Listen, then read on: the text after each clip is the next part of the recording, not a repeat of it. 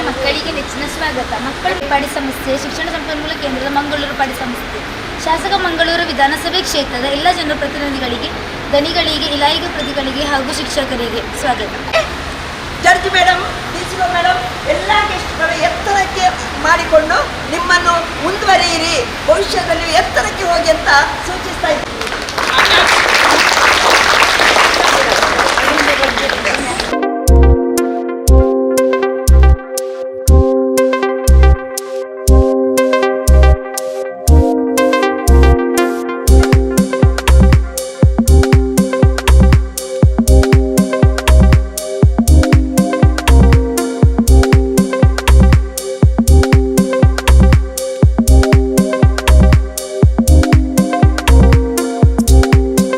ಅಧ್ಯಕ್ಷರು ನಾಗಕನ್ನಿಕಾ ದೇವಸ್ಥಾನ ಕೃಷ್ಣನಗರ ತೊಕ್ಕೋಟು,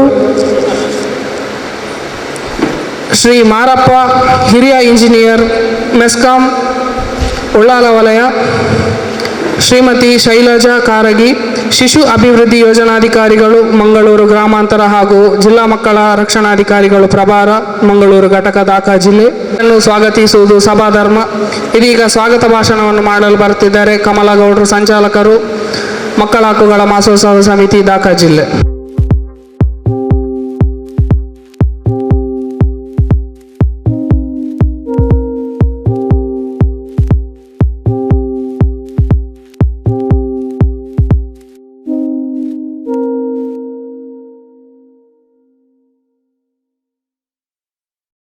ಈ ದಿನ ನಾವು ಪದವಿ ಪೂರ್ವ ಕಾಲೇಜಿನ ಹೆಣ್ಣು ಮಕ್ಕಳ ಈ ಸಮಸ್ಯೆಗಳನ್ನು ಸರ್ಕಾರಕ್ಕೆ ತಿಳಿಸುವ ಉದ್ದೇಶದಿಂದ ಇಂದು ನಮ್ಮ ಮಾನ್ಯ ಶಾಸಕರೊಡನೆ ಸಂವಾದ ಕಾರ್ಯಕ್ರಮವನ್ನು ಮಾಡಬೇಕು ಅಂತ ಈ ಒಂದು ಕಾರ್ಯಕ್ರಮವನ್ನು ಆಯೋಜಿಸಿದ್ದು. ಈಗ ಶಾಸಕರು ಈಗಾಗಲೇ ಬರ್ತಾ ಇದ್ದಾರೆ. ಈಗ ನಮ್ಮೊಂದಿಗೆ ಮಾನ್ಯ ಜಡ್ಜ್ ಸಾಹೇಬರಿದ್ದಾರೆ, ಈ ಹಾಲಿನ ಒಡೆಯರಿದ್ದಾರೆ, ಪಾರ್ಟ್ನರ್ ಒಡೆಯರಿದ್ದಾರೆ. ಹಾಗೆ ಅಧ್ಯಕ್ಷ ಸ್ಥಾನದಲ್ಲಿ ನಮ್ಮ ಇವತ್ತು ಅಧ್ಯಕ್ಷರು ಬರ್ತಾ ಇಲ್ಲ, ಅವರ ಸ್ಥಾನಕ್ಕೆ ನಮ್ಮ ಹಿತೈಷಿಗಳಾದ ಶ್ರೀ ಸುಂದರಗಟ್ಟಿಯವರು ಇದ್ದಾರೆ. ಇನ್ನು ಡಿಸಿಒ ಶೈಲಜಾ ಮೇಡಮ್ ಇದ್ದಾರೆ. ಹಾಗೆ ಮೆಸ್ಕಾಮಿಂದ ಮಾರಪ್ಪ ಸರ್ ಬಂದ್ದಾರೆ, ಅಲ್ತಾಫ್ ಸರ್ ಬಂದ್ದಾರೆ. ಇವರೆಲ್ಲರಿಗೂ ನಮ್ಮ ಸಂಸ್ಥೆ ಪರವಾಗಿ ವಂದನೆಗಳನ್ನು ಸಲ್ಲಿಸ್ತಾ ಈಗ ಈ ದಿನದ ಅಧ್ಯಕ್ಷ ಸ್ಥಾನವನ್ನು ಶ್ರೀ ಸುಂದರಗಟ್ಟಿ ಸಿವಿಲ್ ಕಾಂಟ್ರಾಕ್ಟರ್ ಅಧ್ಯಕ್ಷರು, ನಾಗಕನ್ನಿಕಾ ಟೆಂಪಲ್, ಕೃಷ್ಣನಗರ, ತೊಕ್ಕೋಟು ಇವರು ವಹಿಸಿಕೊಂಡು ಸಭೆಯನ್ನು ನಡೆಸಿಕೊಡ್ಬೇಕಾಗಿ ಕೇಳಿಕೊಳ್ತಾ ಇದ್ದೇವೆ. ಹಾಗೆ ಅವರಿಗೆ ಈ ಸಂದರ್ಭದಲ್ಲಿ ನಾವು ಸ್ವಾಗತವನ್ನು ಬಯಸ್ತಾ ಇದ್ದೇವೆ. ಹೂ ಕೊಟ್ಟು ಗೌರವಿಸ್ತಾರೆ. ಹ್ಯಾರಿಸ್ ಬಂಟ್ವಾಳ, RC ಬಂಟ್ವಾಳ ತಾಲೂಕು. ಪ್ರತಿ ಕಾರ್ಯಕ್ರಮದಲ್ಲಿ ನಮಗೆ ಬೆನ್ನೆಲುಬಾಗಿ ಸಲಹೆ ಸೂಚನೆಗಳನ್ನು ಕೊಟ್ಟು ಮುನ್ನಡೆಸ್ತಾ ಇರುವವರು ನಮ್ಮ ಅಚ್ಚುಮೆಚ್ಚಿನ ಜಡ್ಜ್ ಸಾಹೇಬರು. ಇವರಿಗೆ ಕಾನೂನು ಸೇವಾ ಪ್ರಾಧಿಕಾರ ಸದಸ್ಯ ಕಾರ್ಯದರ್ಶಿಗಳು ಶ್ರೀಮತಿ ಡಿಜಿ ಶೋಭಾ ಅವರಿಗೆ ನಮ್ಮೆಲ್ಲರ ಪರವಾಗಿ ಆರ್ಥಿಕ ಸ್ವಾಗತವನ್ನು ಬಯಸ್ತಾ ಇದ್ದೇವೆ. ಇವರಿಗೆ ನಮ್ಮ ಚೈಲ್ಡ್ ಲೈನ್ ಸಿಬ್ಬಂದಿಯಾದಂತಹ ಶ್ರೀಮತಿ ರೇವತಿ ಅವರು ಹೂಗುಚ್ಛ ನೀಡಿ ಸ್ವಾಗತಿಸಬೇಕಾಗಿ ಕೇಳಿಕೊಳ್ತಾ ಇದ್ದೇವೆ. ಶ್ರೀ ಅಲ್ತಾಫ್ ಸರ್ ಇದ್ದಾರೆ, ಮ್ಯಾನೇಜಿಂಗ್ ಪಾರ್ಟ್ನರ್, ಯೂನಿಟಿ ಹಾಲ್, ಅವರನ್ನು ಈ ಕಾರ್ಯಕ್ರಮಕ್ಕೆ ಸ್ವಾಗತಿಸುತ್ತಿದ್ದೇವೆ. ಉಷಾ ಶಿಕ್ಷಣ ಸಂಪನ್ಮೂಲ ಕೇಂದ್ರಗಳ ಒಕ್ಕೂಟ, ಇವರು ಹೂಗುಚ್ಛ ನೀಡಿ ಸ್ವಾಗತಿಸಬೇಕಾಗಿ ಕೇಳಿಕೊಳ್ತಾ ಇದ್ದೇವೆ. ನಮ್ಮೊಂದಿಗಿದ್ದಾರೆ ನಮ್ಮ ಸದಾ ಒಳಿತನ್ನು ಬಯಸುವಂತ ಮೇಡಮ್ ಶೈಲಜಾ ಕಾರಗಿಯವರು. ಇವರು ಈಗ ಮಕ್ಕಳ ರಕ್ಷಣಾ ಘಟಕದ ಪ್ರಭಾರ DCP ಆಗಿದ್ದಾರೆ ಹಾಗೂ ಶಿಶು ಅಭಿವೃದ್ಧಿ ಯೋಜನಾಧಿಕಾರಿಗಳು ಕೂಡ ಆಗಿದ್ದಾರೆ. ಇವರಿಗೆ ನಮ್ಮೆಲ್ಲರ ಪರವಾಗಿ ಹಾರ್ದಿಕ ಸ್ವಾಗತ ಕೇಳಿಕೊಳ್ತಾ ಇದ್ದೇನೆ. ಇವತ್ತು ನಮ್ಮ DH ಬರಬೇಕಾಗಿತ್ತು, ಆದರೆ ಬರಲಿಕ್ಕೆ ಆಗುವುದಿಲ್ಲ ಅಂತ ಫೋನ್ ಮಾಡಿದ್ದಾರೆ. ಪರವಾಗಿ ಆರೋಗ್ಯ ಇಲಾಖಾಧಿಕಾರಿಗಳಾದ ಶ್ರೀಮತಿ ಜ್ಯೋತಿ ಮೇಡಮ್ ಅವರನ್ನು ಕಳಿಸಿಕೊಟ್ಟಿದ್ದಾರೆ. ಅವರಿಗೂ ನಮ್ಮೆಲ್ಲರ ಪರವಾಗಿ ಆರ್ಥಿಕ ಸ್ವಾಗತ.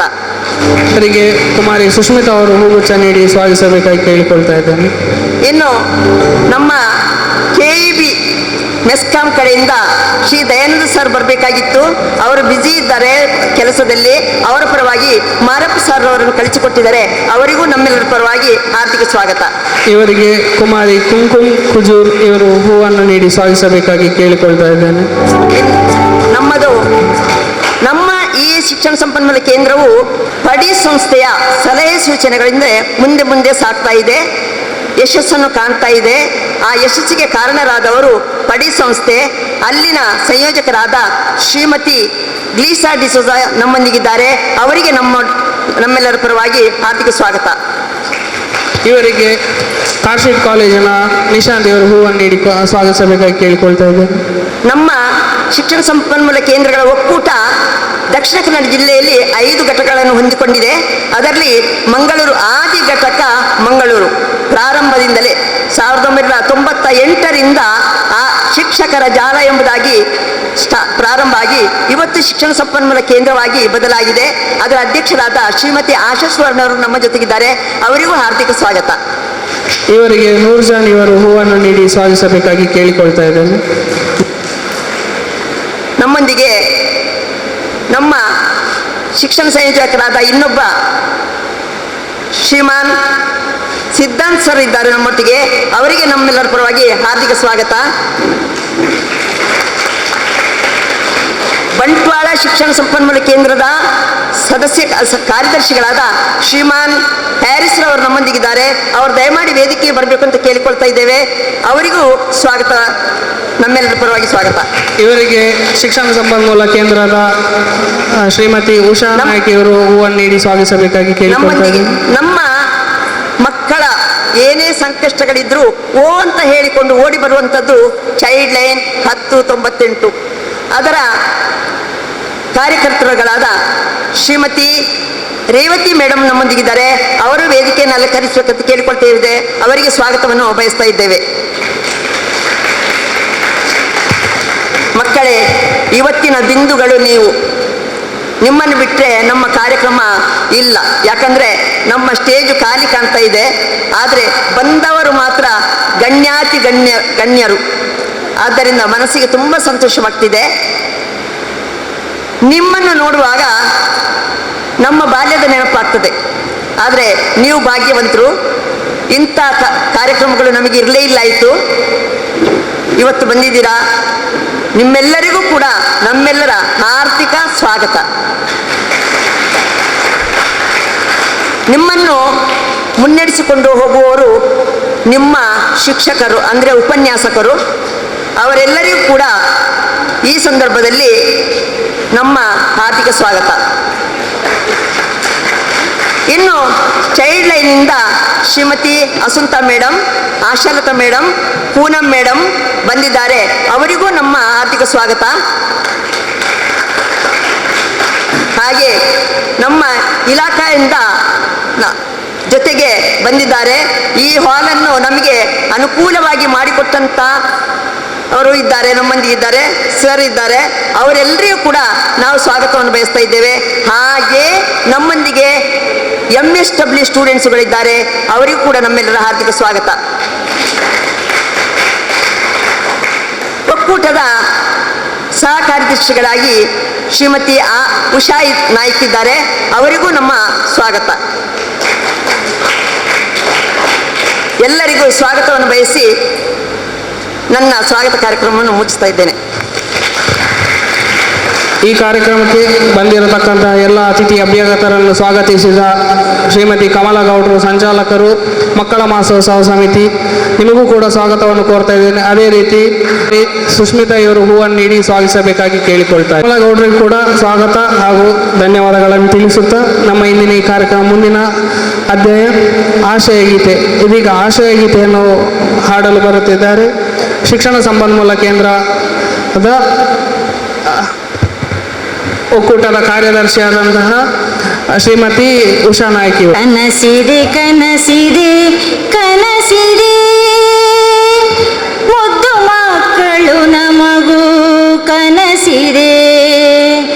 ಕನಸಿದೆ ಕನಸಿದೆ ಕನಸಿದೆ ಮುದ್ದು ಮಕ್ಕಳು ನಮಗೂ ಕನಸಿದೆ.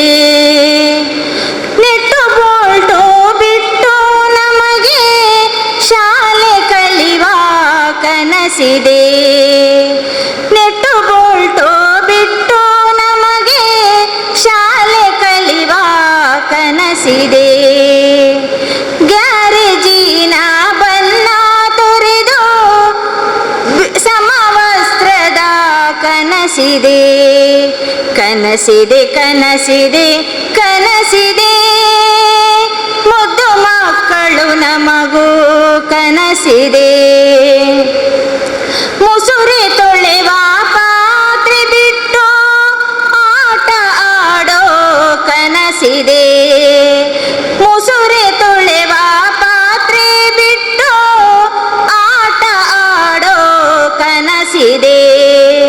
ಪುಟ್ಟ ಕೈಗಳಲ್ಲಿ ನನ್ನ ಗೊಂಬೆ ಆಡಿಸೋ ಕನಸಿದೆ.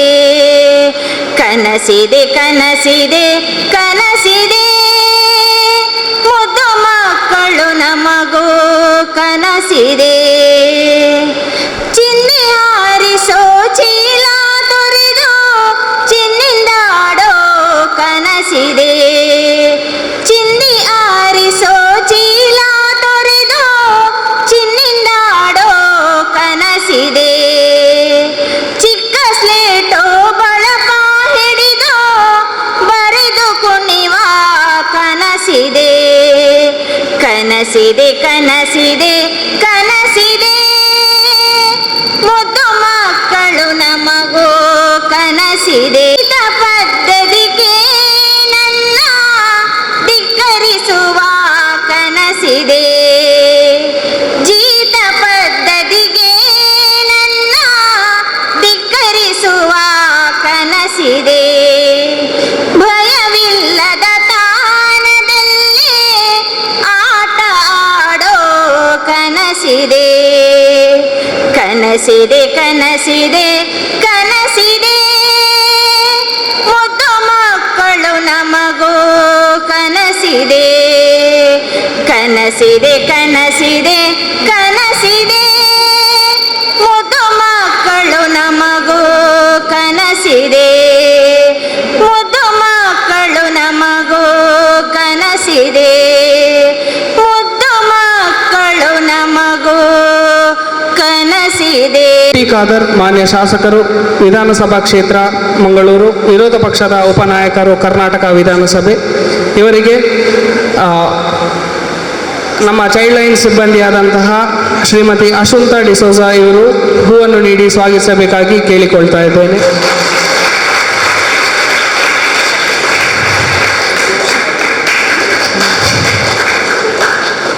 ಪಡಿ ಸಂಸ್ಥೆಯ ಪರವಾಗಿ ಸಿದ್ಧಾಂತ್ರವರು ಪ್ರಾಸ್ತಾವಿಕ ನುಡಿಗಳನ್ನು ಆಡಬೇಕಾಗಿ ವಿನಂತಿ.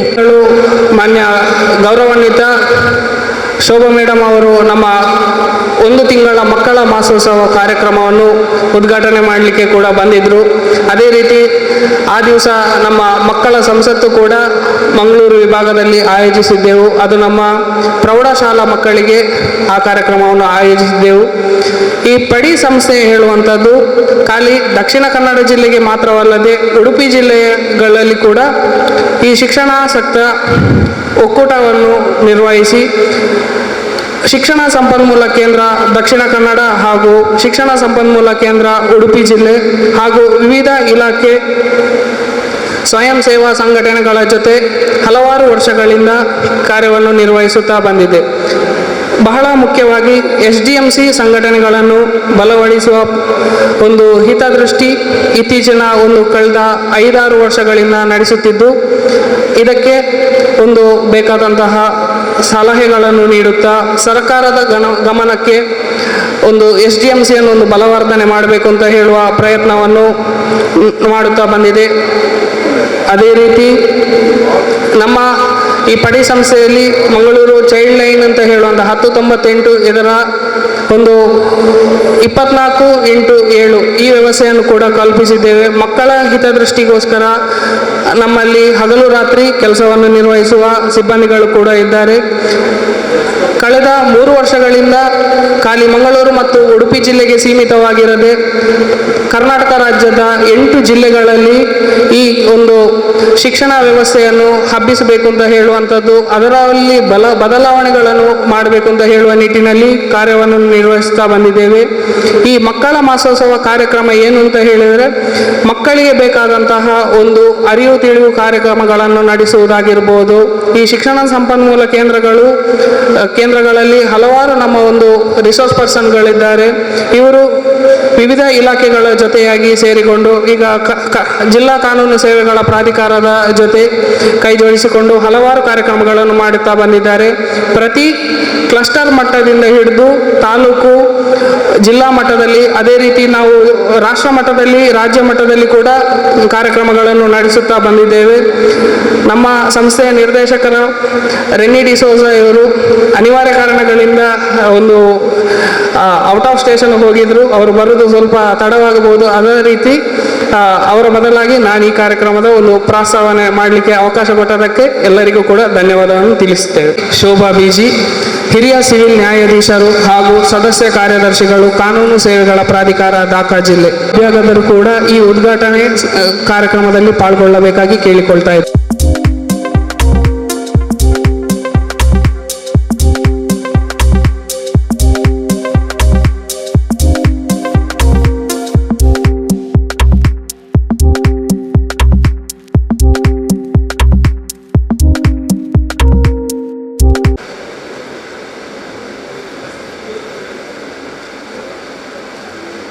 ವೇದಿಕೆಯಲ್ಲಿ ಆಸೀನರಾಗಿರುವಂತಹ ಎಲ್ಲ ಗಣ್ಯರಿಗೂ ಹಾಗೂ ವೇದಿಕೆ ಮುಂಭಾಗದಲ್ಲಿ ಆಸೀನರಿರುವಾಗ ತಮಗೆಲ್ಲರಿಗೂ ಕೂಡ ಬೆಳಗಿನ ಶುಭೋದಯವನ್ನು ಹೇಳ್ತಾ, ಮಕ್ಕಳ ಹಕ್ಕುಗಳ ಮಹೋತ್ಸವ ಸಮಿತಿ 2022 ದಕ್ಷಿಣ ಕನ್ನಡ ಜಿಲ್ಲೆ ಶಿಕ್ಷಣ ಸಂಪನ್ಮೂಲ ಕೇಂದ್ರಗಳ ಒಕ್ಕೂಟ ದಕ್ಷಿಣ ಕನ್ನಡ ಜಿಲ್ಲೆ ಇವರ ಸಂಯುಕ್ತಾಶ್ರಯದಲ್ಲಿ ಶಿಕ್ಷಣ ಸಂಪನ್ಮೂಲ ಕೇಂದ್ರ ಮಂಗಳೂರು ತಾಲೂಕು, ಪಡಿ ಸಂಸ್ಥೆ ಬೆಂದೂರ್ವೆಲ್ ಕಂಕನಾಡಿ ಇವರ ಸಹಕಾರದೊಂದಿಗೆ ಈ ದಿನ ಈ ಒಂದು ಶಾಸಕರೊಂದಿಗೆ ಉಳ್ಳಾಲ ನಗರಸಭೆ ವ್ಯಾಪ್ತಿಯ ಪದವಿ ಪೂರ್ವ ಕಾಲೇಜು ವಿದ್ಯಾರ್ಥಿನ ಸಂವಾದ ಕಾರ್ಯಕ್ರಮ ಅಂತ ಹೇಳಿ ಈ ಒಂದು ಕಾರ್ಯಕ್ರಮ ಹಮ್ಮಿಕೊಂಡಿರೋದು ತಮಗೆಲ್ಲರಿಗೂ ಗೊತ್ತಿರುವಂಥ ವಿಷಯ.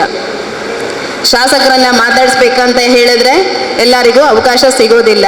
ಹಾಗಾಗಿ ಈ ಒಂದು ಶಾಸಕರನ್ನೇ ಇಲ್ಲಿಗೆ ಕರೆಸಿಬಿಟ್ಟು ನಿಮ್ಗೊಂದು ಸಂವಾದವನ್ನು ಮಾಡಿ, ನಿಮ್ಗಲ್ಲಿಗೆ ಏನೆಲ್ಲ ನಿಮಗೆ ಸಮಸ್ಯೆಗಳಿದ್ರೆ ಅಥವಾ ಬೇರೆ ಏನಾದರೂ ಡೌಟ್ಸ್ಗಳಿದ್ರೆ ಅವ್ರ ಹತ್ರ ಒಂದು ಕ್ಲಾರಿಫಿಕೇಶನ್ ತಗೊಳ್ಳಿ, ಅವ್ರ ಜೊತೆ ಮಾತನಾಡೋದಕ್ಕೆ ನಿಮ್ಗೊಂದು ಅವಕಾಶನ ಮಾಡಿಕೊಟ್ಟಿದ್ದಾರೆ ಪಡಿ ಸಂಸ್ಥೆಯವರು. ಅವರಿಗೆ ಮೊದಲನೇದಾಗಿ ಧನ್ಯವಾದವನ್ನು ಹೇಳೋದಕ್ಕೆ ಇಚ್ಛೆ ಪಡ್ತೀನಿ. ಇದಕ್ಕಿಂತ ಮುಂಚಿತವಾಗಿ ಇನ್ನೊಂದು ವಿಷಯ ಅಂತ ಹೇಳೋದಾದ್ರೆ, ನವೆಂಬರ್ ತಿಂಗಳಿನಲ್ಲಿ ಬರುವಂತ ಏನು 26th, ಯಾರಿಗಾದ್ರೂ ನೆನಪಿದೆಯಾ? 26ನೇ ತಾರೀಕು ನವೆಂಬರ್ ಏನಿದೆ ಅಂತ? Constitutional day. ಕೇಳಿ ಖುಷಿ ಆಯಿತು. ಯಾಕೆ ಹೇಳಿದ್ರೆ ನಮ್ಮ ಸಂವಿಧಾನವ ನವೆಂಬರ್ 26, 1949 ಈ ಒಂದು ಸಂವಿಧಾನವನ್ನು ರಚನೆಗೊಂಡಂತಹ ದಿನ. ಆ ದಿನವನ್ನು ಎಲ್ಲರೂ ಕೂಡ ನೆನಪಿನಲ್ಲಿ ಇಟ್ಕೊಳ್ಬೇಕಂತಹ ದಿನ.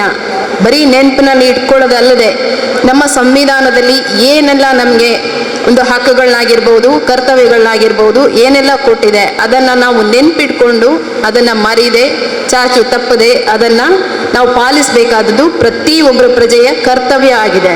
ಈ ಸಂವಿಧಾನ ಅನ್ನುವಂಥದ್ದು ನಮ್ಮ ದೇಶಕ್ಕೆ ಕೊಟ್ಟಂಥ ಒಂದು ಪವಿತ್ರವಾದ ಗ್ರಂಥ. ಆ ಪವಿತ್ರವಾದ ಗ್ರಂಥದಲ್ಲಿ ಏನು ಹೇಳಿದರೆ ಅದನ್ನು ಎಲ್ಲ ಪ್ರಜೆಗಳು ಕೂಡ ಚಾಚು ತಪ್ಪದೆ ಪಾಲಿಸಿದ್ರು ಅಂತ ಹೇಳಿದರೆ ಯಾವುದೇ ಅಪರಾಧವನ್ನು ಆಗುವಂಥ ಸಾಧ್ಯತೆ ತುಂಬ ಕಡಿಮೆ. ಅಪರಾಧವನ್ನು ತಡೆಗಟ್ಟಬಹುದು. ಅದರಲ್ಲಿ ಸಂವಿಧಾನದಲ್ಲಿ ಹೇಳಿರುವಂಥ ಮೌಲ್ಯಗಳನ್ನು ನಾವು ಅಳವಡಿಸಿಕೊಂಡಿದ್ದೆ ಆದಲ್ಲಿ ಅದನ್ನು ಪಾಲಿಸಿದ್ರಿಂದ ಅಪರಾಧಗಳನ್ನು ನಾವು ಕಡಿಮೆ ಮಾಡಬಹುದು. ಎಲ್ಲ ಕಾನೂನುಗಳ ಮೂಲ ತಾಯಿ ಅಂತ ಹೇಳಿದ್ರೇ ಸಂವಿಧಾನ. ಆ ಸಂವಿಧಾನದಲ್ಲಿ ಪ್ರತಿಯೊಂದು ಅಂಶನೂ ಕೂಡ ಅದರಲ್ಲಿ ಬರೆದಿದ್ದಾರೆ. ಆದರೆ ಇತ್ತೀಚಿನ ದಿನಗಳಲ್ಲಿ ಅದನ್ನು ನಾವು ಎಲ್ಲರೂ ಕೂಡ ಮರ್ತಾ ಹೋಗಿದೆ.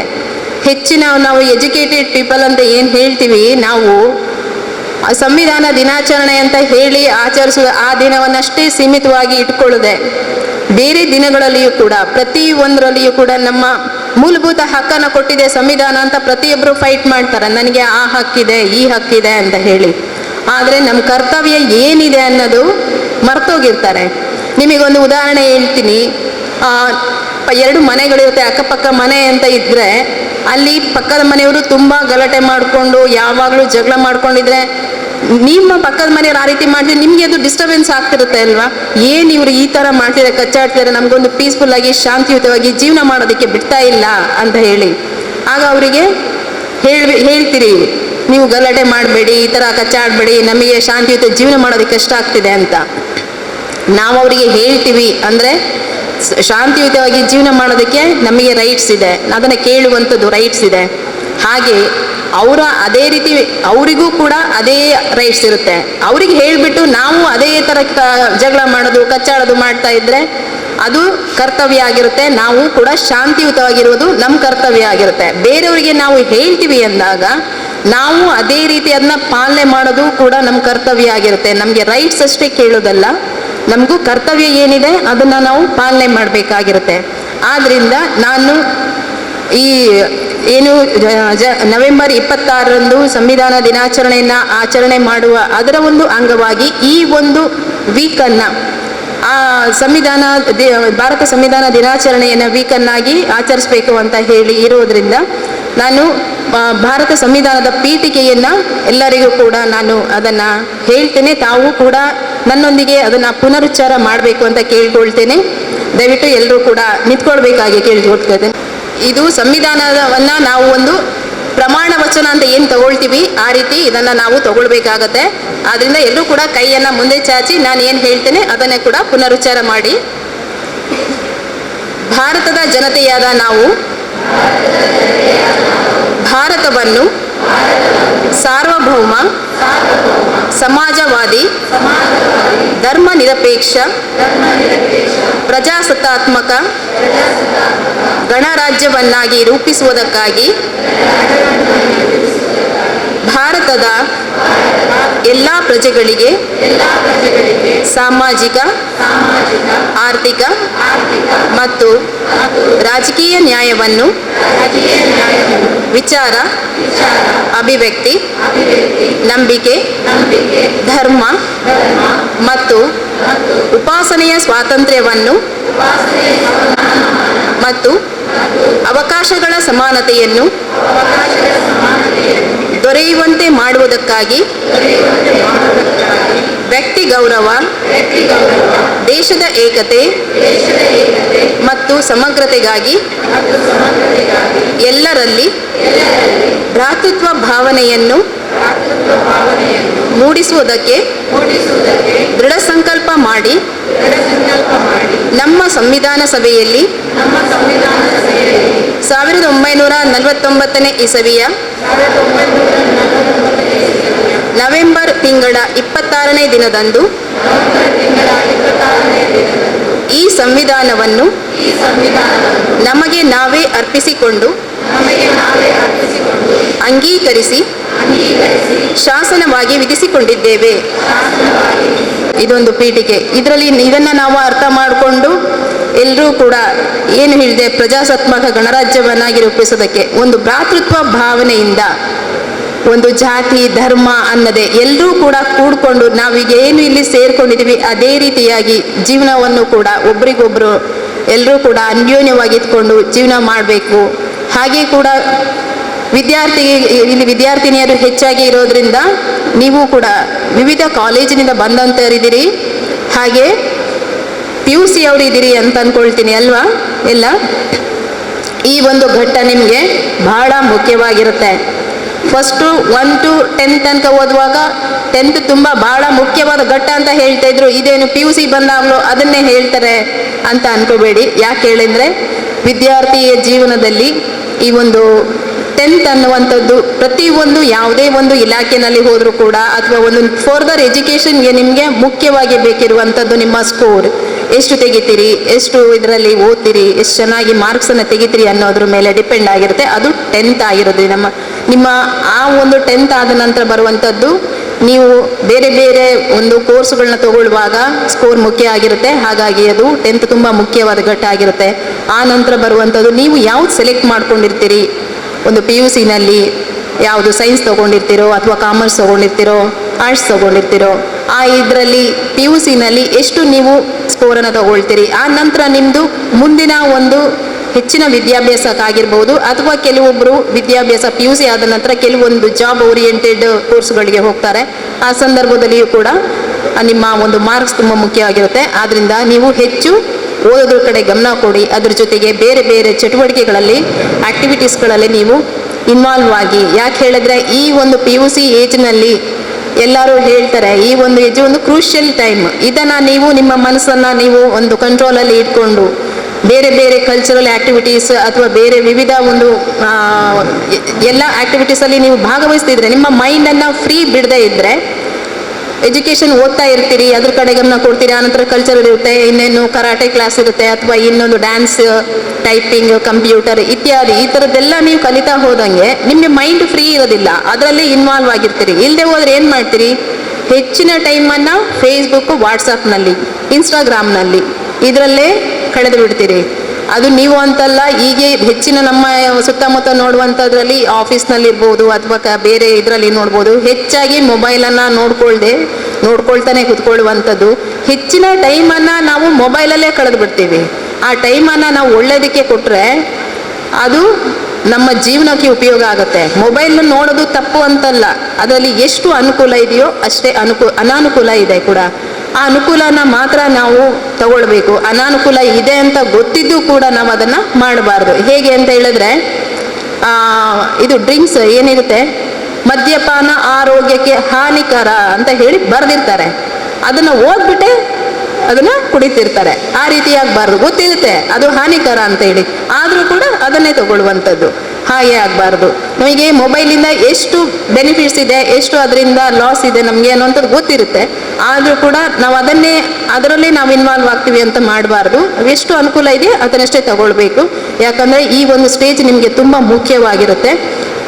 ನಿಮಗೆ ಎಲ್ರಿಗೂ ಗೊತ್ತಿರೋ ಹಾಗೆ ಇತ್ತೀಚಿನ ದಿನಗಳಲ್ಲಿ ಹೆಚ್ಚಾಗಿ ಕಂಡುಬರುವಂಥದ್ದು ಹುಡುಗಿಯರ ಮೇಲಿನ ಅತ್ಯಾಚಾರ. ಅದು ಮೈನರ್ಸ್ಗಳಿಗೆ ಹೆಚ್ಚಾಗಿ ಆಗ್ತಾ ಇರುತ್ತೆ.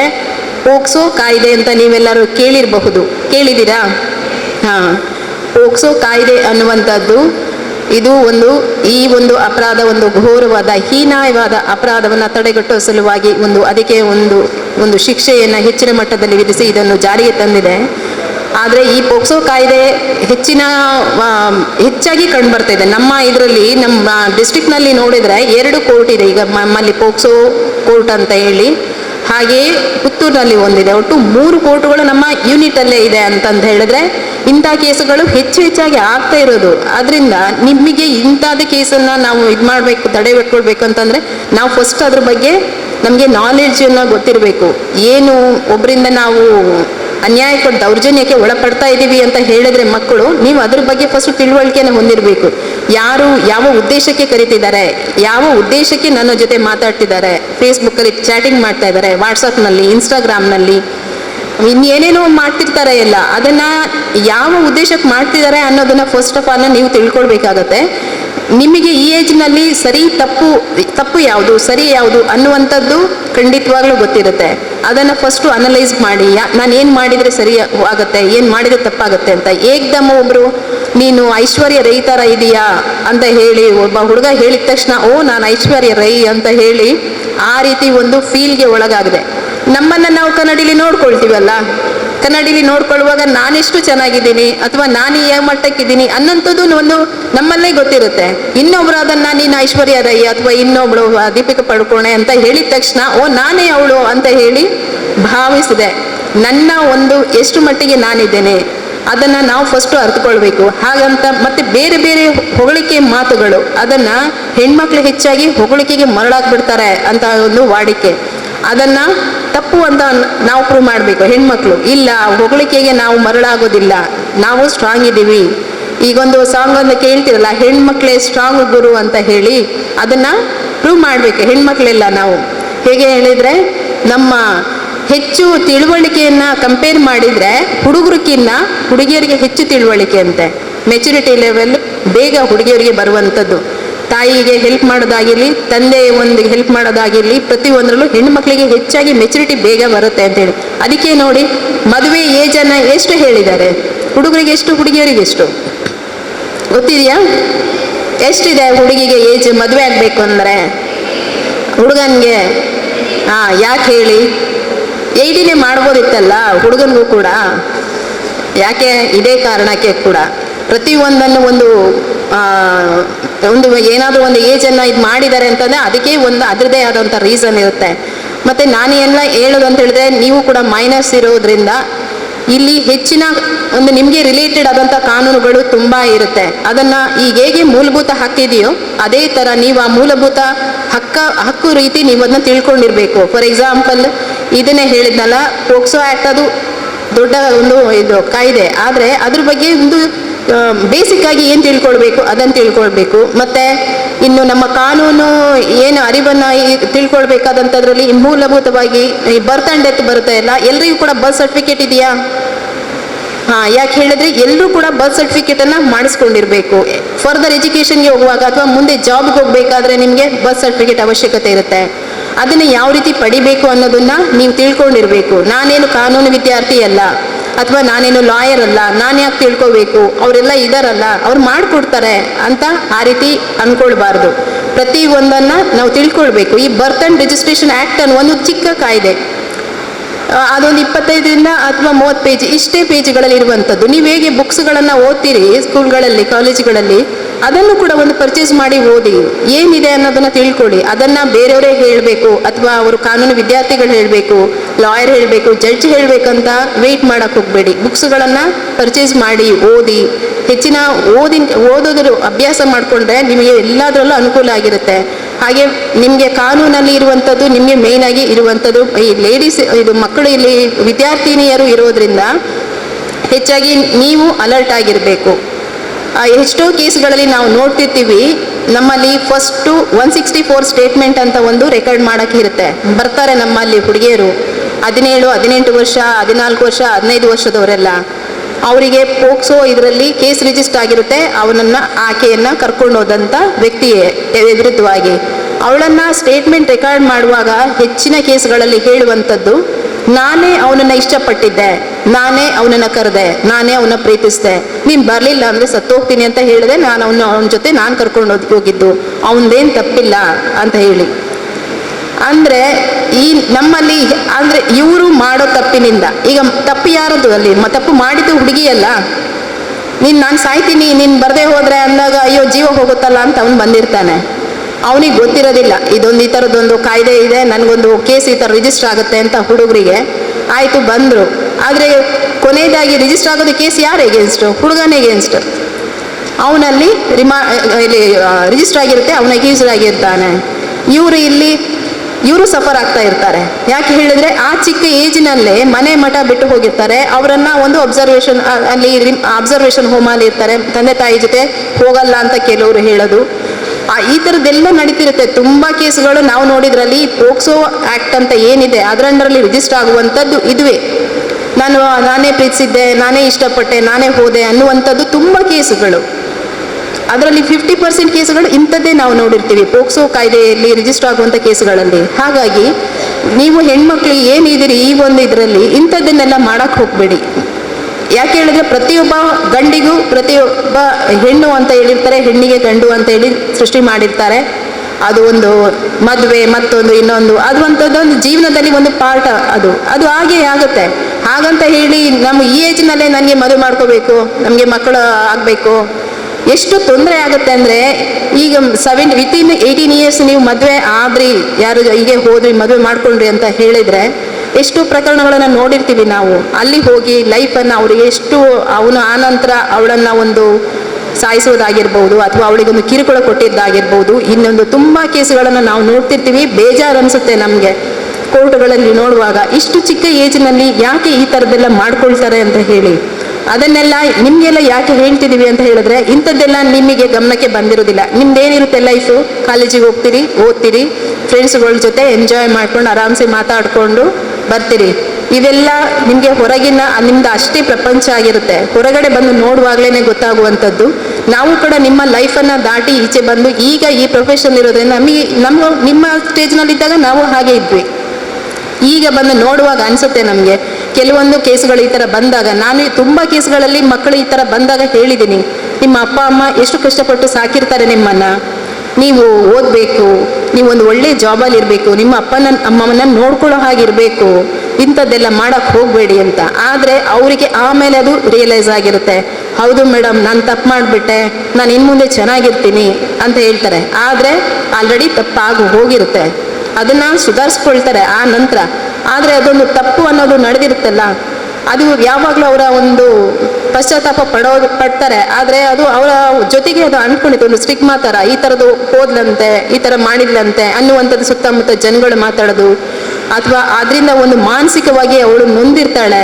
ಆ ಬೇರೆ ಮುಂದೆ ಅವಳು ಅದರಿಂದ ಹೊರ ಬರ್ಬೋದು ಅಥವಾ ಬರ್ದೇನೂ ಇರ್ಬೋದು, ಡಿಪ್ರೆಷನ್ಗೆ ಹೋಗ್ಬೋದು. ಈ ಥರದ್ದೆಲ್ಲ ಸಮಸ್ಯೆಗಳು ಫೇಸ್ ಮಾಡಬೇಕಾಗತ್ತೆ. ಹಾಗಾಗಿ ನೀವು ಸ್ಟೂಡೆಂಟ್ಸ್ ಏನಿದ್ದೀರಿ, ಈ ಒಂದು ಹಂತದಲ್ಲಿ ನೀವು ಹೆಚ್ಚು ನಿಮ್ಮ ಒಂದು ಭವಿಷ್ಯದ ಕಡೆ ಗಮನ ಕೊಡಿ. ಹಾಗೆ ಚೆನ್ನಾಗಿ ಓದಿ. ನಿಮಗೆ ಏನಾದರೂ ಒಂದು ಸಮಸ್ಯೆ ಬಂತು ಅಂತ ಹೇಳಿದ್ರೆ ನಮ್ಮದೊಂದು ಪ್ರಾಧಿಕಾರ ಅಂತ ಒಂದಿದೆ, ಎಲ್ರಿಗೂ ಗೊತ್ತಿದೆಯಾ? ಜಿಲ್ಲಾ ಕಾನೂನು ಸೇವೆಗಳ ಪ್ರಾಧಿಕಾರ ಅಂತ ಕೇಳಿದಿರಿ ಅಂದ್ಕೊಳ್ತೀನಿ. ಕೇಳಿಲ್ಲ ಅಂದ್ರೂ ಹೇಳ್ತೇನೆ ನಾನು. ಲೇಡೀಸಿಗೆ ಸಂಬಂಧಪಟ್ಟಂತೆ ಏನೇ ಸಮಸ್ಯೆ ಇದ್ರೂ ಕೂಡ ನಮ್ಮಲ್ಲಿ ಉಚಿತವಾಗಿ ಅವರಿಗೊಂದು ಸೇವೆಯನ್ನು ಒದಗಿಸುವಂಥದ್ದಿರುತ್ತೆ. ಏನೇ ಸಮಸ್ಯೆ ಆದರೂ ಕೂಡ ಬೇರೆಯವ್ರ ಹತ್ರ ಹೇಳೋಕ್ಕೆ ಮುಜುಗರ ಆದರೂ ಕೂಡ ನೇರವಾಗಿ ನಮ್ಮ ಪ್ರಾಧಿಕಾರಕ್ಕೆ ಬನ್ನಿ. ಅಲ್ಲಿ ಇರುವವಳು ನಾನು ಕೂಡ ಒಬ್ಬ ಮಹಿಳೆಯಾದ್ದರಿಂದ ಯಾವುದೇ ಮುಜುಗರ ಇಲ್ಲದೆ ನೀವು ನನ್ನ ಹತ್ರ ಹೇಳ್ಕೊಳ್ಬಹುದು. ಹಾಗೆ ನಿಮಗೆ ನಿಮ್ಮಲ್ಲಿ ಯಾವುದೇ ಸಮಸ್ಯೆ ಬಂದಾಗ ನಿಮಗೆ ಹತ್ರದವರಿಗೆ ಅದನ್ನು ಹೇಳ್ಕೊಳ್ಳಿ. ತಂದೆ ತಾಯಿ ಹತ್ರ ಅಥವಾ ನಿಮಗೆ ಫ್ರೆಂಡ್ಸ್ ಇದ್ದರೆ ಫ್ರೆಂಡ್ಸ್ ಹತ್ರ, ಟೀಚರ್ಸ್ ಹತ್ರ ಈ ಥರ ಹೇಳ್ಕೊಳ್ಳಿ. ಸಮಸ್ಯೆನ ಬಚ್ಚಿಟ್ಟು ಇನ್ನದು ದೊಡ್ಡ ಸಮಸ್ಯೆಯಾಗಿ ಬೆಳೆಯೋದಕ್ಕೆ ಬಿಡಬೇಡಿ. ನಮ್ಮಲ್ಲಿ ಪ್ರಾಧಿಕಾರದಲ್ಲಿ ಈ ಥರದೊಂದು ಉಚಿತ ಕಾನೂನು ನೆರವು ಅಂತ ಇರೋದು ಇದೆ, ಅದು ಹೆಚ್ಚಿನವ್ರಿಗೆ ಗೊತ್ತಿಲ್ಲ. ಆದ್ದರಿಂದ ಮಹಿಳೆಯರಿಗೆ ಹೆಚ್ಚು ಒತ್ತು ಕೊಟ್ಟು ಅವ್ರಿಗೇನೇ ಸಮಸ್ಯೆ ಆದರೂ ಕೂಡ ಮಹಿಳೆಯರಿಗೆ ಉಚಿತವಾಗಿ ನಮ್ಮಲ್ಲಿ ಅವ್ರನ್ನ ವಕೀಲರನ್ನ ಕೊಟ್ಟು ಅವರ ಕೇಸನ್ನು ನಡೆಸುವಂಥದ್ದೊಂದು ಅವಕಾಶ ಇದೆ. ಆದ್ದರಿಂದ ಅದನ್ನು ಕೂಡ ನೀವು ಉಪಯೋಗನ ಪಡ್ಕೊಳ್ಳಿ. ನಿಮಗೆ ಆ ರೀತಿ ಯಾವುದೇ ಸಮಸ್ಯೆ ಬರೋದು ಬೇಡ ಅಂತ ನಾನು ಬೇಡ್ಕೊಳ್ತೀನಿ. ಆದರೆ ಮನುಷ್ಯ ಅಂದಮೇಲೆ ಸಮಸ್ಯೆ ಬಂದೇ ಬರುತ್ತೆ. ಆ ಥರ ಏನಾದರೂ ಸಮಸ್ಯೆ ಬಂತು ಅಂತಂಥ ಸಂದರ್ಭದಲ್ಲಿ ನನಗೆ ಯಾರೂ ಇಲ್ಲ ಅಥವಾ ನಾನೇನು ಮಾಡಬೇಕು ಅಂತ ಗೊತ್ತಾಗಲ್ಲ, ಆ ರೀತಿ ಆಯಿತು ಅಂದಾಗ ಈ ನಮ್ಮೊಂದು ಪ್ರಾಧಿಕಾರ ಇದೆ, ಅಲ್ಲಿಗೆ ಬೇಕಾದರೂ ಬರ್ಬೋದು ನೀವು. ಯಾಕೆ ಹೇಳಿದ್ರೆ ಸ್ಟೇಷನ್ಗೆ ಹೋಗೋದಕ್ಕೆ ಭಯ ಪಡ್ತಾರೆ, ಕೋರ್ಟ್ ಅಂದರೆ ಭಯ ಪಡ್ತಾರೆ. ಬಟ್ ನಮ್ಮದು ಕೋರ್ಟ್ ಅಲ್ಲ, ಕೋರ್ಟಿನ ಒಂದು ಭಾಗವಾಗಿ ಇರುವಂಥ ಒಂದು ಪ್ರಾಧಿಕಾರ.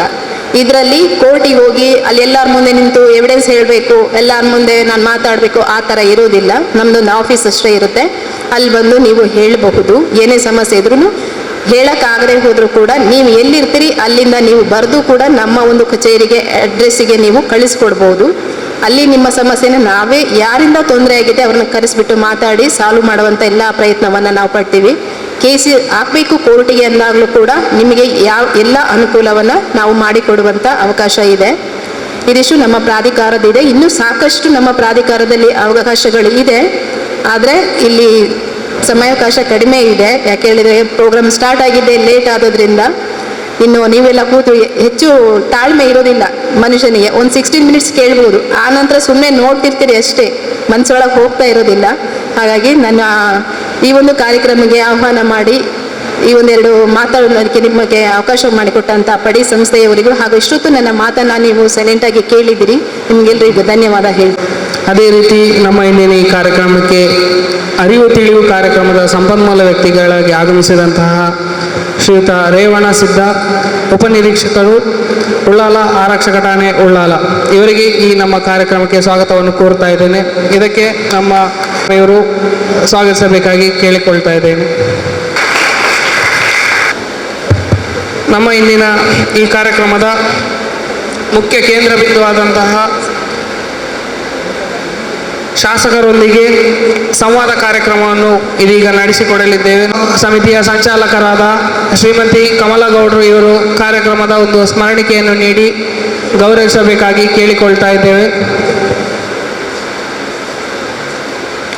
ಶಾಸಕರೊಂದಿಗೆ ನಗರಸಭೆ ವ್ಯಾಪ್ತಿಯ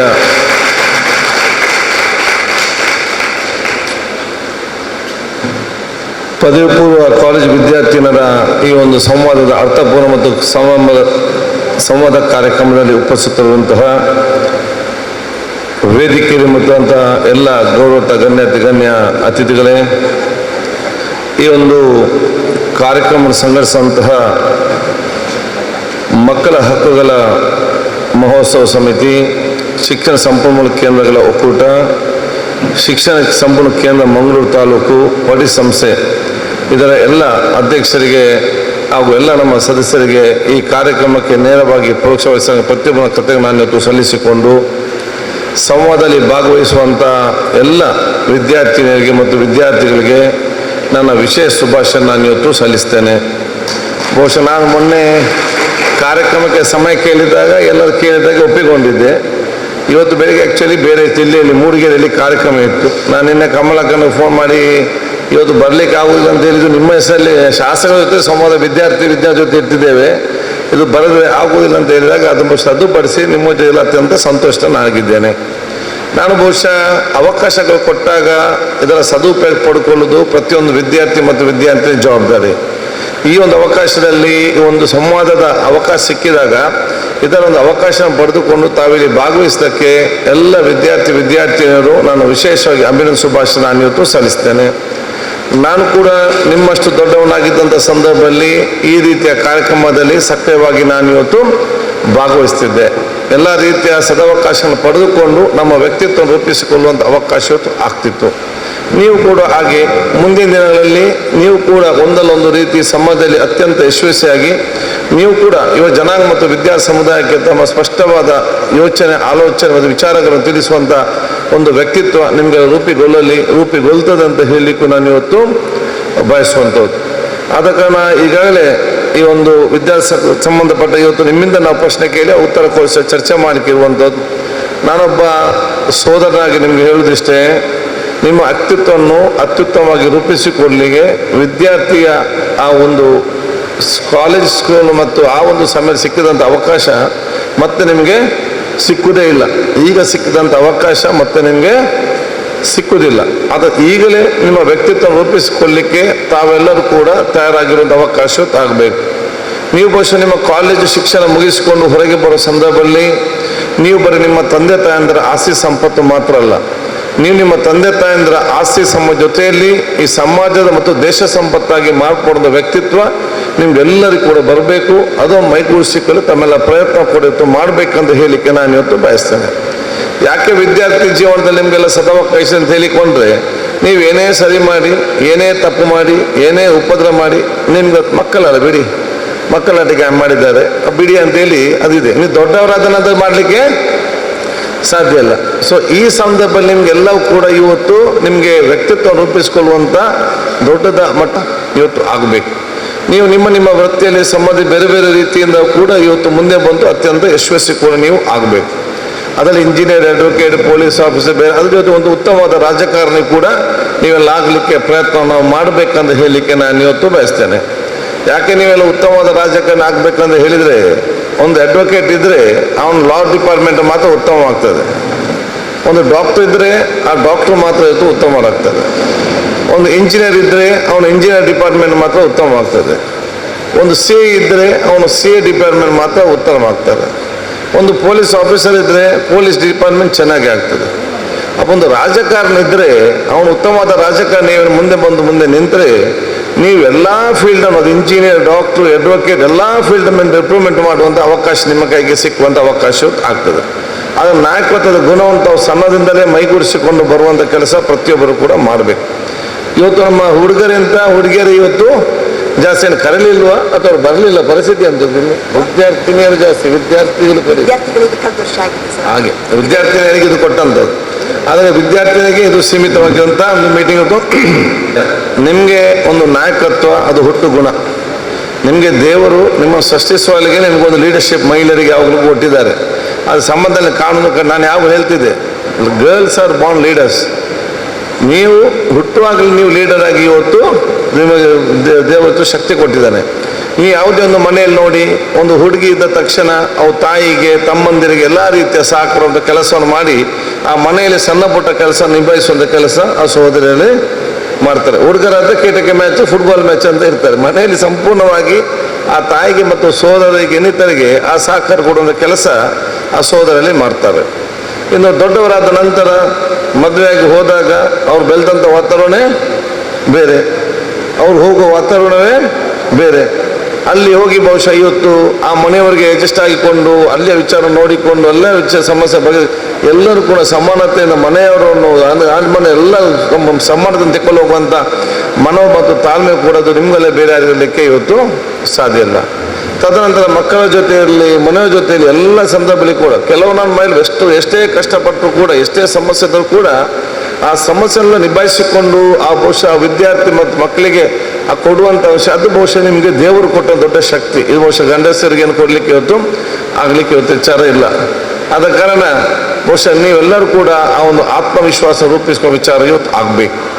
ಈಗಾಗಲೇ ಬಹುಶಃ ನಿಮಗೆಲ್ಲರಿಗೂ ಸಂವಿಧಾನಕ್ಕೆ ಸಂಬಂಧಪಟ್ಟಾಗೆ ದೊಡ್ಡ ಮಟ್ಟದ ಒಂದು ಪ್ರತಿಜ್ಞೆ ಮಾಡಲಿಕ್ಕೆ ಅತ್ಯುತ್ತಮವಾದ ಅವಕಾಶ. ನಾನು ಯಾವಾಗಲೂ ಹೇಳ್ತಾ ಇದ್ದೇನೆ, ನಾವೆಲ್ಲ ಸಮಾಧಾನ ಮತ್ತು ನೆಮ್ಮದಿಯಿಂದ ಇರಬೇಕಾದ್ರೆ ಅದು ಈ ದೇಶದ ಸಂವಿಧಾನ ಉಳಿದ್ರೆ ಮಾತ್ರ ಸಾಧ್ಯ. ಈ ಸಂವಿಧಾನಕ್ಕೆ ಅನುಗುಣವಾಗಿ ಯಾರು ಸರ್ಕಾರ ನಡೆಸ್ತಾರೆ ಆ ಸರ್ಕಾರ ನಡೆಸಿದರೆ ಮಾತ್ರ ಜನ ನೆಮ್ಮದಿಯಿಂದ ಇರಲಿಕ್ಕೆ ಇವತ್ತು ಸಾಧ್ಯವಾಗ್ತದೆ. ಆದ ಕಾರಣ ಸಂವಿಧಾನ ಉಳಿಸಿಕೊಂಡು ಬೆಳೆಸಿಕೊಂಡು ಹೋಗೋ ಜವಾಬ್ದಾರಿ ಅದು ನಿಮ್ಮ ಇವತ್ತು ಜವಾಬ್ದಾರಿ ಇವತ್ತು ಆಗಿದೆ. ನಾನು ಯಾವಾಗಲೂ ಮಾತು ಹೇಳೋದು, ಈ ದೇಶದಲ್ಲಿ ರೈತರು, ಈ ದೇಶದಲ್ಲಿ ಮಹಿಳೆಯರು, ಈ ದೇಶದಲ್ಲಿ ವಿದ್ಯಾರ್ಥಿನಿಯರು, ಈ ದೇಶದಲ್ಲಿ ಕಾರ್ಮಿಕರು, ಈ ದೇಶದಲ್ಲಿ ಇವತ್ತು ಶೋಷಿತ ವರ್ಗದವರು, ತಳಮಟ್ಟದಲ್ಲಿ ಶ್ರಮಿಸುವಂಥ ಶ್ರಮಜೀವಿಗಳು ನಿರ್ಭಯವಾಗಿ ಒಬ್ಬಂಟಿಯಾಗಿ ಕನ್ಯಾಕುಮಾರಿಯಿಂದ ಕಾಶ್ಮೀರದವರೆಗೆ ಧೈರ್ಯವಾಗಿ ಓಡಾಡುವ ಧೈರ್ಯ ಬಂದಿದ್ರೆ ಅದು ನಮ್ಮ ರಾಜಕಾರಣಿಗಳನ್ನು, ಮಂತ್ರಿಗಳನ್ನು, ಪ್ರಧಾನಮಂತ್ರಿಯನ್ನು, ಮುಖ್ಯಮಂತ್ರಿಯನ್ನು, MLA ನೋಡಿ ಧೈರ್ಯ ಬರಲಿಲ್ಲ. ಈ ದೇಶದ ಬಡವರು, ಈ ದೇಶದ ರೈತರು, ಈ ದೇಶದ ಮಹಿಳೆಯರು, ಈ ದೇಶ ಶೋಷಿತ ವರ್ಗದವರು, ಅತ್ಯಂತ ದುರ್ಬಲ ವರ್ಗವು ಕೂಡ ಕನ್ಯಾಕುಮಾರಿಯಿಂದ ಕಾಶ್ಮೀರವರೆಗೆ ನಿರ್ಭಯವಾಗಿ ಒಬ್ಬಂಟಿಯಾಗಿ ಓಡಾಡುವ ಧೈರ್ಯ ಬಂದಿದ್ರೆ ಅದು BR ಅಂಬೇಡ್ಕರ್ ಬರೆದಂಥ ಸಂವಿಧಾನವನ್ನು ಕೈಯಲ್ಲಿಟ್ಟು ಓಡಾಡ್ತಾರೆ ಅಂತ ನಾನು ಹೇಳಲಿಕ್ಕೆ ನಾನು ಇವತ್ತು ಬಯಸ್ತೇನೆ. ಆ ಸಂವಿಧಾನ ಉಳಿಸಿಕೊಂಡು ಹೋಗುವ ಜವಾಬ್ದಾರಿ ಅದು ನಿಮ್ಮೆಲ್ಲರ ಇವತ್ತು ಜವಾಬ್ದಾರಿ ಇವತ್ತು ಆಗಿದೆ ಅಂತ ಹೇಳಲಿಕ್ಕೆ ನಾನು ಇವತ್ತು ಇಚ್ಛಿಸುವಂಥದ್ದು. ಅದೆಲ್ಲ ಕೂಡ ಯಾಕೆ ಬಹಳ ಚರ್ಚೆ ಮಾಡಿ ಅದನ್ನು ಬಹುಶಃ ತಂದು ಎಲ್ಲ ಅವತ್ತಿನ ಭಾರತ ದೇಶ ಸಮಸ್ಯೆಗಳೇನಿತ್ತು, ಭಾರತ ದೇಶ ಸಂಸ್ಕೃತಿ ಆಚಾರ ವಿಚಾರಗಳು ಏನಿತ್ತು, ಇದೆಲ್ಲ ಕೂಡ ಸೇರಿಸಿಕೊಂಡು ಬಹುಶಃ ಬಹಳಷ್ಟು ಚರ್ಚೆ ಮಾಡಿಕೊಂಡೇ ಬಂದು ತಂದಂಥ ಸಂವಿಧಾನ. ಅದನ್ನು ಬಹುಶಃ ನಾವು ಉಳಿಸಬೇಕು. ಯಾಕೆಂದ್ರೆ ನಮಗೆ ನಮ್ಮ ಹಿರಿಯರು ಉಳಿಸಿಕೊಂಡು ಬಂದಿದ್ದಾರೆ. ಇನ್ನೂ ಇಟ್ಟು ಬರುವಂಥ ಕೋಟ್ಯಾಂತರ ಮಕ್ಕಳಿದ್ದಾರೆ ಭವಿಷ್ಯ ದಿನಗಳಲ್ಲಿ, ಅವರಿಗೆ ಬೇಕಾಗದನ್ನು ಉಳಿಸುವಂಥ ಕೆಲಸ ಮಾಡೋ ಜವಾಬ್ದಾರಿ ನಮ್ಮ ಜವಾಬ್ದಾರಿ ಇವತ್ತು ಆಗ್ತದೆ. ಅದಕ್ಕಾಗಿ ಬಹುಶಃ ನಮ್ಮ ಧರ್ಮ ಅದು ನಮ್ಮ ಮನೆಯಲ್ಲಿ, ಅದು ಹಿಂದೂ ಸಹೋದರರು, ಮುಸ್ಲಿಂ ಸಹೋದರರು, ಕ್ರಿಶ್ಚಿಯನ್ ಸಹೋದರು. ಮುಸ್ಲಿಂ ಸಹೋದರಿಗೆ ನಮಗೆ ಅದು ಬಹುಶಃ ಕುರಾನ್ ಪವಿತ್ರವಾದ ಗ್ರಂಥವಾದರೆ, ನಮ್ಮ ಹಿಂದೂ ಸಹೋದರರಿಗೆ ಭಗವದ್ಗೀತೆ ಪವಿತ್ರವಾದ ಗ್ರಂಥವಾದರೆ, ಕ್ರಿಶ್ಚಿಯನ್ ಸಹೋದರಿಗೆ ಇವತ್ತು ಬೈಬಲ್ ಪವಿತ್ರವಾದ ಗ್ರಂಥವಾದರೆ, ಭಾರತೀಯರಿಗೆ ಭಾರತದ ಸಂವಿಧಾನವೇ ಪವಿತ್ರವಾದ ಗ್ರಂಥ ಅಂತ ಹೇಳಲಿಕ್ಕೆ ನಾನು ಇವತ್ತು ಬಯಸ್ತೇನೆ. ಇದನ್ನು ಬಹುಶಃ ಮೈಗೂಡಿಸ್ಕೊಂಡು ಹೋಗುವಂಥ ವಿಚಾರ ಎಲ್ಲವೂ ಕೂಡ ಆಗುವಂಥ ಅವಕಾಶ ಇವತ್ತು ಆಗಬೇಕು. ಅದರಲ್ಲಿ ಸಮಪಾಲು ಕೊಡುವಂಥ ಬಹಳ ಸ್ಪಷ್ಟತೆ ಇರುವಂಥ ವಿಚಾರ ಆಗಿದೆ. ಎಲ್ಲರಿಗೆ ಅವರ ಹಕ್ಕನ್ನು ಯಾವ ರೀತಿ ಕೊಡಬೇಕನ್ನೋದು ಸ್ಪಷ್ಟವಾಗಿ ತೀರ್ಮಾನ ಆಗ್ತದೆ. ಇವತ್ತು ಯಾವುದೇ ಒಬ್ಬ ಯುವಕ ಏನಾದ್ರು ಕೇಳಿ ನಮ್ಮಲ್ಲಿ ಹಕ್ಕಿದೆ, ನಮಗೆ ಸಂವಿಧಾನ ನಿಮಗೆ ಕೊಟ್ಟಿದ್ದಾರೆ ಅಂತ ಕೇಳುವಂಥ ವಿಚಾರ ಇದೆ. ಇದನ್ನೆಲ್ಲ ನೋಡಿಕೊಂಡು ಬಂದೋದು, ಅದನ್ನು ನಾವು ಬಹುಶಃ ಅರ್ಥ ಮಾಡಿಕೊಳ್ಬೇಕು ಮತ್ತು ಅದರ ಅನುಕೂಲವಾಗಿ ನಾವು ನಡೆದುಕೊಂಡು ಕೂಡ ಇರಬೇಕು. ನಾವು ಬರೀ ನಮ್ಮ ಸಂವಿಧಾನದ ಹಕ್ಕನ್ನು ಮಾತ್ರ ಕೇಳುವುದಲ್ಲ, ಅದರಲ್ಲಿ ಕೊಟ್ಟ ಜವಾಬ್ದಾರಿಯನ್ನು ಕೂಡ ನಿಭಾಯಿಸುವಂಥ ಕೆಲಸ ಆಗಬೇಕಾಗ್ತದೆ. You are not only fighting for right, you should understand what is a responsibility also. ನಿಮ್ಮ ಯಾಕೆಂತ ಹೇಳಿದರೆ ನಾವು ಪ್ರತಿಯೊಂದು ವಿಚಾರದಲ್ಲಿ ಕೂಡ ಕೆಲವೊಮ್ಮೆ ಬಾಯಿಗೆ ಬಂದಾಗೆ ಮಾತಾಡ್ತಾರೆ, ಸಮಸ್ಯೆ ಆಗ್ತದೆ, ಕೇಳಿ ನಮ್ಮ ಮಾತಾಡಲಿಕ್ಕೆ ಸಂವಿಧಾನದ ಹಕ್ಕಿದೆ ಅಂತ ಹೇಳ್ತಾರೆ. ಸಂವಿಧಾನದಲ್ಲಿ ಹಕ್ಕನ್ನು ಕೊಟ್ಟದ್ದು ಈ ಸಮಾಜ ಮತ್ತು ದೇಶಕ್ಕೆ ಪೂರಕವಾಗುವಂಥ ವಾತಾವರಣ ನಿರ್ಮಾಣ ಮಾಡಲಿಕ್ಕೆ ಹೊರತು ಈ ಸಂವಿಧಾನ ಮತ್ತು ಸಂವಿಧಾನ ಈ ದೇಶಕ್ಕೆ ಮತ್ತು ಸಮಾಜಕ್ಕೆ ಮಾರಕವಾಗುವಂಥ ಯಾವುದೇ ಕೆಲಸ ಮಾಡಲಿಕ್ಕೆ ಸಂವಿಧಾನದಲ್ಲಿ ಹಕ್ಕು ಕೊಡಲಿಲ್ಲ ಅಂತೇಳಿ ನಾವು ಬಹಳ ಸ್ಪಷ್ಟತೆಯಿಂದ ಆಲೋಚನೆ ಮಾಡುವಂಥ ವಿಚಾರ ಇವತ್ತು ಆಗಬೇಕಂತ ಹೇಳಲಿಕ್ಕೆ ನಾನು ಇವತ್ತು ಇಚ್ಛಿಸುವಂಥದ್ದು. ಅದಕ್ಕೆ ಇದನ್ನು ಅರ್ಥ ಮಾಡಿಕೊಂಡು ಕಲಿತುಕೊಂಡು ಮುಂದೆ ಹೋಗುವಂಥ ಜವಾಬ್ದಾರಿಯನ್ನು ಹಮ್ಮಿಕೊಳ್ಳುವಂಥ ಅವಕಾಶ ಆಗಬೇಕಾಗ್ತದೆ. ಭಾರತ ದೇಶ ವಿಶ್ವದ ಯಾವುದೇ ದೇಶ ಕೂಡ ಹೋದರೆ ನಿಮಗೆ ಸಿಕ್ಕಲಿಕ್ಕೆ ಇವತ್ತು ಸಾಧ್ಯ ಇಲ್ಲ. ನೀವೆಲ್ಲರೂ ಬೇರೆ ಎಷ್ಟೇ ದೇಶಕ್ಕೆ ಹೋಗೋದು ಗೊತ್ತಿಲ್ಲ. ನಿಮ್ಮ ನೈವೇದ್ಯದಾಗ ನಾನು ಕೂಡ ಎನಿಸಿದೆ, ಬೇರೆಲ್ಲ ಹಾಗೆ ಹೀಗೆ ಯಾಕಂತೇಳಿ ಇದರಲ್ಲಿ ಆವಾಗ ಇಷ್ಟು ಇದಿಲ್ಲ. ಆಗ ಫಾರಿನ್ ಗುಡ್ಸ್ ಅಂತೇಳಿ ದೊಡ್ಡ ವಿಚಾರ, ಯಾಕೆ ಇಲ್ಲಿ ಸಿಗ್ತಾನೆ ಇರಲಿಲ್ಲ, ಅವಾಗ ಇದಿರಲಿಲ್ಲ. ತದನಂತರ ಇವತ್ತೆಲ್ಲ ಬರುವಂಥ ಅವಕಾಶ ಇತ್ತು. ಮತ್ತು ಈಗ ನಾನು ಬೇರೆ ಬೇರೆ ದೇಶಕ್ಕೆ ಬಹುತೇಕ ಎಲ್ಲ ದೇಶಗಳನ್ನು ಸುತ್ತಿದ ಸಂದರ್ಭದಲ್ಲಿ ನನಗೆ ಈಗ ಎನಿಸ್ತದೆ ಭಾರತ ದೇಶ ಎಲ್ಲಿ ಕೂಡ ಸಿಗ್ಲಿಕ್ಕೆ ಇವತ್ತು ಸಾಧ್ಯ ಇಲ್ಲ. ಯಾರು ಯಾಕಂತೇಳಿ ಬಹಳಷ್ಟು ವಿದ್ಯಾರ್ಥಿಗಳಿದ್ದಾರೆ, ಕಲಿಲಿಕ್ಕೆ ಪುಡ್ಸೋದಿಲ್ಲ. ಕಲಿತು ಒಂದು ಕೈಯಲ್ಲಿ ಸರ್ಟಿಫಿಕೇಟ್ ಸಿಕ್ಕುವಾಗ ಇನ್ನೊಂದು ಕೈಯಲ್ಲಿ ಪಾಸ್ಪೋರ್ಟ್ ಮಾಡಿ ಪಿಡ್ಚೋ ಫಾರಿನ್ಗೆ, ಮತ್ತು ಅಲ್ಲಿ ಹೋಗಿ ಫೋನ್ ಮಾಡಿ ಕೂಗುದು ಭಾರಿ ಕಷ್ಟ ಉಂಟಮ್ಮ, ಯಾವ ಬೇರೆ ಬರೋ ಬೆಂಕದ ಬರ್ಚೆ ಅಂತೇಳಿ. ಅಲ್ಲಿ ಹೋದ ನಂತರ ಗೊತ್ತಾಗ್ತದೆ ಅಷ್ಟು ಸುಲಭ ಇಲ್ಲ, ಭಾಳ ಕಷ್ಟ ಇದೆ ಅಂತೇಳಿ. ಅದನ್ನು ಇಲ್ಲಿ ನಿಂತು ಇಲ್ಲೇ ಹಮ್ಮಿಕೊಂಡು ತಮ್ಮ ಜೀವನ ಸಾಗಿಸಿ 10-15 ವರ್ಷ ಆಗ ನಾವು ಸಮರ್ಪಕವಾಗಿ ನಿಮ್ಮ ವ್ಯಕ್ತಿತ್ವ ರೂಪಿಸಿಕೊಳ್ಳುವಂಥ ವಿಚಾರ ಇವತ್ತು ಆಗುವಂಥದ್ದು. ಇದೆಲ್ಲ ತಾವು ವಿದ್ಯಾರ್ಥಿಗಳ ಆ ಜೀವನದಲ್ಲಿ ಇದನ್ನು ಮೈಗೂಡಿಸಿಕೊಂಡು ಭಾರತದ ಮೇಲೆ ವಿಶೇಷವಾದ ಒಂದು ಆಸಕ್ತಿ, ಪ್ರೀತಿ, ನಿಮ್ಮ ಮಾನವ ಸಂಪುಲವನ್ನು ಏನು ಇವತ್ತು ದೇವರು ನಿಮಗೆ ಕೊಟ್ಟಿದ್ದಾರೆ, ನಿಮ್ಮ ಗುರು ಶಿಕ್ಷಕರು ಕೊಡ್ತಾರೆ, ನಿಮ್ಮ ಹೆತ್ತವರು ಕೊಡ್ತಾರೆ, ಅದನ್ನು ಈ ನೆಲದ ಮಣ್ಣಿನಲ್ಲೇ ಬಹುಶಃ ತಾವು ಇದನ್ನು ರೂಪಿಸಿಕೊಳ್ಳಿ, ಅದನ್ನು ಉಪಯೋಗ ಮಾಡಲಿಕ್ಕೆ ತಮ್ಮೆಲ್ಲ ಶತ ಪ್ರಯತ್ನವನ್ನು ಮಾಡುವಂಥ ಅವಕಾಶ ಆಗಬೇಕಾಗ್ತದೆ. ಬೇರೆ ದೇಶ ಯಾಕಂತ ಹೇಳಿದರೆ, ಬೇರೆ ದೇಶಗಳು ಅಮೆರಿಕ ದೇಶ ಇರಲಿ, UK ದೇಶ ಇರಲಿ, ಆ ದೇಶ ರೆವಿನ್ಯೂ ಮತ್ತು ಟ್ಯಾಕ್ಸ್ನಲ್ಲಿ ನಡ್ತದೆ. ರೆವಿನ್ಯೂ ಮತ್ತು ಟ್ಯಾಕ್ಸ್. ನಾನಲ್ಲಿ ಅಮೆರಿಕದಲ್ಲಿ ನ್ಯೂಯಾರ್ಕ್ ಹೋದಾಗ ಸಂಜೆ ಹೊತ್ತು ಸಣ್ಣ ಅಂಗಡಿ ಇತ್ತು.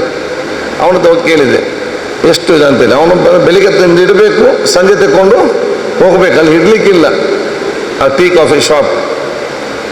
ನಾನು ಕೇಳಿದ್ದೆ ಎಷ್ಟು ಇದಕ್ಕೆ ನೀವು ಬಾಡಿಗೆ ಏನಾದರೂ ಉಂಟಾ, ಫ್ರೀ ಅಂತ ಕೇಳಿದೆ. ಇಲ್ಲಪ್ಪ ನಮ್ಗೆ ಕಟ್ಟಲಿಕ್ಕೆ ನ್ಯೂಯಾರ್ಕ್ ಕಾರ್ಪೊರೇಷನ್ ಕಟ್ಟಬೇಕು, ಒಂದು ತಿಂಗಳಿಗೆ ಎಷ್ಟಾ $, ಸೇರಿದ ಇಲ್ಲಿ ಸಮ 1 ಲಕ್ಷ ಏನಾದರೂ ಒಂದು ವಿಚಾರ ಆಗ್ತದೆ. ಅದಕ್ಕಾಗಿ ಅಲ್ಲಿ ಟ್ಯಾಕ್ಸ್ ಮತ್ತು ರೆವಿನ್ಯೂ ಪ್ರತಿಯೊಂದು ಕೂಡ ನಿಮಗೆ ಟ್ಯಾಕ್ಸ್ ಕಟ್ಟಬೇಕು, ಪ್ರತಿಯೊಂದು ಕೂಡ ಅಲ್ಲಿ ರೆವಿನ್ಯೂ ಇರಬೇಕು, ಪ್ರತಿಯೊಂದು ಕೂಡ ದುಡ್ಡಿನ ಮೇಲೆ ಇವತ್ತು ಅಲ್ಲಿ ಇರುವಂಥ ಒಂದು ವಿಚಾರ. ಭಾರತ ದೇಶ ಅದು ಮಾನವೀಯತೆ ಮತ್ತು ಸಂಸ್ಕೃತಿ ಆಧಾರದ ಮೇಲೆ ನಡೆದಂಥ ದೇಶ. ಇಲ್ಲಿ ನಾವು ಯಾರಾದರೂ ಬರ್ತಾರೆ, ನಾನು ಬಹಳ ಕಷ್ಟದಲ್ಲಿದ್ದೇನೆ, ನನಗೊಂದು ಗೂಡಂಗಡಿಗೆ ಜಾಗ ಕೊಡಿ ಅಂತೇಳಿ, ನಾವು ಪಂಚಾಯತ್ ಸದಸ್ಯರು ಆಯ್ತಪ್ಪ ನಮ್ಮ ಮಾನವೀಯತೆಯಿಂದ ಸರಿ ಹಾಕಿ ಅಂತ ಹೇಳ್ತಾರೆ. ಅವನು ತಗೊಂಡು ನಡು ಮಾರ್ಗದಲ್ಲಿ ಇರ್ತಾರೆ. ಆದರೂ ಕೂಡ ತೆಗಲಿಕ್ಕೆ ಮನಸ್ಸು ಬರೋದಿಲ್ಲ. ಯಾಕೆ?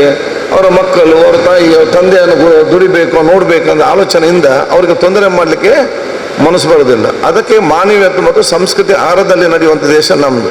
ಅದೇ ಬೇರೆ ದೇಶದ ಕಿತ್ತು ಬಿಸಾಡ್ತಾ ಇದ್ದಾನೆ ಅಲ್ಲಿಂದ. ಆದ ಕಾರಣ ನಮ್ಮಲ್ಲಿರುವಂಥ ಎಲ್ಲ ವಿಚಾರಗಳನ್ನು ಅರ್ಥ ಮಾಡಿಕೊಂಡು ಹೋಗುವಂಥ ಒಂದು ವ್ಯಕ್ತಿತ್ವ ನಿಮ್ಗೆಲ್ಲರಿಗೂ ಕೂಡ ಆಗುವಂಥ ಅವಕಾಶ ಆಗಬೇಕಾಗ್ತದೆ. ನಾವೆಲ್ಲ ಜಾತಿ, ಎಲ್ಲ ಮತ್ತೆಲ್ಲ ವರ್ಗದವರು ಒಂದೇ ತಾಯಿ ಮಕ್ಕಳ ರೀತಿ ಜೀವನ ಮಾಡುವಂಥ ಅವಕಾಶ ಅದು ಸಣ್ಣದಿಂದಲೇ ತಾವು ಇವತ್ತು ಪ್ರಾರಂಭ ಮಾಡುವಂಥ ಅವಕಾಶ ಇವತ್ತು ಆಗಬೇಕು. ನಾವೆಲ್ಲ ಯಾಕಂತ ಹೇಳಿದರೆ, ನನಗೆ ಇವತ್ತು ನನ್ನ ವ್ಯಕ್ತಿತ್ವ ರೂಪುಗೊಳ್ಬೇಕಾದ್ರೆ ನಾನು ನಿಮ್ಮಷ್ಟು ದೊಡ್ಡವರಿದ್ದಾಗಲೇ ನನ್ನ ರೂಪುಗೊಂಡಂಥ ವಿಚಾರ. ಇವತ್ತು ಎಲ್ಲ ಜಾತಿ, ಎಲ್ಲ ಮತ್ತು ವರ್ಗ ಸಕ್ರಿಯವಾಗಿ ಅತ್ಯಂತ ಪ್ರೀತಿ ವಿಶ್ವಾಸದಿಂದ ಒಡನಾಡುವಂಥ ಪರಿಸ್ಥಿತಿ ಬಂದಿದ್ದರೆ ಅದು ರಾಜಕೀಯದಿಂದ ನನಗೆ ಬಂದದಲ್ಲ. ನಾನು ನಿಮ್ಮಷ್ಟು ದೊಡ್ಡವರಿದ್ದಾಗ ನನಗೆ ಈಗಲೂ ಕೂಡ ನೆನಪಿದೆ, ನನ್ನ ತಂದೆಯವರೇ ಶಾಸಕರಾಗಿದೆ. ನನಗೆ ಈಗಲೂ ಕೂಡ ನೆನಪಿದೆ, ನನ್ನ ಪಕ್ಕದ ಮನೆಯ ರಾಧಕ್ಕ, ಯಮುನಕ್ಕ ಇವರ ಜೊತೆಯಲ್ಲಿ ಎಲ್ಲ ನನ್ನ ಸಂಜೆ ಹೊತ್ತು ನನ್ನ ತಂದೆ ಬೈತಾ ಇದ್ರು. ನನ್ನ ತಾಯಿ ನನ್ನ ಹಿಂದಿನ ಬಾಗಿಲಿನ ಜೊತೆಯಲ್ಲಿ ಅವ್ರ ಜೊತೆ ಕಲಿಸ್ತಾ ಇದ್ರು, ಮಕ್ಕಳ ಜೊತೆ ಸೈಕಲ್ ಬ್ಯಾಲೆನ್ಸಿಗೆ, ಹರಿಕತೆಗೆ, ಯಕ್ಷಗಾನಕ್ಕೆ ಎಲ್ಲ. ಅದು ಕಥೆಯಲ್ಲಿ ಅವ್ರ ಭೂತದ ಕಥೆ, ಆ ಕಥೆ ಇದು ಅದು ಈಗಲೂ ನಮ್ಮ ಕಣ್ಣು ಮುಂದೆ ಬರ್ತದೆ. ಆ ವ್ಯಕ್ತಿತ್ವ ನಮ್ಮಲ್ಲಿ ಇವತ್ತು ರಕ್ತಗತವಾಗಿ ಬಂದು ನಿಲ್ಲುವಂಥ ಅವಕಾಶ ಆಗ್ತದೆ. ಅದು ಯಾವುದೇ ರಾಜ್ಯಕ್ಕೆ ಟೀಕೆಯನ್ನು ಹೋಗಲಿಕ್ಕೆ ಸಾಧ್ಯ ಇಲ್ಲ. ಅದು ನಾವು ಮಣ್ಣಾಗದ ವ್ಯಕ್ತಿತ್ವ ಅಲ್ಲದೆ ಬೇರೆ ಆಗಲಿಕ್ಕೆ ಸಾಧ್ಯ ಇಲ್ಲ. ಆ ರೀತಿಯ ವ್ಯಕ್ತಿತ್ವ ರೂಪಿಸ್ಕೊಂಡು ಹೋಗುವಂಥ ವಿಚಾರ ಇವತ್ತು ಆಗುವಂಥ ಅವಕಾಶ ಇವತ್ತು ಆಗಬೇಕಾಗ್ತದೆ. ಇದು ನೀವು ಸಣ್ಣದಿಂದಲೇ ಮೈಗೂಡಿಸಿಕೊಂಡು ಪ್ರೀತಿ ವಿಶ್ವಾಸ, ಧರ್ಮ ಇರುವುದೇ ನಮ್ಮನ್ನು ಜೊತೆಗೂಡಿಸಲಿಕ್ಕೆ, ನಮ್ಮನ್ನು ಬೇರೆ ಬೇರೆ ಮಾಡಲಿಕ್ಕೆ ಅಲ್ಲ. ಯಾವ ಧರ್ಮವೂ ಕೂಡ ಯಾರನ್ನು ಕೂಡ ಇವತ್ತು ದ್ವೇಷಿಸಿ ಅಂತ ಎಲ್ಲಿಯೂ ಕೂಡ ಹೇಳಿ ಚರಿತ್ರೆ ಎಲ್ಲಿಯೂ ಕೂಡ ಇವತ್ತಿಲ್ಲ. ಅದನ್ನು ಬಹುಶಃ ತನ್ನಂತ ಅನುಭವ ಒಬ್ಬೊಬ್ಬ ತಂದು ಹೋಗಿದ ಹೊರತು ವಿಚಾರ ಇವತ್ತಿಲ್ಲ. ಆದರೆ ಎಲ್ಲರ ಮೇಲೆ ಪ್ರೀತಿ ವಿಶ್ವಾಸ, ಎಲ್ಲ ಧರ್ಮದ ಮೇಲೆ ಗೌರವವಿಟ್ಟುಕೊಂಡು ಮಾನವೀಯತೆ ಮತ್ತು ಕರುಣೆಯ ಇವತ್ತು ಆಧಾರದಲ್ಲಿ ತಮ್ಮ ವ್ಯಕ್ತಿಗತವಾದ ರೂಪಿಸುವಂಥ ಅವಕಾಶ, ಅದರಲ್ಲಿ ನಿಮ್ಮೆಲ್ಲರೂ ಇವತ್ತು ಜವಾಬ್ದಾರಿ ಅಂತ ಕೂಡ ನಾನು ಹೇಳಲಿಕ್ಕೆ ನಿಮಗೆ ಇಚ್ಛಿಸುವಂಥ ಕೆಲಸ ನಾನು ಇವತ್ತು ಮಾಡ್ತೇನೆ. ನಾನು ಯಾವಾಗಲೂ ವಿದ್ಯಾರ್ಥಿ ಮತ್ತು ಯುವಕರಿಗೆ ಹೇಳ್ತಾ ಇರ್ತೇನೆ, ದೇವರಿರೋದು ಒಬ್ಬನಂತ ಎಲ್ಲರಿಗೂ ಕೂಡ ಬಹಳ ಸ್ಪಷ್ಟವಾದ ವಿಚಾರ, ಇದರಲ್ಲಿ ಯಾರಿಗೂ ಕೂಡ ಡೌಟ್ ಇಲ್ಲ. ದೇವರು ಒಬ್ಬನೇ ಇರುವಂಥ. ಯಾಕಂತ ಹೇಳಿದರೆ ನಮ್ಮ ಜೀವನದಲ್ಲಿ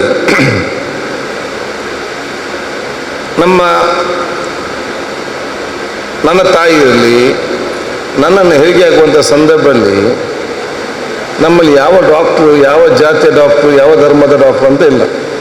ಯಾರು ಆಗ್ಬೋದು, ಮಗು ಮತ್ತು ತಾಯಿ ಹುಷಾರಿರಬೇಕು. ಮತ್ತು ಎಲ್ಲರಿಗೂ ಕೂಡ 9 ತಿಂಗಳು 10 ದಿವಸ ಈ ರೀತಿಯಲ್ಲಿ ಇರುವಂಥದ್ದು. ಎಲ್ಲ ಜಾತಿ ಧರ್ಮದವರಿಗೂ ಕೂಡ ಒಂದೇ 9 ತಿಂಗಳು 10 ದಿವಸ ಈ ರೀತಿ ಹೇಳ್ತಾರೆ. ಬೇರೆ ಬೇರೆ ದೇವರಿದ್ದರೆ ಒಬ್ಬರಿಗೆ 7 ತಿಂಗಳು, ಒಬ್ಬರು 6 ತಿಂಗಳು, 5 ತಿಂಗಳು ಇರ್ಬೋದಲ್ಲ. ಏನು ಯಾಕೆ 9 ತಿಂಗಳು ಸಮಾನ? ಹುಟ್ಟುವಾಗ ನಾವು ಮನುಷ್ಯರಾಗಿ ಹುಟ್ಟುವಾಗ ಬೇರೆ ಬೇರೆ ತಿಂಗಳು ಯಾಕೆ? ಇನ್ನು ಹುಟ್ಟಿದ ನಂತರ ಎಲ್ಲ ಜಾತಿ ಧರ್ಮದ ಮಕ್ಕಳು ಕೂಗುದಲ್ಲದೆ ಯಾರು ಕೂಡ ನೆಗಡುವುದಿಲ್ಲಲ್ಲ.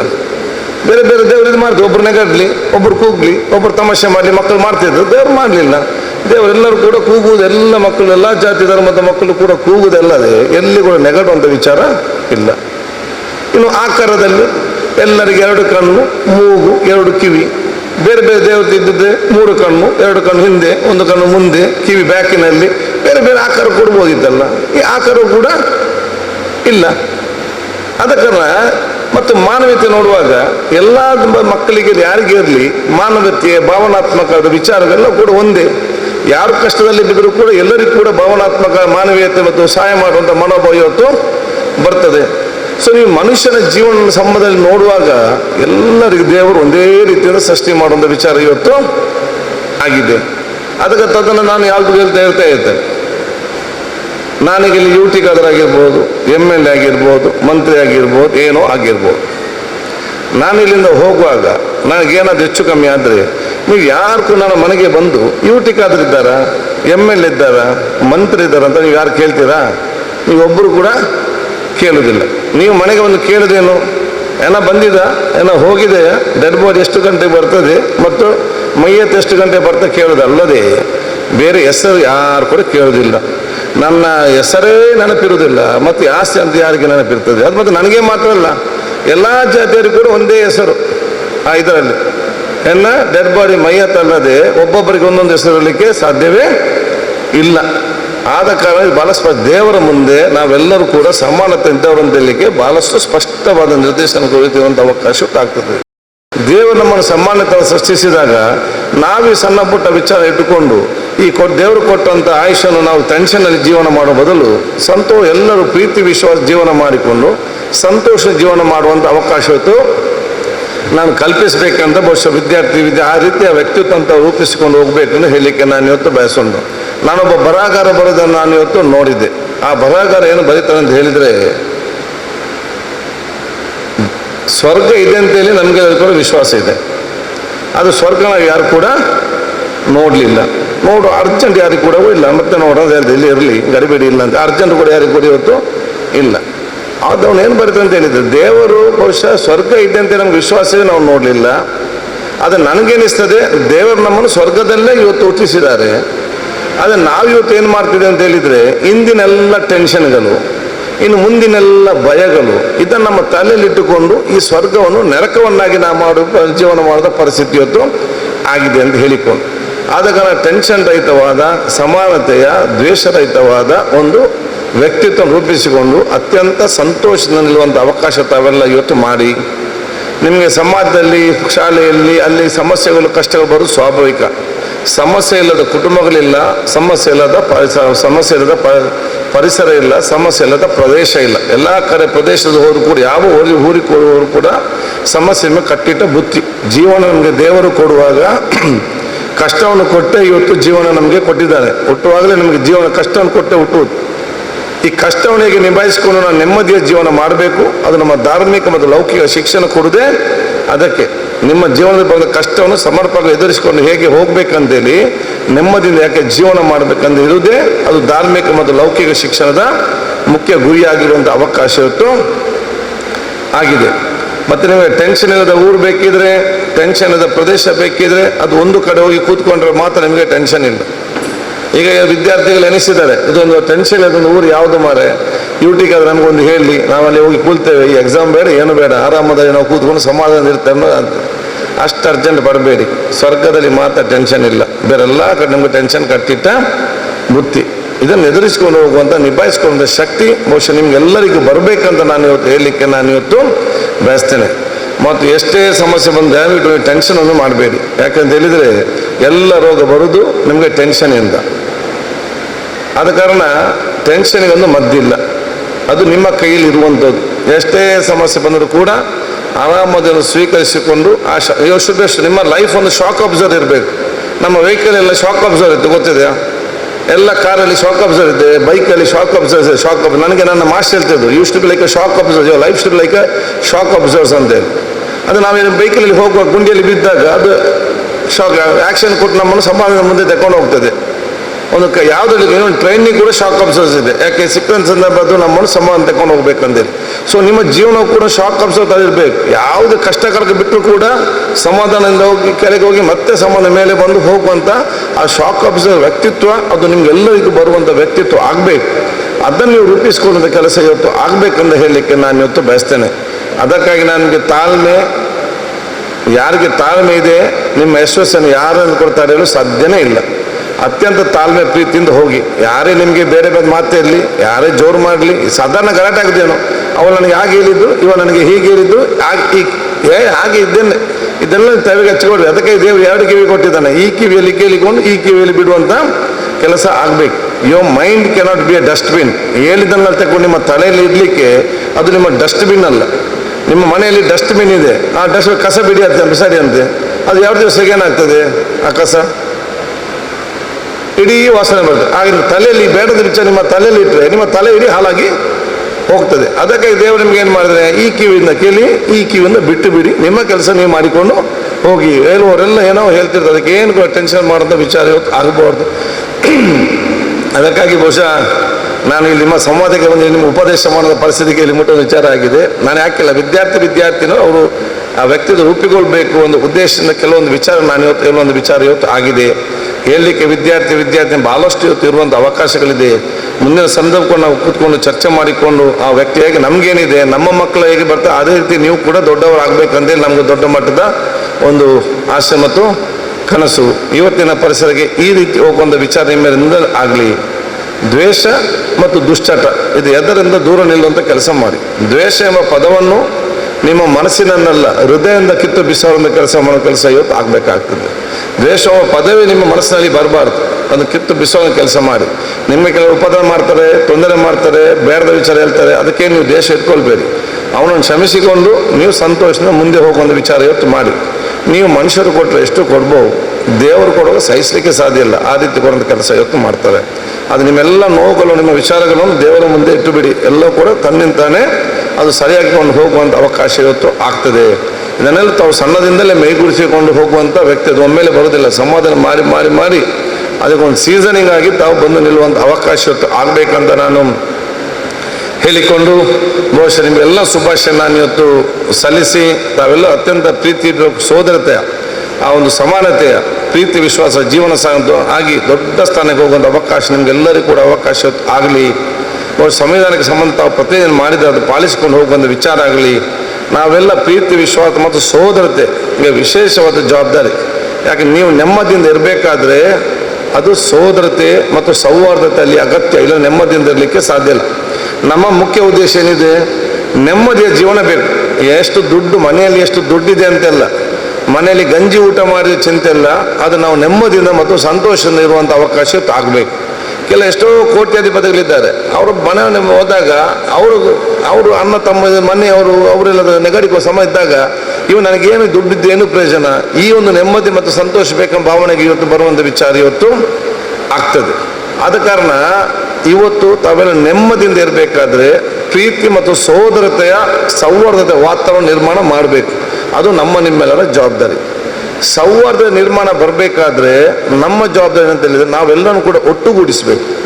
ಎಲ್ಲಿ ನಾವೆಲ್ಲರನ್ನು ಒಟ್ಟುಗೂಡಿಸಿ ಬೆಳೆಸಿಕೊಳ್ತೇವೆ ಅಲ್ಲಿ ಮಾತ್ರ ಸೌಹಾರ್ದತೆ ಮುಖಾಂತರ ನೆಮ್ಮದಿ ಬರಲಿಕ್ಕೆ ಸಾಧ್ಯವಿದೆ. ನಾವೆಲ್ಲಿ ಸಮಾಜ ವಿಘಟನೆ ಮಾಡಲಿಕ್ಕೆ ಟ್ರೈ ಮಾಡ್ತೇವೆ, ಹಾಗೆ ಬೇಡ ಹೀಗೆ ಬೇಡ ಅಂತೇಳಿ ನಾವು ಎಲ್ಲಿ ವಿಘಟಿಸಿ ಹೋಗ್ತೇವೆ ಅಲ್ಲಿ ಸೌಹಾರ್ದ ಇಲ್ಲ, ಅಲ್ಲಿ ನೆಮ್ಮದಿ ಕೂಡ ಯಾರಿಗೆ ಸಿಕ್ಕಲಿಕ್ಕೆ ಸಾಧ್ಯ ಇಲ್ಲ. ಅದರ ನೆಮ್ಮದಿಯ ಒಂದು ವ್ಯಕ್ತಿತ್ವ ಸಮಾಜ ಸ್ಥಾಪಿಸಲಿಕ್ಕೆ ನಿಮ್ಮ ವ್ಯಕ್ತಿತ್ವ ರೂಪಿಸಿಕೊಳ್ಳುವಂಥ ಕೆಲಸ ಇವತ್ತು ಆಗುವಂಥ ಅವಕಾಶ ಇತ್ತು ಆಗಬೇಕಂತ ಕೂಡ ನಾನು ಹೇಳಿಕೊಂಡು, ಸಂವಿಧಾನಕ್ಕೆ ಸಂಬಂಧದಲ್ಲಿ ನಾವು ಈಗಾಗಲೇ ಅತ್ಯುತ್ತಮವಾದ ಸಂವಿಧಾನ ಎಲ್ಲಿಯೂ ಕೂಡ ಇವತ್ತು ಇಲ್ಲ. ನಮ್ಮ ಸಂವಿಧಾನ ಇವತ್ತು ಎಲ್ಲರಿಗೂ ಕೂಡ ಮಾದರಿಯಾದ ಸಂವಿಧಾನ ಆಗಿದೆ. ನಾನು ಅಲ್ಲಿ ಒಂದೇ ನಿಮಗೆ ಅದು ಉದಾಹರಣೆ ನಾನು ಇವತ್ತು ಕೊಡಲಿಕ್ಕೆ ಭಾಳಷ್ಟು ಉದಾಹರಣೆಗಳಿದೆ. ಚರ್ಚೆ ಆಗೊಂಡು ತುಂಬ ಚರ್ಚೆ ಆಯ್ತಂತೆ, ಯಾರಿಗೆಲ್ಲ ಮತದಾನ ಹಕ್ಕನ್ನು ಕೊಡಬೇಕಂತೇಳಿ. ಆಗ ಕೇಳಕ್ಕೆ 15 ಜನ ಇದ್ದರು. ಅದರಲ್ಲಿ ಆ 15 ಜನ ಚರ್ಚೆ 18 ಜನ ಇದ್ದರು. ಚರ್ಚೆಗೆ ಒಬ್ಬರು ಹೇಳಿದ್ರಂತೆ, ನಾವು ಬರೀ ಮಹಿಳೆಯರಿಗೆ ಮತದಾನ ಹಕ್ಕು ಬೇಡ, ಗಂಡಸರಿಗೆ ಮಾತ್ರ ಮತದಾನ ಹಕ್ಕನ್ನು ಕೊಡಬೇಕಂತೇಳಿ. ಯಾಕೆ ಬೇರೆ ಅಮೆರಿಕದಲ್ಲಿ ಇಂಗ್ಲೆಂಡ್ನಲ್ಲಿ ಸ್ವಾತಂತ್ರ್ಯ ಸಿಕ್ಕಿದ ತಕ್ಷಣ ಅವರಿಗೆ ಮತದಾನ ಹಕ್ಕನ್ನು ಇರಲಿಲ್ಲ. ಅಮೆರಿಕದವರಿಗೆ 200 ವರ್ಷದ ನಂತರ ಮಹಿಳೆಯರಿಗೆ ಬರೀ ಗಂಡಸರಿಗೆ ಮಾತ್ರ ವೋಟಿಂಗ್ ರೈಟ್ ಇತ್ತು. ಸ್ವಾತಂತ್ರ್ಯ ಸಿಕ್ಕಿದ ತಕ್ಷಣ ಹುಡುಗಿಯರಿಗೆ ಮಹಿಳೆಯರಿಗೆ ವೋಟಿಂಗ್ ರೈಟ್ ಇರಲಿಲ್ಲ. ಆಫ್ಟರ್ 200 years ವುಮನ್ ಅವರಿಗೆ ಒಂದು ಅವಕಾಶ ಬಂತು. ಫ್ರಾನ್ಸ್ ಮತ್ತು UK ಕೂಡ 150 ಎಷ್ಟೋ ವರ್ಷದ ನಂತರ ಅವಕಾಶ ಬಂತು. ಈ ಒಂದು ಚರ್ಚೆ ಸಂವಿಧಾನ ರೂಪುಗೊಳ್ಳುವ ಸಂದರ್ಭದಲ್ಲಿ ಚರ್ಚೆ ಆಯ್ತಂತೆ, ನಾವು ಮಹಿಳೆಯರಿಗೆ ಹಕ್ಕು ಕೊಡೋದು ಬೇಡ, ಬರೀ ಗಂಡಸರಿಗೆ ಮಾತ್ರ ಕೊಡುವ ಅಂತೇಳಿ. ಇನ್ನೊಬ್ಬ ಹೇಳಿದಂತೆ ನಾವು ಯಾರು ಟ್ಯಾಕ್ಸ್ ಕಟ್ತಾರೆ ಅವ್ರಿಗೆ ಮಾತ್ರ ವೋಟಿಂಗ್ ರೈಟ್ ಕೊಡುವ, ಟ್ಯಾಕ್ಸ್ ಕಟ್ಟದಿಲ್ಲ ನಾವು ಕೊಡೋದು ಬೇಡ ಅಂದೆ. ಇನ್ನೊಬ್ಬರು ಹೇಳಿದ್ರಂತೆ ಯಾರಿಗೆ ಶಿಕ್ಷಣ ಇದೆ ಅವರಿಗೆ ಮಾತ್ರ ಮತದಾನ ಹಕ್ಕನ್ನು ಕೊಡುವ, ಶಿಕ್ಷಣ ಇಲ್ಲದವರಿಗೆ ನಾವು ಮತದಾನ ಹಕ್ಕನ್ನು ಕೊಡೋದು ಬೇಡ ಅಂತೆ. ಎಲ್ಲ ಚರ್ಚೆ ಆದ ನಂತರ ಅಂಬೇಡ್ಕರ್ ಒಂದು ಮಾತನ್ನು ಹೇಳಿದಂತೆ, ನಾವೀ ದೇಶದ ಪ್ರತಿಯೊಬ್ಬನು ಕೂಡ 21 ವರ್ಷ ಮೇಲ್ಪಟ್ಟಂತ ಅವಾಗ ಯಾರು ಬುದ್ಧಿದೆ ಅವನಿಗೆ ಪ್ರತಿಯೊಬ್ಬ ಅತ್ಯಂತ ಕಡು ಬಡವನಿಗೆ ಮತ್ತು ಅತ್ಯಂತ ಶ್ರೀಮಂತನಿಗೆ ಮತ್ತು ಮಹಿಳೆಯರಿಗೆ ಗಂಡಸರಿಗೆ ಎಲ್ಲರಿಗೂ ಕೂಡ ನಾವು ಮತದಾನ ಹಕ್ಕನ್ನು ನಾವು ಕೊಡಬೇಕು. ಯಾಕಂತ ಹೇಳಿದರೆ ಕನಿಷ್ಠ 5 ವರ್ಷಕ್ಕೊಮ್ಮೆ ಆದರೂ ಕೂಡ ಆ ಜನಪ್ರತಿನಿಧಿ ಆ ಒಂದು ನಿರ್ಗತಿಗನ ಕಾಲಬುಟಕ್ಕೆ ಹೋಗಿ ಬರುವಂಥ ಕೆಲಸ ಮಾಡಬೇಕು. ಅದಕ್ಕಾಗಿ ನಾವು ಮತ ಹಕ್ಕು ಕೊಡ್ತೇವೆ ಹೇಳಿ ಅವತ್ತು ನಾವು ವಿಶ್ವಕ್ಕೆ ನಾವು ಮಾದರಿಯ ಮಾತು ಮತ್ತು ನಮ್ಮ ಕೆಲಸ ಅದು ಸಮಾಜ ಮತ್ತು ದೇಶಕ್ಕೆ ಪೂರಕವಾಗುವ ಮಾತು ಮತ್ತು ಕೆಲಸ ಇವತ್ತು ಆಗಬೇಕು ಅಂತ ಕೇಳಿಕೊಳ್ತಾ ನಾನು ನಿಮಗೆಲ್ಲರಿಗೂ ನನ್ನ ಶುಭಾಶಯ ಸಲ್ಲಿಸಿಕೊಂಡು ನೀವು ಸರ್ವರಿಗೂ ಕೂಡ ಅಭಿನಂದನೆ ಸಲ್ಲಿಸಿ ಇಲ್ಲಿ ಕಾರ್ಯಕ್ರಮ ಸಂಘಟಿಸಿದಂಥ ಕಮಲಕ್ಕ ಮತ್ತು ಇನ್ನಿತೆಲ್ಲ ನಮ್ಮ ಸಂಸ್ಥೆಯವರು ಕೂಡ ಕಮಲಗೌಡರು ನಮಗೆ ಈಗಲ್ಲ ಆವಾಗ ಇಲ್ಲಿ ಹೋದ್ರು ಅವರು ಆವಾಗಿಂದಲೇ ಇವರ ಪರಿಚಯ ಸಣ್ಣದಿಂದಲೇ ಅಲ್ವಾ, ಆವಾಗದಿಂದಲೇ ಮೊನ್ನೆ ಕಾರ್ಯಕ್ರಮ ಬಂದು ಕರೆದಿದ್ದು ನನಗೆ ಹೋಗ್ಲಿಕ್ಕೆ ಆಗಲಿಲ್ಲ. ಆದಾಗ ನಾವು ಕರೆದಂಥ ಸಂದರ್ಭದಲ್ಲಿ ಸಂಘಟನೆ ಆಗಿ ಯಾಕೆ ಅವ್ರು ಯಾಕೆ ಮಾಡ್ತಾರೆ ಇದೆಲ್ಲ ಈ ವಯಸ್ಸಲ್ಲಿ ಕಷ್ಟಪಟ್ಟು ನಮ್ಮ ಆ ವಿದ್ಯಾರ್ಥಿ ನೀವು ಕೂಡ ಅತ್ಯಂತ ಬರಬೇಕೆಂಬ ಉದ್ದೇಶದಿಂದಲ್ವಾ. ಅದಕ್ಕೆ ಅವರಿಗೆ ಮತ್ತು ಎಲ್ಲರಿಗೂ ಪ್ರೀತಿಪೂರ್ವಕ ಅಭಿನಂದನೆ ಶುಭಾಶಯ ನಾನು ಇವತ್ತು ಸಲ್ಲಿಸಿ ನಿಮಗೆ ವಿಶೇಷವಾಗಿ ತಿಳ್ಕೊಳ್ತಾ ಯಾವುದೇ ಸಂದರ್ಭದಲ್ಲಿ ನಿಮ್ಗೆ ಯಾವುದೇ ಸಮಸ್ಯೆ ಮತ್ತು ನಿಮ್ಮ ಏನು ಸಲಹೆ ಸೂಚನೆ ನಾವು ಉತ್ತಮರಾಗಲಿಕ್ಕೆ ನಮ್ಮ ಊರು ಉತ್ತಮರಾಗಲಿಕ್ಕೆ ಏನಾದರೂ ಸಲಹೆ ಸೂಚನೆ ಇದ್ದರೆ ದಯವಿಟ್ಟು ಅದನ್ನು ನಮಗೆ ಕೊಡುವಂಥ ಅವಕಾಶ ನಿಮಗೆಲ್ಲರಿಗಿದೆ ಅಂತ ಕೇಳಿಕೊಂಡು ನೀವೆಲ್ಲ ವಿದ್ಯಾರ್ಥಿ ಮುಖಂಡರಾಗಿ ಸಮಾಜದಲ್ಲಿ ಮುಂದೆ ನಿಂತು ಅತ್ಯಂತ ದೊಡ್ಡ ಸ್ಥಾನಕ್ಕೆ ಹೋಗೋ ಅವಕಾಶ ಆಗಲಿ ಹೇಳಿಕೊಳ್ತಾ ನನ್ನ ಮಾತು ಮುಗಿಸ್ನೇ. ಎಲ್ಲಿ ಯಾವ ಸ್ಕೂಲು? ವುಮೆನ್ಸ್ ಕಾಂಪೋಸಿಟ್ ಪಿ ಕಾಲೇಜಿಂದ ಬಂದಿದ್ದೇನೆ. ಕಟ್ಟಡ ಕಾರ್ಮಿಕರ ಮಕ್ಕಳು ಮತ್ತು ಅನ್ಯ ಸ್ಟೇಟ್ಗಳಿಂದ ಬಂದ ಜನರೆಲ್ಲ ಇಲ್ಲಿದ್ದಾರೆ, ನಮ್ಮೊಂದಿಗೆ ಇದ್ದಾರೆ. ತುಂಬ ದೂರ ಇಲ್ಲ, ನಮ್ಮ ಸ್ಟೇಟ್ ಬ್ಯಾಂಕಲ್ಲಿ ಕೂಡ ನಮಗೆ ತುಂಬ ಮಕ್ಕಳನ್ನು ನೋಡಲಿಕ್ಕೆ ಸಾಧ್ಯವಿದೆ. ಏನಂದರೆ ಮಕ್ಕಳೆಲ್ಲ ಚಿಕ್ಕ ಮಕ್ಕಳೆಲ್ಲ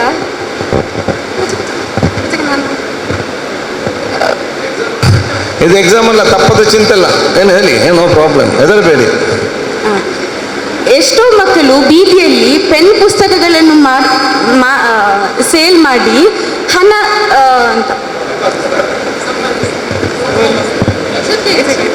okay so there are many people who there are many small kids who are underage who are small like below 18 who sell pen and books and then earn money. When we go to ask them why are you doing this, so why are you gaining knowledge, are you going to school and getting education, they say no, we don't get education, we sell pen and books and then earn, for our livelihood we earn. So what is ಸರ್ಕಾರ ಎಲ್ಲಿ ಉಂಟು? ಸರ್ಕಾರದ ಹೆಣ್ಣು ಮಕ್ಕಳ ಶಿಕ್ಷಣಕ್ಕಾಗಿ ಸರ್ಕಾರದ ಪಾತ್ರಗಳು ಏನಿವೆ ಸರ್? ನಾವು ಕೊಡೋದು ಈಗ ಬಹಳಷ್ಟು ಕಡಿಮೆ ಆಗಿದೆ, ಆದರೆ ನಾವು ಕೂಡ ಕೆಲವೊಂದು ನೋಡ್ತಾ ಇದ್ದೇವೆ. ಈ ನಾರ್ತ್ ಇಂಡಿಯಾದವರು ಬೇರೆಯವರು ಬಂದು ಇರ್ತಿ ನೋಡಿ. ಸರ್ಕಾರ ಎಲ್ಲರಿಗೂ ಕೂಡ ಶಿಕ್ಷಣ ಕೊಡಲೇಬೇಕು, ಕಡ್ಡಾಯ ಶಿಕ್ಷಣ ಅಂತ ಇದೆ. ಯಾರು ಪ್ರೈಮರಿಯಿಂದ 10th ತನಕ ಹೋಗುವುದಿಲ್ಲ ಅಂಥವ್ರ ಮೇಲೆ ಕೂಡ ಅವ್ರ ಎತ್ತವ್ರ ಮೇಲೆ ಆ್ಯಕ್ಷನ್ ತಗೊಳ್ಳೋದು ಅವಕಾಶ ಕೂಡ ಇವತ್ತಿದೆ. ಸರ್ಕಾರಿ ಶಾಲೆ ಶಿಕ್ಷಕ ವರ್ಗದವರು ಮನೆಗೆ ಹೋಗಿ ನಿಮ್ಮ ಮಕ್ಕಳನ್ನು ಶಾಲೆಗೆ ಸೇರಿಸಂತ ಕೂಡ ಹೇಳ್ತಾರೆ. ರಸ್ತೆ ಬದಿಯಂಥವ್ರು ಅವರು ಹಿಡಿದುಕೊಂಡು ಶಾಲೆ ಸೇರಿಸುವಂಥ ಒಂದು ಕಾನೂನು ಕೂಡ ಇವತ್ತು ಇದೆ. ಇಲ್ಲಿ ಸಮಸ್ಯೆ ಏನಂತ ಹೇಳಿದರೆ ಹೆತ್ತವರು ಇವತ್ತು ಪ್ರಾಬ್ಲಮ್ ಆಗಿದ್ದಾರೆ ಮತ್ತು ಅವ್ರ ಮನೆ ಕಲಿಸುವವರು ಎಲ್ಲ ಮತ್ತು ಇವತ್ತು ಇಲ್ಲಿರ್ತಾರೆ, ನಾಳೆ ಅಲ್ಲಿ ಹೋದವ್ರು ನಾಳೆ ಅಲ್ಲಿ ಇರೋದಿಲ್ಲ, ಅವ್ನು ಇನ್ನೊಂದು ಊರಿಗೆ ಹೋಗಿ ಇರ್ತಾರೆ. ಇವತ್ತು ನೀವೊಂದು ಆಲೋಚನೆ ಮಾಡಿದರೆ ನಾಳೆ ಇವ್ರು ಕರ್ಕೊಂಡು ಶಾಲೆಗೆ ಸೇರಿಸ್ಬೇಕಂತ ಹೇಳಿದರೆ ನೀವು ಆ ಟೈಮ್ ಅಲ್ಲಿ ಅವರಲ್ಲಿ ಇರುವುದಿಲ್ಲ. ಇದು ಬಹುಶಃ ಆ ಮನೆ ಹೆತ್ತವರು ಮತ್ತು ಮನೆಯವರ ಬಗ್ಗೆ ಕಾಳಜಿ ವಹಿಸಿದಾಗ ಜಾಸ್ತಿ ಇವತ್ತು ಇದರ ಬಗ್ಗೆ ಇವತ್ತು ಅವರಿಗೆ ಸಮರ್ಪಕವಾಗಿ ಇವತ್ತು ಯೋಜನೆ ಆಗ್ತದೆ. ಸರ್ಕಾರ ಯೋಜನೆ ಮತ್ತು ಯೋಚನೆ ರೂಪಿಸ್ಬೋದು, ಅದು ಅನುಷ್ಠಾನ ಮಾಡೋ ಸಂದರ್ಭದಲ್ಲಿ ಆ ಮನೆಯವರಿಗೆ ಸಂಪೂರ್ಣ ಸಹಕಾರ ಕೊಟ್ಟರೆ ಮಾತ್ರ ಇದು ಸಾಧ್ಯವಾಗ್ತದೆ. ಮತ್ತು ಇವತ್ತು ವ್ಯವಸ್ಥೆಯಿಂದ ಅಂತೇಳಿ ಬೇರೆ ಒಂದು ಮಕ್ಕಳಿಗೆ ಒಂದು ಕೇಂದ್ರವೇ ಇದೆ, ಹಾಗೇನು ಸಿಕ್ಕಿದ ಅವ್ರು ಕರ್ಕೊಂಡು ಹೋಗಿ ಅಲ್ಲಿ ಸೇರಿಸಿ ಅಲ್ಲಿಂದ ಎಷ್ಟೋ ಮಕ್ಕಳು ಶಾಲೆ ಕಲಿಸಿ ಅವ್ರು ಎಷ್ಟೋ ದೊಡ್ಡ ಸ್ಥಾನಕ್ಕೆ ಹೋಗುವಂಥ ಅವಕಾಶ ಕೂಡ ಇವತ್ತು ಆಗಿದೆ. ಆದ ಕಾರಣ ಸಮಾಜ ಕೂಡ ಇದರ ಬಗ್ಗೆ ಅಂದರೆ ಪೇರೆಂಟ್ಸ್ ಮತ್ತು ಯಾರಿದ್ದಾರೆ ದೇಶಕ್ಕೆ ಮೋರಿ ಸರ್ಕಾರದ ಒಂದು ಯೋಜನೆ ಅನುಷ್ಠಾನ ಮಾಡಲಿಕ್ಕೆ ಅವ್ರು ದೊಡ್ಡ ಮತ್ತು ಆಸಕ್ತಿ ವಹಿಸಿದ ಕೆಲಸ ಇವತ್ತು ಆಗಬೇಕಾಗ್ತದೆ. ಆಫ್ಟರ್ನೂನ್, ನಾನು ಪೂಜಾ ಭಾರತ್ PU ಕಾಲೇಜಿಂದ ಬಂದಿದ್ದೇನೆ. ನನ್ನ ಪ್ರಶ್ನೆ ಅವರಿಗೆ. ನಿಮ್ಮ ಹೆಸರು? ಪೂಜಾ. ಹೇಳ್ಬೇಕು ಧೈರ್ಯದಲ್ಲಿ. ನನ್ನ ಹೆಸರು ಪೂಜಾ. ನಾನು ಭಾರತ್ PU ಕಾಲೇಜಿಂದ ಬಂದಿದ್ದೇನೆ. ನನ್ನ ಪ್ರಶ್ನೆ ಶಾಸಕರಿಗೆ. ಪ್ರಮುಖವಾಗಿ ಇತ್ತೀಚಿನ ದಿನಗಳಲ್ಲಿ ಮಕ್ಕಳ ಹಕ್ಕುಗಳ ಉಲ್ಲಂಘನೆಯಾಗುತ್ತಿರುವುದು ಬಹಳಷ್ಟು ಕಡೆ ನಾವು ಗಮನಿಸುತ್ತಿದ್ದೇವೆ. ಎಲ್ಲೋ ಒಂದು ಕಡೆ ಮಕ್ಕಳ ಒಂದು ಮುಗ್ಧತೆ ಕಣ್ಮರೆಯಾಗ್ತಾ ಇದೆ. ಮಕ್ಕಳಿಗೆ ಸಿಗಬೇಕಾಗಿರುವಂತಹ ಪೌಷ್ಟಿಕಾಂಶದ ಕೊರತೆ ಎದ್ದು ಕಾಣ್ತಾ ಇದೆ. ಉಚಿತವಾದ ಶಿಕ್ಷಣ ಸಿಗ್ತಾ ಇದೆಯಾ ಇಲ್ವಾ ಅಂತ ಪ್ರಶ್ನೆ ಉದ್ಭವವಾಗಿದೆ. ಇದೆಲ್ಲದರ ಬಗ್ಗೆ ಯಾರು ಧ್ವನಿ ಎತ್ತುತ್ತಾರೆ? ಇದರ ಕುರಿತಾಗಿ ಸರ್ಕಾರ ಏನ್ ಮಾಡ್ತಾ ಇದೆ?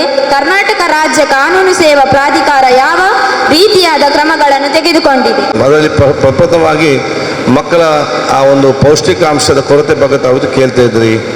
ಇವತ್ತು ಮಕ್ಕಳ ಪೌಷ್ಟಿಕಾಂಶ ಸಂಬಂಧಪಟ್ಟಾಗೆ ಇವತ್ತು ಭಾಳಷ್ಟು ಕಾಳಜಿ ನಮ್ಮ ಸರ್ಕಾರ ವಹಿಸ್ಕೊಳ್ಳೇಬೇಕು. ಅದಕ್ಕೆ ನಿಯಮವೂ ಇದೆ. ಎಲ್ಲಿಯಾದರೂ ಯಾರಾದರೂ ಸಣ್ಣ ಮಕ್ಕಳು ಅವರ ಪೌಷ್ಟಿಕ ಕೊರತೆ ಇದ್ದರೆ ಅವರಿಗೆ ಸಪ್ರೇಟ್ ಅದೊಂದು ಕೇಂದ್ರ ಇವತ್ತು ಸ್ಥಾಪನೆ ಆಗಿದೆ. ನೀವು ಮುಂದೆ ನೋಡಿ, ನಾವು ಸಣ್ಣ ನೀವು ಗೊತ್ತಿಲ್ಲ, ನೀವು ಸಹ ಒಂದು 5-10 ವರ್ಷದಿಂದ ನೋಡಿ, 15 ವರ್ಷ ನೋಡಿ, ಭಾಳಷ್ಟು ಮಕ್ಕಳು ಅವರು ಭಾಳ ಸ್ಲಿಮ್ ಆಗಿದ್ದರು, ಅಥವಾ ಕೆಲವು ತಲೆ ದೊಡ್ಡದು, ಅಥವಾ ಹೊಟ್ಟೆ ದೊಡ್ಡದು, ಅಥವಾ ಒಂದು ಸ್ಕಿನ್, ಈ ರೀತಿಯ ಮಕ್ಕಳು ಭಾಳಷ್ಟು ಸಮಯ ನೋಡ್ತಾ ಇದ್ದೇವೆ. ಈಗ ಎಲ್ಲಿಯೂ ಕರಂತ ಮಕ್ಕಳು ನಿಮಗೆ ಸಿಕ್ಕಲಿಕ್ಕೆ ಸಾಧ್ಯವಿಲ್ಲ. ಅಂಥದ್ದೇನೋ ಸಿಕ್ಕಿದ್ರೆ ಅದಕ್ಕೆ ಸಪ್ರೇಟ್ ಕೇಂದ್ರ ಕೊಟ್ಟು ಫ್ರೀ ಟ್ರೀಟ್ಮೆಂಟ್ ಕೊಟ್ಟು ಅವ್ರಿಗೆ ಇಷ್ಟೇ ಒಂದು ಪೌಷ್ಟಿಕಾಂಶ ಬರಬೇಕೆಂಬ ಒಂದು ಸಂಸ್ಥೆ ಕೂಡ ಎಲ್ಲ ಕಡೆ, ಎಲ್ಲ ಜಿಲ್ಲಾ ಮತ್ತು ತಾಲೂಕು ಮಟ್ಟದಲ್ಲಿ ಇವತ್ತು ಇದೆ. ಅದರ ಜೊತೆಯಲ್ಲಿ ನಮ್ಮ ಆರೋಗ್ಯವಂತ ತಾಯಿ ಮತ್ತು ಆರೋಗ್ಯವಂತ ಮಗುವಿಗೆ ಅಂಗನವಾಡಿ ಮುಖಾಂತರ ಯಾಕೆ ಪೌಷ್ಟಿಕಾಂಶದ ಊಟವನ್ನು ಕೊಡ್ತಾರೆ ಅಂತ ಹೇಳಿದರೆ, ಇದೇ ಒಂದು ಉದ್ದೇಶದಿಂದ ಆಗುವಂಥ ಅವಕಾಶ ಆಗಬೇಕು. ಶ್ರೀಮಂತರಿಗೆ ಏನು ಸವಲತ್ತುಗಳು ಬೇರೆ ಅಂಗಡಿ ಸಿಗ್ತದೆ ಅದನ್ನು ಬಹುಶಃ ಉಚಿತವಾಗಿ ಸರ್ಕಾರ ಕೊಡಬೇಕಂತ ಇವತ್ತು ಹಮ್ಮಿಕೊಂಡಂಥ ಒಂದು ಸಂದರ್ಭ. ನಮ್ಮ ಪೌಷ್ಟಿಕಾಂಶಕ್ಕೆ ಸಂಬಂಧಪಟ್ಟಾಗೆ ಯಾರಾದರೂ ನಿಮಗೆ ಎಲ್ಲಿ ಅದು ಕಂಡು ಬಂದರೆ ಪೌಷ್ಟಿಕಾಂಶದ ಬಗ್ಗೆ ಲಾಚಾರಾಗಿ ಸಪುರಾಗಿದ್ದಾರೆ ಅಂತ ಹೇಳಿದರೆ, ಸಂಬಂಧಪಟ್ಟಂಥ ನೀವು ಯಾರಿಗಾದ್ರೂ ಮಾಹಿತಿ ಕೊಡಿ, ಅವರಿಗೆ ಅವರ ಆರೋಗ್ಯ ನೋಡಿಕೊಂಡು ಮುಂದೆ ತಗೊಂಡು ಅವಕಾಶ ಖಂಡಿತವಾಗಿ ಮಾಡುವಂಥದ್ದು. ಎರಡನೇ ಪ್ರಶ್ನೆ ಕೇಳಿದ್ರಿ. ಕರ್ನಾಟಕ ರಾಜ್ಯ ಕಾನೂನು ಸೇವಾ ಪ್ರಾಧಿಕಾರ ಯಾವ ರೀತಿಯಾದ ಕ್ರಮಗಳನ್ನು ತೆಗೆದುಕೊಂಡಿದೆ? ಕರ್ನಾಟಕ ರಾಜ್ಯ ಕಾನೂನು ಪ್ರಾಧಿಕಾರಕ್ಕೆ ಅದಕ್ಕೆ ಆದ ರೂಲ್ಸ್, ರೆಗ್ಯುಲೇಷನ್ ಮತ್ತು ಕಾನೂನು ಅಂತ ಇದೆ. ಯಾವುದೇ ಮಕ್ಕಳ ಹಕ್ಕನ್ನು ಎಲ್ಲಿ ಉಲ್ಲಂಘನೆ ಆಗ್ತದಂತ ಗಮನಕ್ಕೆ ಬಂದರೆ, ಯಾರಾದ್ರೂ ಮಕ್ಕಳಿಗೆ ತೊಂದರೆ ಆಗದಂತ ಗಮನಕ್ಕೆ ಬಂದರೆ ಅದು ಕಟ್ಟುನಿಟ್ಟ ಕ್ರಮವನ್ನು ಇವತ್ತು ನಮ್ಮ ಕಾನೂನು ಪ್ರಾಧಿಕಾರ ಅಧಿಕಾರ ತೆಗೊಳ್ತಾರೆ. ಅದಕ್ಕಾಗಿ ಆ ಕಾನೂನು ಪ್ರಾಧಿಕಾರದಲ್ಲಿ ಅಧಿಕಾರಿಗಳ ಜೊತೆಯಲ್ಲಿ ಸಂಘ ಸಂಸ್ಥೆಯ ಪ್ರತಿನಿಧಿಗಳು ಕೂಡ ಇವತ್ತು ಆ ಕಮಿಟಿಯಲ್ಲಿ ಇವತ್ತು ಇರ್ತಾರೆ. ಯಾಕೆ ನಿಕಟವಾದ ಸಂಪರ್ಕವನ್ನು ಆ ಒಂದು ಸಮಾಜ ಇಟ್ಕೊಳ್ಬೇಕಂತ ಹೇಳಿಕೊಂಡು. ಸರ್ ಕೀರ್ತನ, ನಾ ಭಾರತ್ PU ಕಾಲೇಜಿಂದ ಬಂದಿದ್ದೇನೆ. ನನ್ನ ಕ್ವಶನ್ ರೇವಣ್ಣ ಸಿದ್ದ ಅವರಿಗೆ, ಪೊಲೀಸ್ ದೌರ್ಜನ್ಯ ನಡೆದ ತಕ್ಷಣ ಪೊಲೀಸರ ಪಾತ್ರವೇನು? ಯಾವುದೇ ಒಂದು ಮಹಿಳೆಯಾಗಿರ್ಬೋದು ಅಥವಾ ಮಕ್ಕಳಿಗಾಗಿರ್ಬೋದು ದೌರ್ಜನ್ಯ ಆದ ತಕ್ಷಣ ನೀವು ಇಮಿಡಿಯೇಟ್ ಆಗಿ ನಿಮಗೆ ಗೊತ್ತಾಗಲಿಲ್ಲ ಅಂದರೆ ಅಥವಾ ನಿಮ್ಮ ತಂದೆ ತಾಯಿಗಳಿಗೆ ತಿಳಿಸಬೇಕು. ಇಲ್ಲ ಅಂದರೆ ನಿಮಗೆ ಕಾನೂನಿನ ಬಗ್ಗೆ ಅರಿವಿದ್ದರೆ ಸ್ವತಃ ನೀವಾಗಿ ಠಾಣೆಗೆ ಬಂದು ಮಾಹಿತಿಯನ್ನು ನೀಡಿದರೆ ಒಳ್ಳೆಯದಾಗುತ್ತೆ. ನಿಮ್ಮ ಮೇಲೆ ಯಾವುದೇ ರೀತಿಯ ದೌರ್ಜನ್ಯ ಆದರೂ ಅದು ಈಗ ನಿಮಗೆ ನಾನು ನಂತರ ಹೇಳ್ತೀನಿ ಏನೇನು ಆಗ್ತಿದೆ ದೌರ್ಜನ್ಯಗಳ ಬಗ್ಗೆ. ಟ್ರಾಫಿಕಿಂಗ್ ಆಗಿರ್ಬೋದು, ಅಥವಾ ಲೈಂಗಿಕ ದೌರ್ಜನ್ಯ ಆಗಿರ್ಬೋದು, ಅಥವಾ ಇನ್ನಿತರ ಬೇರೆ ಆಮಿಷಗಳನ್ನು ಒಡ್ಡಿ ಅಥವಾ ಬೇರೆ ಮಿಸ್ಯೂಸ್ ಆಗಿರ್ಬೋದು. ಈ ಮೊಬೈಲ್ಗಳ ಮೂಲಕ ಯಾವುದೇ ರೀತಿಯ ದೌರ್ಜನ್ಯ ಆದಾಗ ಅದನ್ನು ತಕ್ಷಣವಾಗಿ ನೀವು ಮಾಹಿತಿಯನ್ನು ನಿಮ್ಮ ತಂದೆ ತಾಯಿಗೆ ಅಥವಾ ನಿಮ್ಮ ಹಿರಿಯರಲ್ಲಿ ತಿಳಿಸಿ ಠಾಣೆಗೆ ಬಂದು ನಮಗೆ ಮಾಹಿತಿ ನೀಡಿದರೆ ನಾವು ಸಂಬಂಧಿಸಿದ ವ್ಯಕ್ತಿಯ ಮೇಲೆ ಅದರಲ್ಲಿ ಕಾನೂನಿನ ಕ್ರಮ ಏನಿದೆ ಅದನ್ನು ಜರುಗಿಸ್ತೀವಿ. ಖಂಡಿತ ತಮಗೆ ನ್ಯಾಯವನ್ನು ದೊರಕಿಸಿಕೊಡ್ತೀವಿ. ಮತ್ತು ನಾನು ಇವಾಗ ನಿಮಗೆ ಹೇಳ್ತೀನಿ, ಇನ್ನೊಂದು 10 ಮಿನಿಟ್ಸ್ ಬಿಟ್ಟು ನಿಮ್ಮ ಜೊತೆ ಸಂವಾದ ಇದೆ ನಾನು ಸಪ್ರೇಟಾಗಿ. ಮಕ್ಕಳಿಗೆ ಮತ್ತು ಮಹಿಳೆಯರಿಗೆ ಡ್ರಗ್ಸ್ ಬಗ್ಗೆ ಏನೇನು ಕಾನೂನುಗಳಿದೆ, ಅದರಲ್ಲಿ ಪೊಲೀಸರ ಪಾತ್ರವೇನು, ಮತ್ತು ನಾವೇನು ಮಾಡ್ತೀವಿ ಅನ್ನೋದನ್ನ ಬಗ್ಗೆ ನಾನು ನಿಮ್ಮ ಜೊತೆ ಡಿಸ್ಕಸ್ ಮಾಡ್ತೀನಿ. ಹೆಸರು ಫಾತಿಮಾ ರುಷೇದಾ. ನಾನು ಇಸ್ಲಾಹಿ ವಿಮೆನ್ಸ್ ಕಾಂಪೋಸಿಟ್ PU ಕಾಲೇಜಿಂದ ಬಂದಿದ್ದೇನೆ. ನನ್ನ ಪ್ರಶ್ನೆ ಶಾಸಕರಿಗೆ. ಮಾದಕ ದ್ರವ್ಯ ಮಾರಾಟ ಚಟುವಟಿಕೆಯಲ್ಲಿ ಇತ್ತೀಚಿನ ದಿನಗಳಲ್ಲಿ ಮಕ್ಕಳನ್ನು ಬಳಸುತ್ತಿದ್ದಾರೆ. ನೀವು ಶಾಸಕರಾಗಿ ಹೇಗೆ ತಡೆಗಟ್ಟಲು ಪ್ರಯತ್ನಿಸುತ್ತಿದ್ದೀರಿ? ಸಾಮಾಜಿಕವಾದ ರೋಗ ಬಹುಶಃ ತಡೆಗಟ್ಟಲು ಸರ್ವ ಜನರು ಕೂಡ ಇವತ್ತು ಸಹಕಾರ ಇವತ್ತು ಎಲ್ಲ ಇಲಾಖೆ ಕೊಡಬೇಕು. ನಾನೊಬ್ಬ ಪ್ರತಿನಿಧಿಯಾಗಿ ಪೊಲೀಸ್ ಡಿಪಾರ್ಟ್ಮೆಂಟಿಗೆ ಮತ್ತು ನಮ್ಮ ಶಾಲೆಯಲ್ಲಿ ಎಜುಕೇಷನ್ ಡಿಪಾರ್ಟ್ಮೆಂಟ್ನವರಿಗೆ ಯಾವುದೇ ಹಸ್ತಕ್ಷೇಪ ಇಲ್ಲದೆ ಫ್ರೀ ಹ್ಯಾಂಡ್ ಕೊಟ್ಟಿದ್ದೇವೆ. ಅವರಿಂದ ಕಟ್ಟುನಿಟ್ಟಿನ ಕ್ರಮವನ್ನು ತಾವು ತಗೊಳ್ಬೇಕು. ಯಾವುದೇ ಮುಲಾಜಿಲ್ಲ.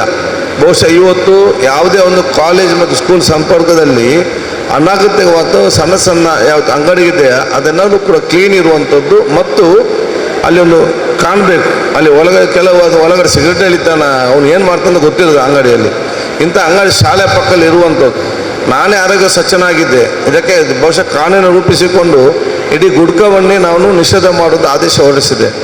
ಆವಾಗ ಬಹುಶಃ ಸಿಗರೇಟ್ ಎಲ್ಲ ಒಂದೊಂದು ಸಿಗರೇಟ್ ಸಿಗ್ತಾ ಇತ್ತು. ಮಕ್ಕಳು ಕೂಡ ಒಂದು 10 ರೂಪಾಯಿ 1 ರೂಪಾಯಿ ಕೊಟ್ಟು ಸಿಗರೇಟ್ ಸಿಗೋದು ಒಂದು ಬೇಡ, ಇಡೀ ಪ್ಯಾಕೆಟೇ ಮಾರಬೇಕು. ಯಾರು ಕೂಡ ಸಿಂಗಲ್ ಮಾಡಲಿಕ್ಕೆ ಇಲ್ಲವೇ ಇಲ್ಲ ಅಂತ ಹೇಳಿಕೊಂಡು ಬಹುಶಃ ಕಾನೂನು ಕೂಡ ತರುವಂಥ ಅವಕಾಶ ಆಯಿತು. ನಾನೇ ಸಚಿವನಿದ್ದಾಗ ಬರೀ ಸಣ್ಣ ಮಟ್ಟದ ಒಂದು ಅದು ಇಂಜಿನಿಯರಿಸ್ಟು ಹೆಲ್ತ್ ಅಂತೇಳಿ ಬರೀ ಕೆಳಗೆ ಮಾತ್ರ ಯಾರಿಗೆ ಕಾಣ್ತಾ ಇರಲಿಲ್ಲ. ಈಗ ಆಗಲ್ಲ, ಇಡೀ ಅರ್ಧ ಪ್ಯಾಕೆಟ್ನಲ್ಲಿ ಆ ಕ್ಯಾನ್ಸರ್ ರೋಗದ ಆ ಫೋಟೋವನ್ನು ಇವತ್ತು ಕಾಣ್ತಾ ಇದೆ. ಅದು ನಾನೇ ಸಚಿವನಾಗಿದ್ದಾಗ ಕಾನೂನು ಜಾರಿ ತಂದು ಅದನ್ನು ನಾವು ಇವತ್ತು ಯಾಕೆ ಜನರಿಗೆ ಅದು ಡೆಟರೆಂಟ್ ಆಗಿ ಹೆದರಿಕೆಯಿಂದ ಇರುವಂಥ ವಿಚಾರ ಇವತ್ತು ಆಗಬೇಕು.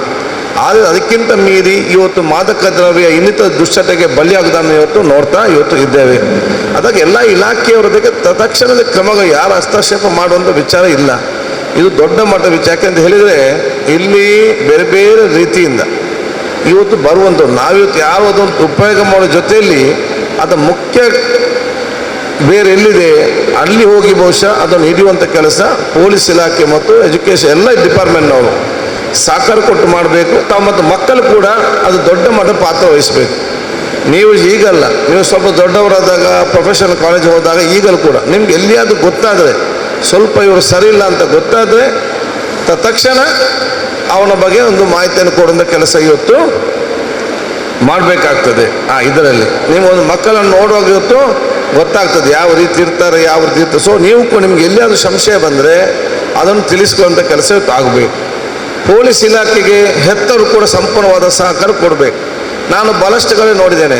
ಪೊಲೀಸ್ ಇಲಾಖೆಯವರು ಇವರು ಇಂಥ ಏನಾದರೂ ಗಾಂಜಾ ತೆಗಿತಾರೆ ಅಂತೇಳಿ ತಗೊಂಡು ಕೂತ್ಕೊಳ್ಳಿಸ್ತೇವೆ ಸ್ಟೇಷನಲ್ಲಿ. ಅವರ ಮನೆಯವರು ಮಗನನ್ನು ದೂರದಲ್ಲ, ಈ ಪೊಲೀಸನ್ನು ದೂರದು, ಪೊಲೀಸ್ ಸರಿ ಇಲ್ಲ ಅಂತೇಳಿ ಇವನು ಈ ರೀತಿ ಹೆತ್ತವರು ಕೂಡ ಆವಾಗ ಅವರು ಸರಿಪಡಿಸಿ ಕೊಡುವಂಥ ಸಹಕಾರ ಕೊಡುವ ವ್ಯವಸ್ಥೆ ಕೂಡ ಇವತ್ತು ಆಗಬೇಕಾಗ್ತದೆ. ಆದ ಕಾರಣ ಇದು ದೊಡ್ಡ ಮಟ್ಟದ ಆ ಒಂದು ಜನಜಾಗೃತಿ ಕೂಡ ಇವತ್ತು ಆಗಬೇಕು. ಮತ್ತು ಕಾನೂನು ಮತ್ತು ಇದನ್ನು ಕೂಡ ಇದರಲ್ಲಿ ಬದಲಾವಣೆ ಮಾಡಿ ಕಟ್ಟುನಿಟ್ಟಿನ ಕ್ರಮ ತಗೊಳ್ಬೇಕು. ಅಷ್ಟು ಸುಲಭ ಇಲ್ಲ. ನಾನು ನಿಮ್ಮಷ್ಟು ದೊಡ್ಡವನಾಗಿದ್ದಾಗ ಫಸ್ಟ್ ಇಯರ್ ಲಾ ಕಾಲೇಜಲ್ಲಿ ನಾನಿದ್ದೆ.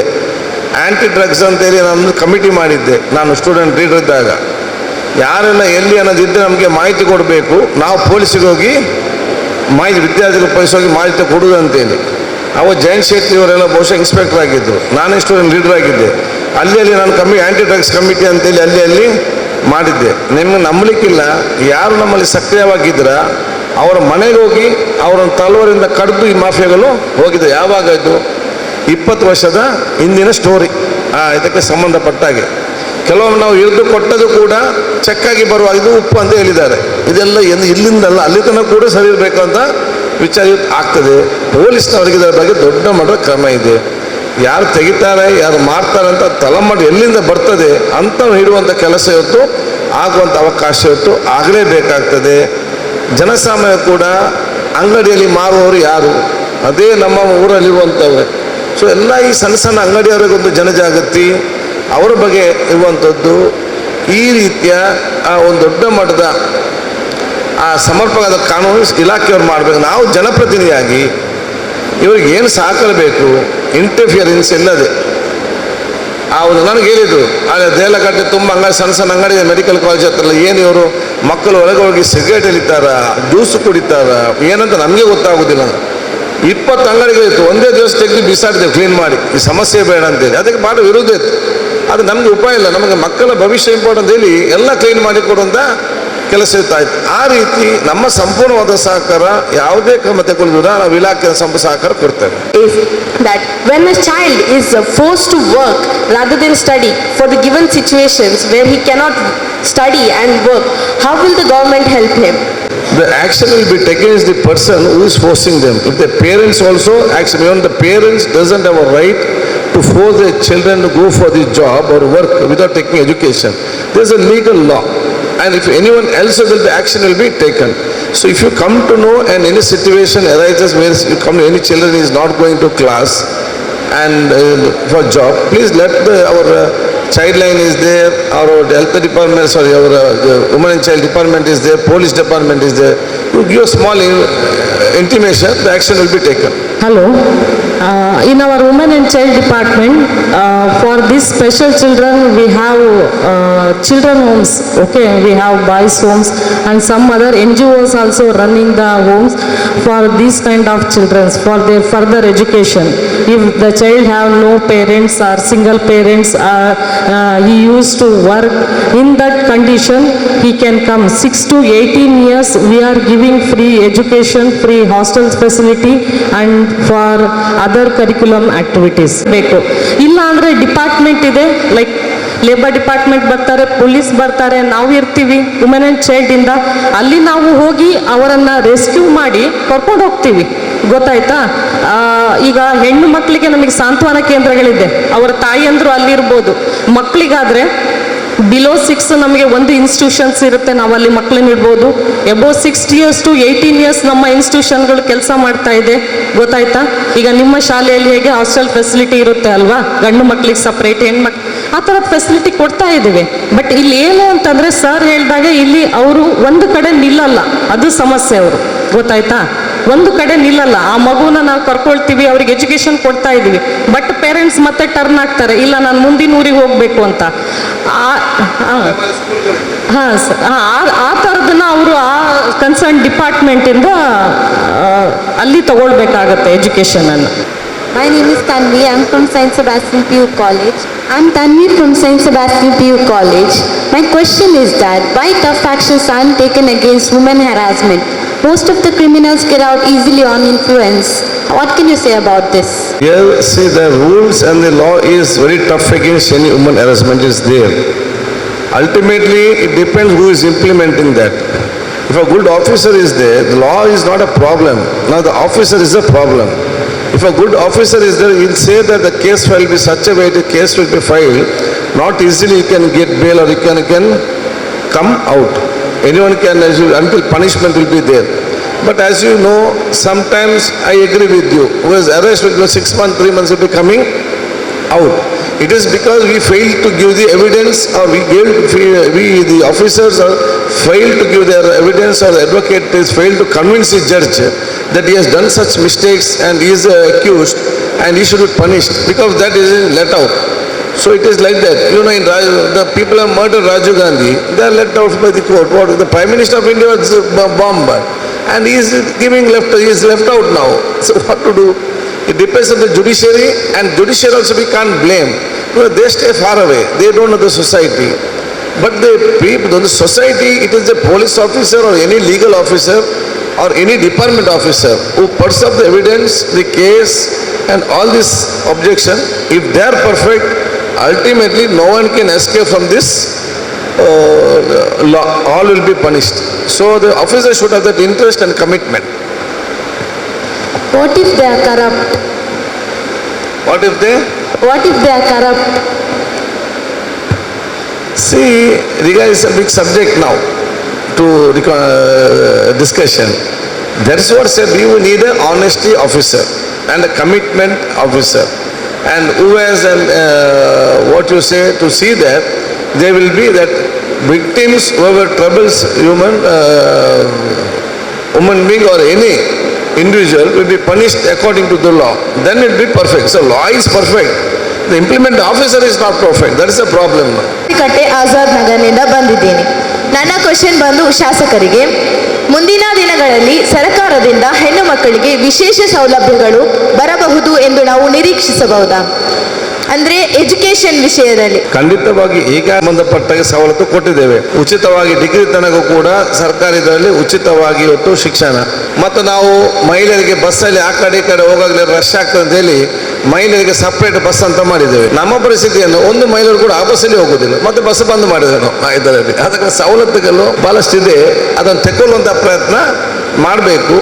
ಪ್ರತಿಯೊಂದು ಸರ್ಕಾರ ಕೂಡ ಪ್ರತಿಯೊಂದು ವರ್ಷವೂ ಕೂಡ ಒಂದಲ್ಲೊಂದು ಯೋಜನೆ ಮಹಿಳೆ ಮತ್ತು ವಿದ್ಯಾರ್ಥಿನಿಯರಿಗೆ ಬಂದೇ ಬರ್ತದೆ. ನಾನೀಗ ಯಾಕೆ ಹೇಳಿದರೆ, ಒಂದು ಮಹಿಳೆಯನ್ನು ಸಶಕ್ತ ಮತ್ತು ಸ್ವಾವಲಂಬನೆ ಮಾಡಿದರೆ ಅದು ಇಡೀ ಕುಟುಂಬ ಸಮಾಜವನ್ನು ಸ್ವಾವಲಂಬನೆ ಮಾಡ್ತದೆ. ಅದಕ್ಕೆ ಬೇರೆ ಬೇರೆ ಕಾರ್ಯ ಹಮ್ಮಿಕೊಳ್ಳಲಾಗಿದೆ. ನಿಮ್ಮ ಯಾವುದೇ ಸಲಹೆ ಏನಾದರೂ ಮಾಡಬೇಕಂತ ಇದ್ದಿದ್ರೆ, ಯಾಕೆ ನಿಮ್ಗೆ ಗೊತ್ತಿದೆ what is the shortfalls, ಏನು ಕೊರತೆ ಏನು ಆಗಬೇಕಂದೇಳಿ ನಮ್ಮ ಗಮನಕ್ಕೆ ಬಂದರೆ ಅದು ಸರ್ಕಾರ ಮುಖಾಂತರ ನಾವು ಮಾಡಿಸ್ತೇವೆ.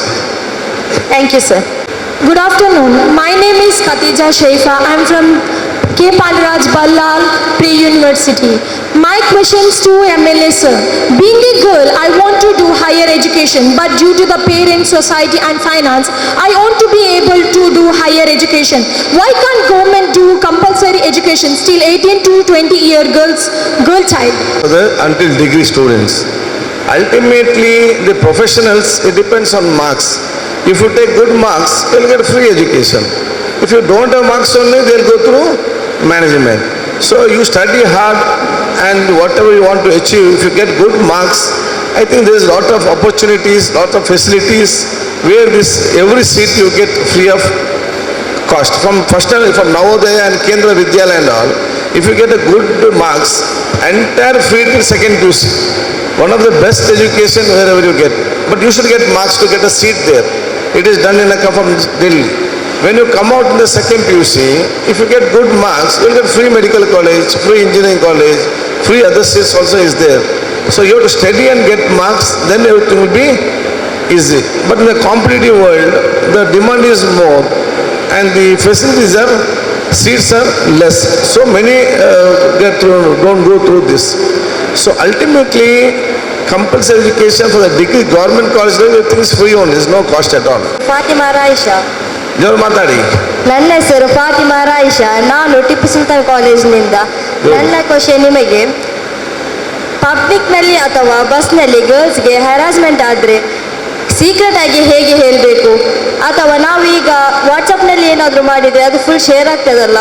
ಯಾವುದು ಮಾಡಿದ್ರು ಕೂಡ ಇವತ್ತು ನಿಮ್ಮ ಫಸ್ಟ್ ಎತ್ತವರಿಗೆ ಒಂದು ಮೇಲುವಂಥ ಕೆಲಸ ತಾವು ಇವತ್ತು ಮಾಡಬೇಕು. ಮನೆಯವ್ರಿಗೆ ಒಂದು ನಂಬರ್ 1. ನೇರವಾಗಿ ನಿಮಗೆ ಅಂಥ ಎಮರ್ಜೆನ್ಸಿ ಇದ್ದರೆ ನಿಮ್ಮ 100ಗೆ ನೀವು ಒಂದು ಮೆಸೇಜ್ ಅಥವಾ ಕಾಲ್ ಮಾಡಿದ್ರು ಕೂಡ ಅದನ್ನು ಗೌಪ್ಯವಾಗಿ ಇಡಲಾಗುವುದು. ನಿಮ್ಮ ಪೊಲೀಸ್ ಇಲಾಖೆಗೆ ಏನಾದರೂ ತಾವು ಅದನ್ನು ಆ ಒಂದು ಮಾಹಿತಿ ಕೊಟ್ಟರೆ ಆ ಮೆಸೇಜ್ನಲ್ಲೇ ಅವ್ರ ವಿರುದ್ಧ ಕೇಸ್ ಆಗಬೇಕಾದಲ್ಲಿ ಕೂಡ ನೀವು ಹೋಗಿ ರೈಟಿಂಗಲ್ಲೇ ಕೊಡಬೇಕಂತಿಲ್ಲ. ನೀವು ಡೀಟೇಲ್ ಆಗಿ ಬರೆದು ಒಂದು ಮೆಸೇಜ್ ಮಾಡಿದರೆ ಆ ಮೆಸೇಜಿನ ಆಧಾರದಲ್ಲಿ ಅವರ ಮೇಲೆ ಯಾರು ಅಪೋಸಿಷನ್ ಇದ್ದಾರೆ, ಯಾರು ಅಕ್ಯೂಸ್ಡ್ ಇದ್ದಾರೆ ಅವರ ಮೇಲೆ ಕಂಪ್ಲೇಂಟ್ ಮಾಡಿ ತನಿಖೆ ಮಾಡಬೇಕಂದಲ್ಲೂ ಕೂಡ ಅವಕಾಶಗಳಿದೆ. ಮತ್ತು ನೀವು ವಾಟ್ಸಪ್ಪಲ್ಲಿ ಕಲಿಸುವಂಥ ಸ್ಟೋರಿ ಹಾಕಲಿಕ್ಕೆ ಹೋಗಬೇಡಿ. ಅಂಥ ಸ್ಟೋರಿ ಹಾಕಿದರೆ ಕಲಿಸ್ತಾರೆ. ಗ್ರೂಪಿಗೆ ಹಾಕಿ ಕೂಡ ಹೋಗ್ಬೇಡಿ. ನೀವು ಡಿಪಾರ್ಟ್ಮೆಂಟ್ ಕಲಿಸಿದರೆ ಎಲ್ಲಿಯೂ ಕೂಡ ಅದು ಬರುವುದಿಲ್ಲ. ನೀವು ಜನರಲ್ ಗ್ರೂಪ್ ಮತ್ತು ಫ್ರೆಂಡ್ಸಿಗೆ ಕಲಿಸಿದ್ರೆ ಮಾತ್ರ ಸಮಸ್ಯೆ ಆಗ್ತದೆ. ನೀವು ಡಿಪಾರ್ಟ್ಮೆಂಟ್ಗೆ ಎಲ್ಲಿ ಅದು ನೀವೆಲ್ಲ ಮಾಹಿತಿ ಗೊತ್ತಿರಬೇಕು. 100ಗೆ ಡಯಲ್ ಮಾಡೋದು ಹೇಗೆ, ಲೋಕಲ್ ಪೊಲೀಸ್ ಸ್ಟೇಷನ್ ಹೇಗಿದೆ, ಮಹಿಳಾ ಮತ್ತು ಮಕ್ಕಳಿಗೆ ನಿಮ್ಮ ಅಧಿಕಾರಿ ಯಾರಿದ್ದಾರೆ ಅವ್ರಿಗೆ ಇಮಿಡಿಯೇಟ್ ನಿಮ್ಮ ಚೈಲ್ಡ್ ಲೈನ್ ಇರ್ತದೆ, ಅದು ಇಮಿಡಿಯೇಟ್ ಒಂದು ಮೆಸೇಜ್ ಕಳಿಸಿ, ನಿಮ್ಗೆ ಯಾವುದೇ ಸಮಸ್ಯೆ ಇರೋದಿಲ್ಲ. I have a question regarding the nutrition level of the BCUT I'll provide to the children and the quality of the rice that is given at the ration shops. We all know that red rice, boiled rice that is unpolished is very good. It has more nutrients. And most of the people in South Canara, Dakshina Kannada and Udupi districts are used to eating boiled rice. But why do ration shops supply white rice which is has less nutrition and is not good for health? White rice is definitely not good for health. We don't propagate white rice supply. There is no other go in North Karnataka because people are used to eating white rice, so you provide them good white rice, that is good. And one more thing, you all have adopted giving eggs and quality dal to children, that is fine. But the quality of the rice is very, very bad.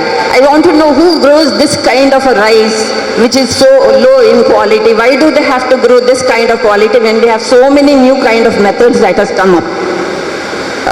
So can we make a change in that so that the districts in South Canara and in Udupi can get in the ration shops which our girls will be eating. Mostly these girls we see in school, they just throw this white rice because it is of a low quality. They say they get stomach pain, or they say that quality is not nice, the taste level is very low. So why do we have to give rejected food to these children in schools? And there are lakhs of children taking this rice and they're solely dependent on this. So what measures can you take to improve this? Coastal belt and South Ken Karavali, people used to eat this boiled rice, kuchalakki, the red rice. Why it is not supplied? See, these red rice and this kuchalakki, what we say, we used to eat at home, that is grown in this South Canara belt only, that is not grown in other part. How many people grow paddy now?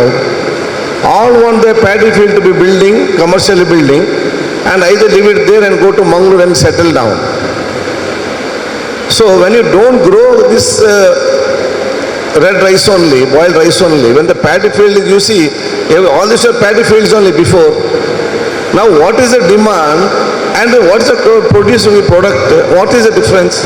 Today, whatever Karnataka people needs rice per month, not even 10% is produced in Karnataka, not even 10%. We get rice from Punjab, Haryana, Andhra Pradesh, from these states where the agriculturists grow their paddy field, from there we get the rice here. So if we don't grow our paddy field and we don't have to have on this agriculture unit, where we can get this boiled rice, red rice? And if I grow the red rice, I am the owner, you are the owner.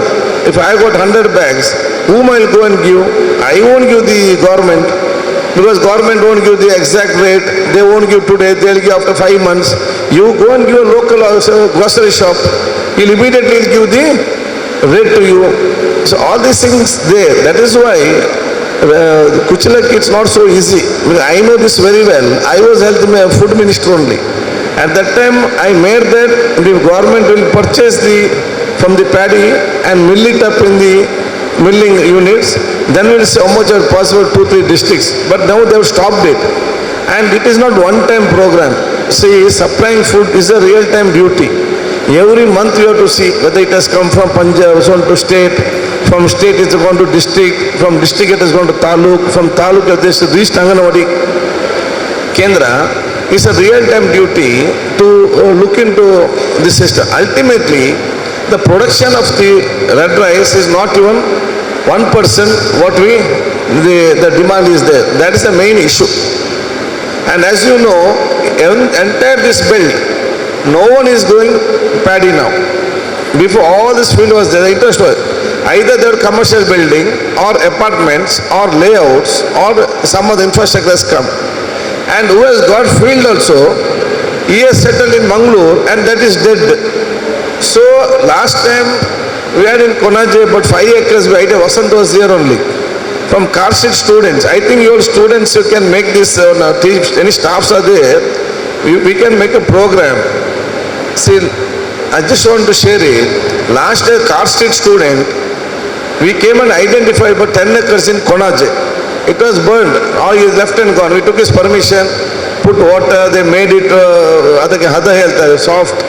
Then the student came and they were taught how to put this paddy, this one to grow, then how to grow it.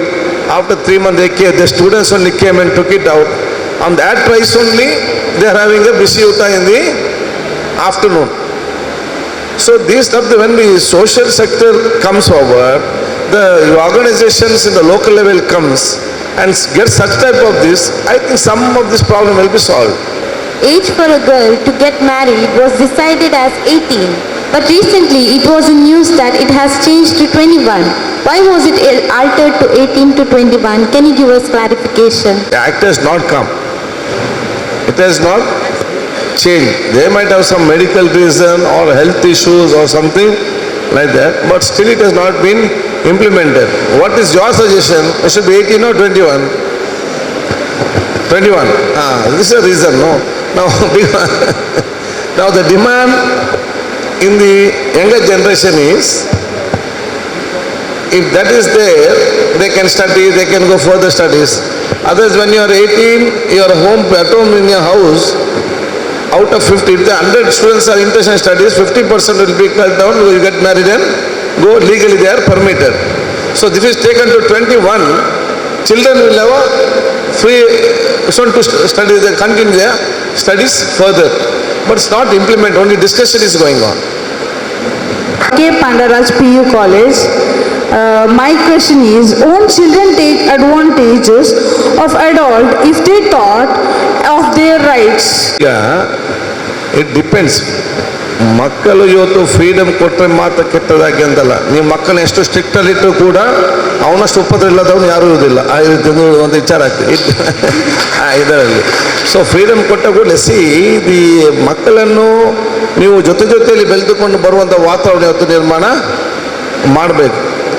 ಬೇಕಾದ್ರೆ ಮಕ್ಕಳು ಕೆಲವು ತೊಂದರೆ ಮಾಡ್ಬೋದು, mistake ಮಾಡ್ಬೋದು. ಮಕ್ಕಳು ಮಾಡೋದು ಮತ್ತೆ ಯಾರು ಮಾಡೋದು? ಅವ್ರು ಮಾಡಲೇಬೇಕಲ್ಲ, ಯಾರು? ಆಬ್ವಿಯಸ್. ಅದನ್ನು ಸರಿಪಡಿಸಿಕೊಂಡು ಹೋಗಬೇಕು.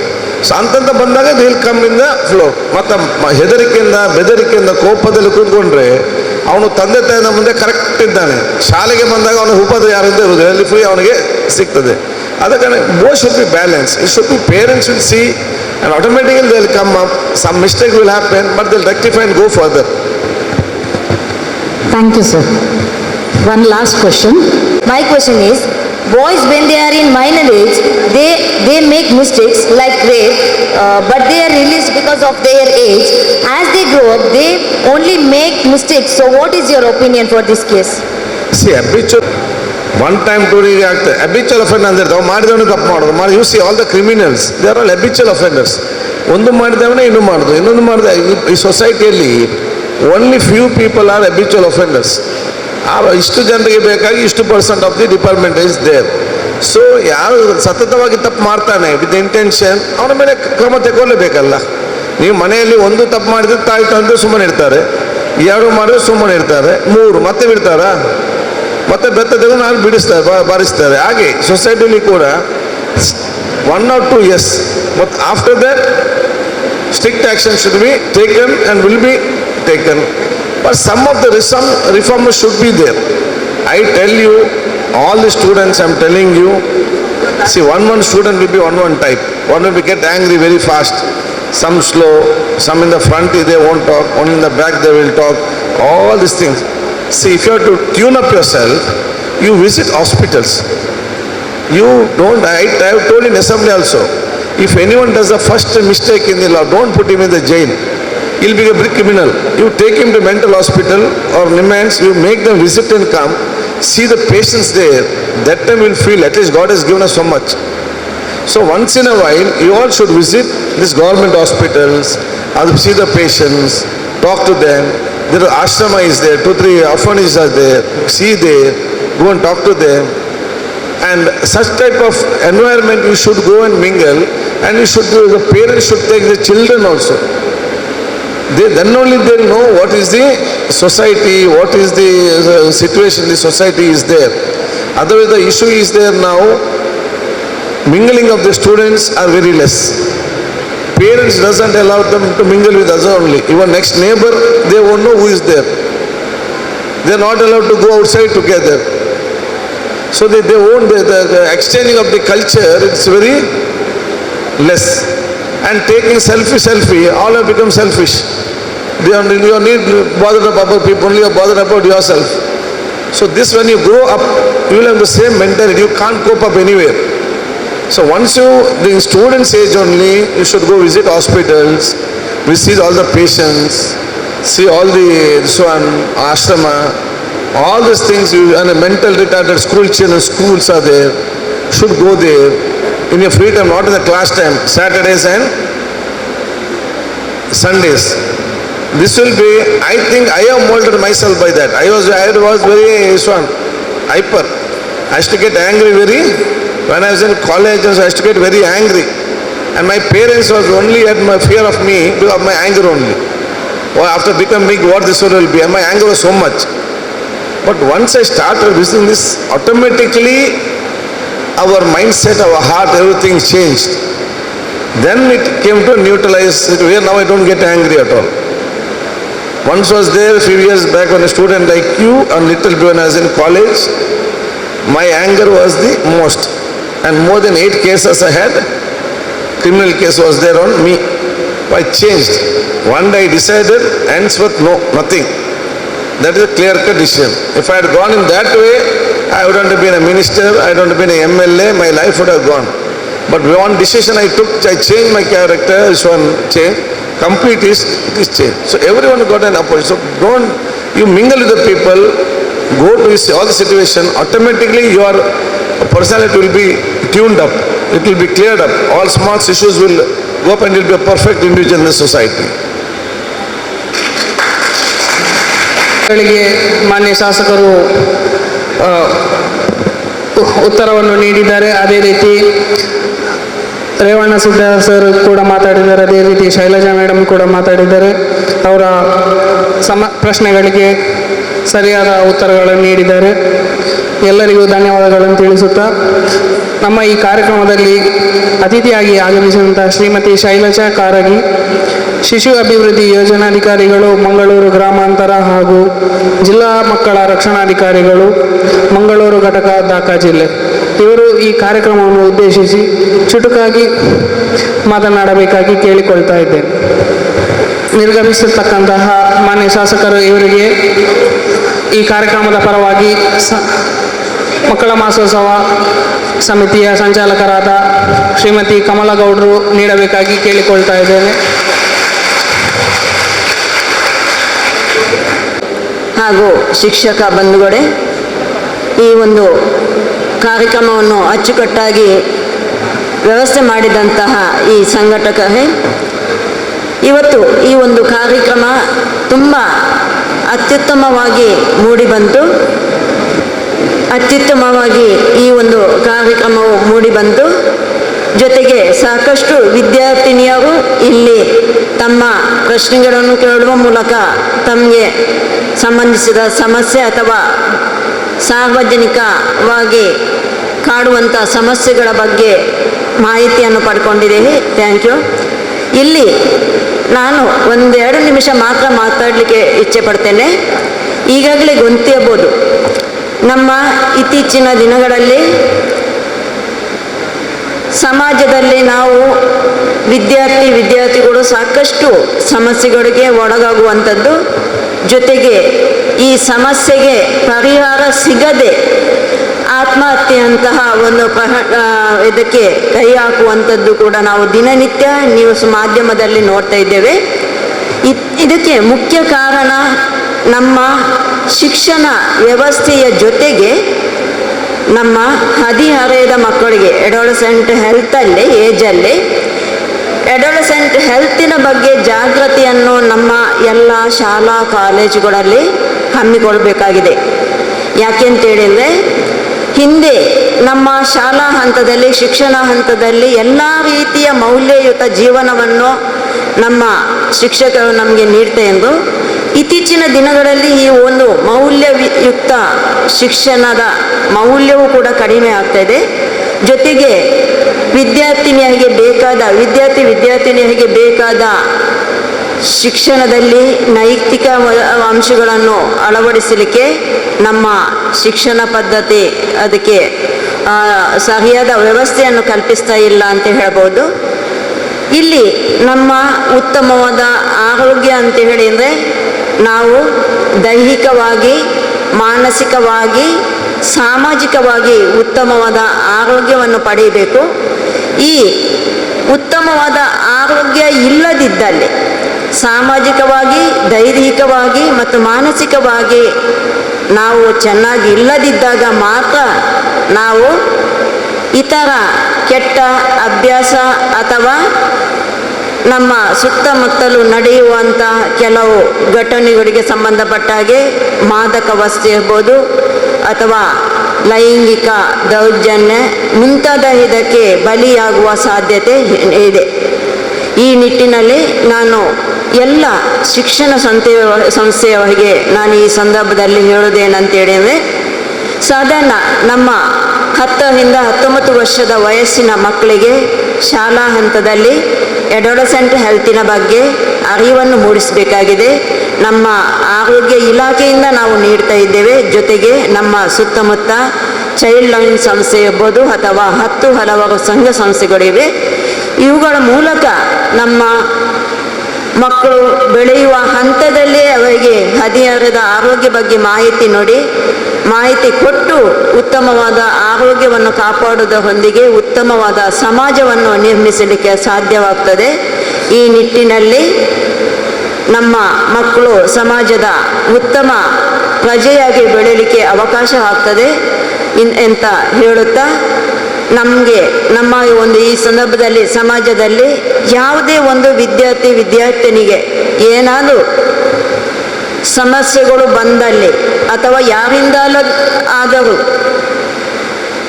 ಹ್ಯಾರೆಸ್ಮೆಂಟ್, ಕಿರುಕುಳ ಮುಂತಾದ ಕಂಡು ಬಂದ ತಕ್ಷಣ ನಮ್ಮ ಮಕ್ಕಳು ಸಮೂಹದ ಸಮೀಪದ ಪೊಲೀಸ್ ಸ್ಟೇಷನ್ಗೆ ಅಥವಾ ತಂದೆ ತಾಯಿಗೆ ಅಥವಾ ಶಿಕ್ಷಕರಿಗೆ ಮಾಹಿತಿ ನೀಡುವಂಥದ್ದು ನಾವು ಮಕ್ಕಳು ಮಾಡಬೇಕಾಗ್ತದೆ. ಯಾಕೆಂತೇಳಿದರೆ ನಮ್ಮ ಜಿಲ್ಲೆಯಲ್ಲಿ ಹಲವಾರು ಪ್ರಕರಣಗಳು ದಿನನಿತ್ಯ ವರದಿ ಆಗ್ತದೆ.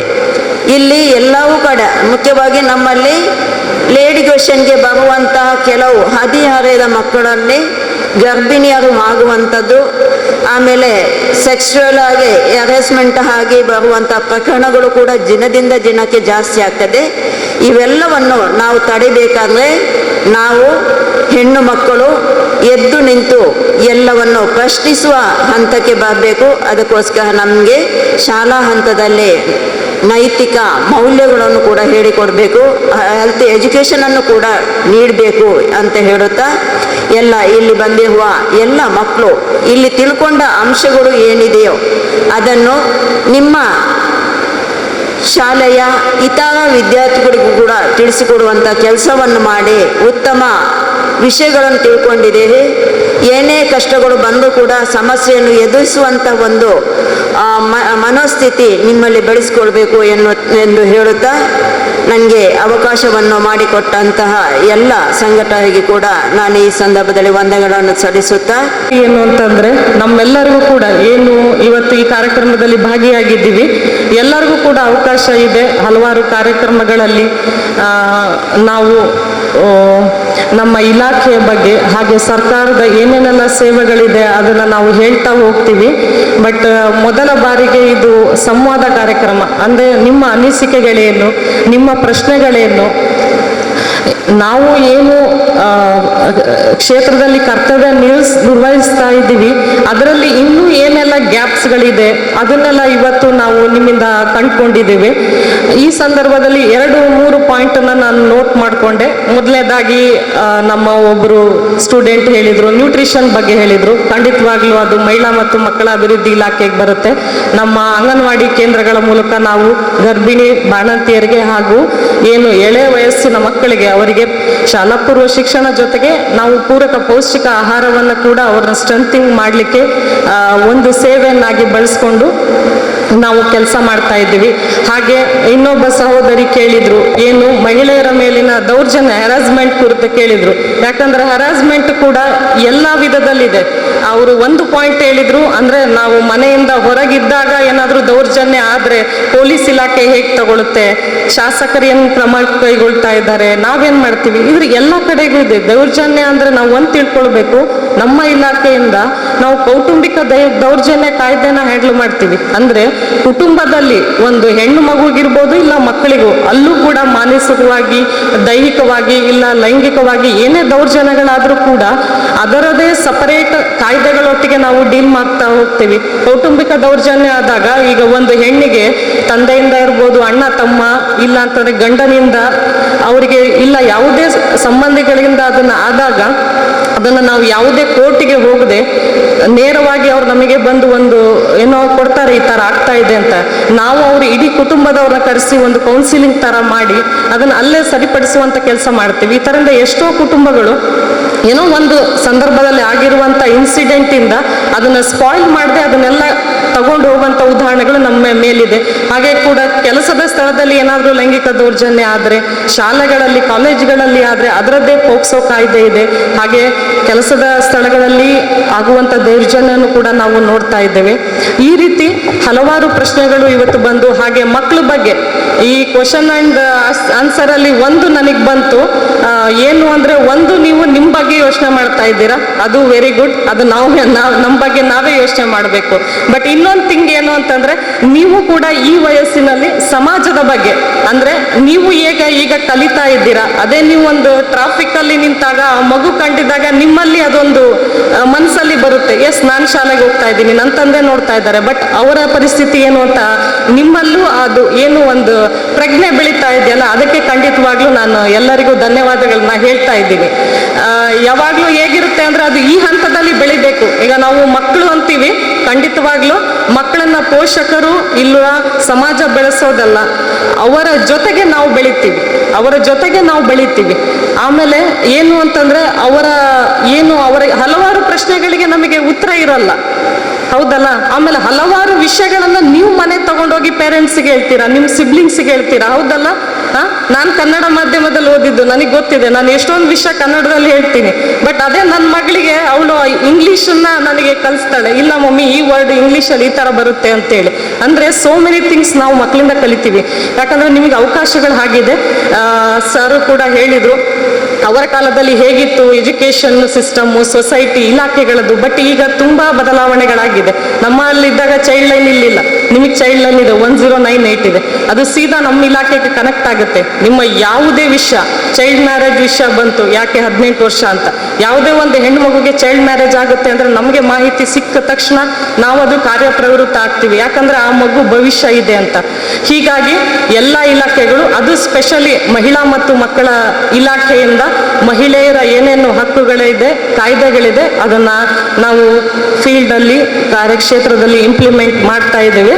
ಅದಕ್ಕೆ ನಿಮ್ಮ ಎಲ್ಲರ ಸಹಕಾರ, ಹಾಗೆ ನಿಮಗೆ ಮಾಹಿತಿ ನಮ್ಮ ಅಂಗನವಾಡಿ ಕೇಂದ್ರಗಳ ಮೂಲಕ ಇಲ್ಲ ಹಲವಾರು ನಮ್ಮ ಜಿಲ್ಲಾ ಮಕ್ಕಳ ರಕ್ಷಣಾ ಘಟಕದ ಮೂಲಕ ಸತತವಾಗಿ ನಿಮಗೆ ನಾವು ಕಾರ್ಯಕ್ರಮಗಳನ್ನು ಕೊಡ್ತಾ ಇದ್ವಿ. ಆ ಮಾಹಿತಿನೆಲ್ಲ ನೀವು ತಗೊಂಡು ನಿಮ್ಮ ಕುಟುಂಬ, ನಿಮ್ಮ ಭವಿಷ್ಯ, ಅದರೊಟ್ಟಿಗೆ ಯಾರು ನಮ್ಮ ಸಹಪಾಠಿಗಳಿದ್ದಾರೆ, ಇಲ್ಲ ನಮ್ಮ ಸಮಾಜದಲ್ಲಿ ನಮ್ಮ ಜೊತೆಯಲ್ಲಿ ಇದ್ದಾರೆ, ಅವರಿಗೂ ಕೂಡ ಈ ಮಾಹಿತಿಯನ್ನು ತಿಳಿಸುವಂಥ ಒಂದು ಪ್ರಯತ್ನವನ್ನು ನೀವೆಲ್ಲನೂ ಮುಂದೆ ತಗೊಂಡು ಹೋಗ್ತಾ ಇದ್ದೀರಾ. ಹೋಗ್ರಿ ಅಂತ ಹೇಳ್ತಾ ಇದ್ದೀನಿ. ನಿಮ್ಮ ಭವಿಷ್ಯ ಉಜ್ವಲವಾಗಿರಲಿ. ಯಾಕಂದರೆ ಇಂದಿನ ಪರಿಸ್ಥಿತಿಯಲ್ಲಿ ಹೇಗಿದೆ ಅಂದರೆ, ನಿಮ್ಮ ಮುಂದೆ ನಿಂತಾಗೆಲ್ಲ ನಾವು ಸೀನಿಯರ್ಸ್ಗಳೇ ಆಗ್ಬಿಡ್ತೀವಿ.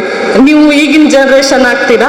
ನಿಮ್ಮ ಜನ್ರೇಷನಿಂದನೂ ನಾವು ಲರ್ನಿಂಗ್ಸ್ ತಗೊಳ್ಳೋ ಅಂಥದ್ದು ತುಂಬ ಇದೆ. ಅವಕಾಶಗಳು ಭರಪೂರ ಇದೆ. ಅವಕಾಶಗಳ ಮಹಾಪರ್ವತನೇ ನಿಮ್ಮ ಎದುರಿಗೆ ಇದೆ. ಬಟ್ ಅದನ್ನೆಲ್ಲ ನೀವು ಯಾವ ರೀತಿಯಲ್ಲಿ ಕೊಂಡು ಹೋಗ್ತೀರಾ ಅನ್ನೋದು ಅದು ಖಂಡಿತವಾಗ್ಲೂ ನಿಮ್ಮ ಕೈಯಲ್ಲಿ ಇರುವಂಥದ್ದು. ಒಪ್ಕೊಳ್ತೀನಿ, ಕೆಲವೊಂದು ಅಡೆತಡೆಗಳು ಬರುತ್ತೆ, ಅದು ಕುಟುಂಬ ಇರ್ಬೋದು, ಸಮಾಜ ಇರ್ಬೋದು, ಇಲ್ಲ ಕೆಲವೊಂದು ವಿಷಯಗಳಿಂದ. ಬಟ್ ಅದನ್ನೆಲ್ಲನೂ ನಾವು ಯಾವ ರೀತಿಯಲ್ಲಿ ನಾವು ಮನಸ್ಸಿನಲ್ಲಿ ಧೈರ್ಯವಾಗಿ ತಗೊಂಡು, ಈಗ ಒಬ್ಬರು ಹೇಳಿದರು, ನನ್ನ ಸಹೋದರಿ ಹೇಳಿದರು, ಅವರಿಗೆ ಫರ್ದರ್ ಎಜುಕೇಷನ್ ಮಾಡ್ಲಿಕ್ಕೆ ಇಷ್ಟ ಇದೆ, ಬಟ್ ಸಪೋರ್ಟ್ ಮಾಡಲಿದ್ರೆ ನಾನು ಏನು ಮಾಡಬೇಕು?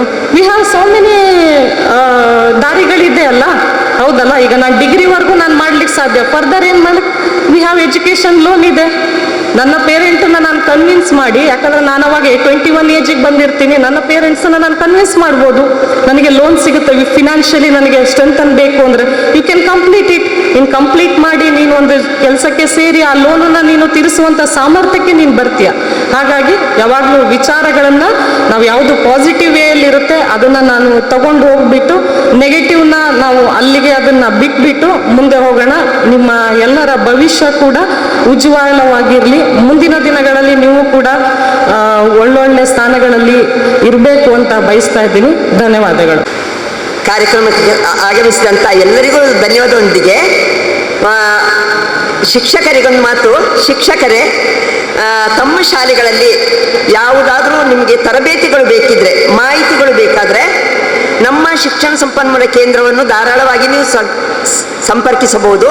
ಯಾವ ವಿಷಯದ ಮೇಲೆ ನಿಮಗೆ ಮಾಹಿತಿ ಬೇಕು, ಯಾವುದೇ ಇರ್ಬೋದು, ಬರೀ ಇದಕ್ಕೆ ಸಂಬಂಧಪಟ್ಟದ್ದು ಮಾತ್ರ ಅಲ್ಲ, ಈ ಥರ ಕಲಿಕೆ ಬಗ್ಗೆ ಇರ್ಬೋದು, ಇನ್ನು ಸಂಸ್ಕಾರದ ಬಗ್ಗೆ ಇರ್ಬೋದು, ಹೇಗೆ ನಡ್ಕೊಳ್ಬೇಕು ಮಕ್ಕಳು, ಮತ್ತು ಮುಂದಿನ ಜೀವನವನ್ನು ಹೌದೇ ಇಂಪ್ಲಿಮೆಂಟೆಡ್ ದೇರ್ ಲೈಫ್, ಅಂದರೆ ಹೇಗೆ ಅವರು ಮುಂದಿನ ಜೀವನವನ್ನು ರೂಪಿಸ್ಕೊಳ್ಬೋದು, ಹೇಗೆ ಅಣಿಯಾಗ್ಬೋದು, ಪರೀಕ್ಷೆಗೆ ಹೇಗೆ ಸಿದ್ಧತೆ ಆಗ್ಬೋದು, ಇತ್ಯಾದಿ ಎಲ್ಲ ವಿಷಯಗಳಿಗೆ ಯಾವ ವಿಷಯ ಬೇಕೋ ಆ ವಿಷಯಗಳಿಗೆ ಬೇಕಾದಂತೆ ನಮ್ಮಲ್ಲಿ ಅನೇಕ ಸಂಪನ್ಮೂಲ ವ್ಯಕ್ತಿಗಳಿದ್ದಾರೆ. ನಾವು ಬರಲಿಕ್ಕೆ ತಯಾರಿದ್ದೇವೆ. ನಮಗೆ ನೀವು ಏನನ್ನೂ ಕೊಡುವುದು ನಾವು ಅಪೇಕ್ಷೆ ಪಡುವುದಿಲ್ಲ. ಧನ್ಯವಾದಗಳು. ನೀಡಬೇಕಾಗಿ ಕಮಲಗೌಡರು ಇವರಲ್ಲಿ ಕೇಳಿಕೊಳ್ತಾ ಇದ್ದೇನೆ.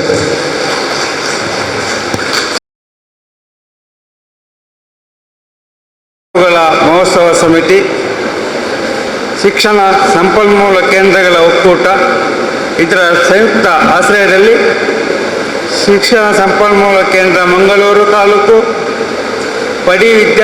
ಪಡಿ ಸಂಸ್ಥೆ ಬೆಂದಿರವೆಲ್ ಕಂಕನಾಡಿ ಇದರ ಸಹಕಾರದೊಂದಿಗೆ ಶಾಸಕರೊಂದಿಗೆ ಉಳ್ಳಾಲ ನಗರಸಭೆ ವ್ಯಾಪ್ತಿಯ ಪದವಿ ಪೂರ್ವ ಕಾಲೇಜು ವಿದ್ಯಾರ್ಥಿನಿಯರ ಸಂವಾದ ಕಾರ್ಯಕ್ರಮಕ್ಕೆ ಆಗಮಿಸಿದಂಥ ವೇದಿಕೆಯಲ್ಲಿ ಇದ್ದಂಥ ಗಣ್ಯ ವ್ಯಕ್ತಿಗಳೇ,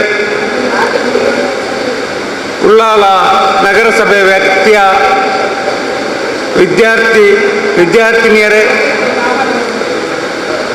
ಶಿಕ್ಷಕ ವೃಂದದವರೇ, ಪ್ರೋತ್ಸಾಹಕರು, ಈಗಾಗಲೇ ಶಾಸಕರೊಂದಿಗೆ ಸಂವಾದವನ್ನು ನಡೆಸಿದ್ದೀರಿ. ವಿದ್ಯಾರ್ಥಿನಿಯರು ಒಳ್ಳೊಳ್ಳೆ ಪ್ರಶ್ನೆಗಳನ್ನು ಶಾಸಕರೊಟ್ಟಿಗೆ ಹಂಚಿಕೊಂಡಿದ್ದೀರಿ. ಅದಕ್ಕೆ ಸಮರ್ಪಕವಾದ ಉತ್ತರವನ್ನು ಕೂಡ ಶಾಸಕರು ನೀಡಿದ್ದಾರೆ. ಅದೇ ರೀತಿ ಪೊಲೀಸ್ ಇಲಾಖೆಯವರು ಕೂಡ ಅದಕ್ಕೆ ಕೆಲವೊಂದು ಪ್ರಶ್ನೆಗಳಿಗೆ ಉತ್ತರವನ್ನು ನೀಡಿದ್ದಾರೆ. ಮತ್ತು ಶಿಶು ಅಭಿವೃದ್ಧಿ ಇಲಾಖೆಯವರು ಕೂಡ ಕೆಲವೊಂದು ಉತ್ತರವನ್ನು ನೀಡಿದ್ದಾರೆ. ನಮ್ಮ ಈ ಸಂವಿಧಾನ, ಈ ನಮ್ಮ ಭಾರತವನ್ನು ಈ ಸಂವಿಧಾನ ದಿನವನ್ನು ನವೆಂಬರ್ 26ರಂದು ಆಚರಿಸಿದ್ದಾರೆ. ಇಡೀ ಸರ್ಕಾರ ಸಂವಿಧಾನ ದಿನವನ್ನು ಈ ಆಚರಣೆ ಮಾಡಿದ್ದಾರೆ. ನಮ್ಮ ಈ ಭಾರತವನ್ನು ಸಾರ್ವಭೌಮ, ಸಮಾಜವಾದಿ, ಧರ್ಮ ನಿರಪೇಕ್ಷ, ಪ್ರಜಾಸತ್ತಾತ್ಮಕ ಗಣರಾಜ್ಯವನ್ನಾಗಿ ನಾವು ಮಾಡಿಸಬೇಕು. ಅದೇ ರೀತಿ ಸಾಮಾಜಿಕ, ಆರ್ಥಿಕ, ರಾಜಕೀಯ, ವಿಚಾರ ಅಭಿವ್ಯಕ್ತಿ, ನಂಬಿಕೆ, ಧರ್ಮ ಮತ್ತು ಉಪಾಸನೆಯ ಸ್ವಾತಂತ್ರ್ಯವನ್ನು ನಾವು ಅವಕಾಶಗಳ ಸಮಾನತೆಯನ್ನು ದೊರೆಯುವಂತೆ ಕೂಡ ನಾವು ಮಾಡಬೇಕಾಗ್ತದೆ. ಒಬ್ಬ ವ್ಯಕ್ತಿಯನ್ನು ಗೌರವಿಸುವುದು, ದೇಶದ ಏಕತೆಯನ್ನು ಕಾಪಾಡುವುದು, ಸಮಗ್ರತೆಯನ್ನು, ಭ್ರಾತೃತ್ವ ಭಾವನೆಯನ್ನು ಮೂಡಿಸುವುದು, ಅದೆಲ್ಲವನ್ನು ನಾವೀಗ ದೃಢ ಸಂಕಲ್ಪವನ್ನು ಮಾಡಬೇಕಾಗುವುದು. ಅಂತ ಇಂದಿನ ಈ ಯುಗದಲ್ಲಿ ಈಗ ಹೆಚ್ಚು ಅಂದರೆ ಈ ಮಾದಕ ದ್ರವ್ಯ, ಮದ್ಯವರ್ತನೆ, ಮೊಬೈಲ್ ಬಳಕೆ ಅಂಥದ್ದೆಲ್ಲ ಬಹಳ ಜಾಸ್ತಿಯಾಗಿ ನಡೀತಾ ಉಂಟು. ಅದನ್ನೆಲ್ಲ ನಾವು ಈ ಮಾದಕ ದ್ರವ್ಯ ಎಲ್ಲವನ್ನು ನಾವು ತಡೆಯಬೇಕು. ಅದಕ್ಕೆ ಸಂಬಂಧಪಟ್ಟ ಇಲಾಖೆಗೆ ನಾವೆಲ್ಲ ತಿಳಿಸಬೇಕು. ಎಲ್ಲ ವಿದ್ಯಾರ್ಥಿನ ಬಾಳಿನ ಭವಿಷ್ಯ ಉಜ್ವಲವಾಗಬೇಕಂತ ಹೇಳುತ್ತಾ, ಅವಕಾಶಕ್ಕಾಗಿ ನಿಮ್ಮ ಎಲ್ಲರಿಗೆ ಧನ್ಯವಾದವನ್ನು ಹೇಳುತ್ತಾ ನನ್ನ 2 ಮಾತುಗಳನ್ನು ಮುಗಿಸ್ತೇನೆ.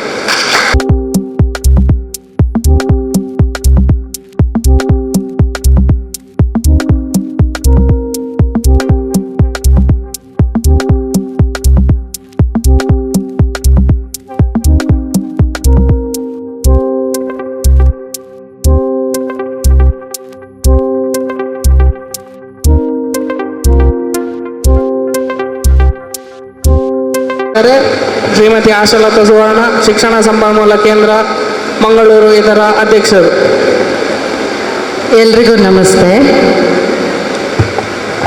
ಮಕ್ಕಳ ಹಕ್ಕುಗಳ ಮಾಸೋತ್ಸವ 2022 ಇದರ ಅಂಗವಾಗಿ ಶಾಸಕರೊಂದಿಗೆ ಸಂವಾದ ಕಾರ್ಯಕ್ರಮ ಹಾಗೂ ಕ್ರೈಮ್ ಬಗ್ಗೆ ಮಾಹಿತಿ ಕಾರ್ಯಕ್ರಮ, ಇದರ ಪ್ರಯುಕ್ತ ತಾವೆಲ್ಲ ಬಂದು ಸೇರಿದ್ದೀರಿ. ಮೊದಲಾಗಿ ಅಧ್ಯಕ್ಷ ಸ್ಥಾನವನ್ನು ವಹಿಸಿದ ಶ್ರೀ ಸುಂದರ್ ಗಟ್ಟಿ, ಸಿವಿಲ್ ಕಾಂಟ್ರಾಕ್ಟರ್, ಕೃಷ್ಣನಗರ, ತೊಕ್ಕೋಟು, ಇವರಿಗೆ ನಿಮ್ಮೆಲ್ಲರ ಪರವಾಗಿ ವಂದನೆಯನ್ನು ಅರ್ಪಿಸ್ತಾ ಇದ್ದೇನೆ. Thank you sir. ಉದ್ಘಾಟನೆಯನ್ನು ಮಾಡಿದ ಶ್ರೀಮತಿ BG ಶೋಭಾ, ನ್ಯಾಯಾಧೀಶರು,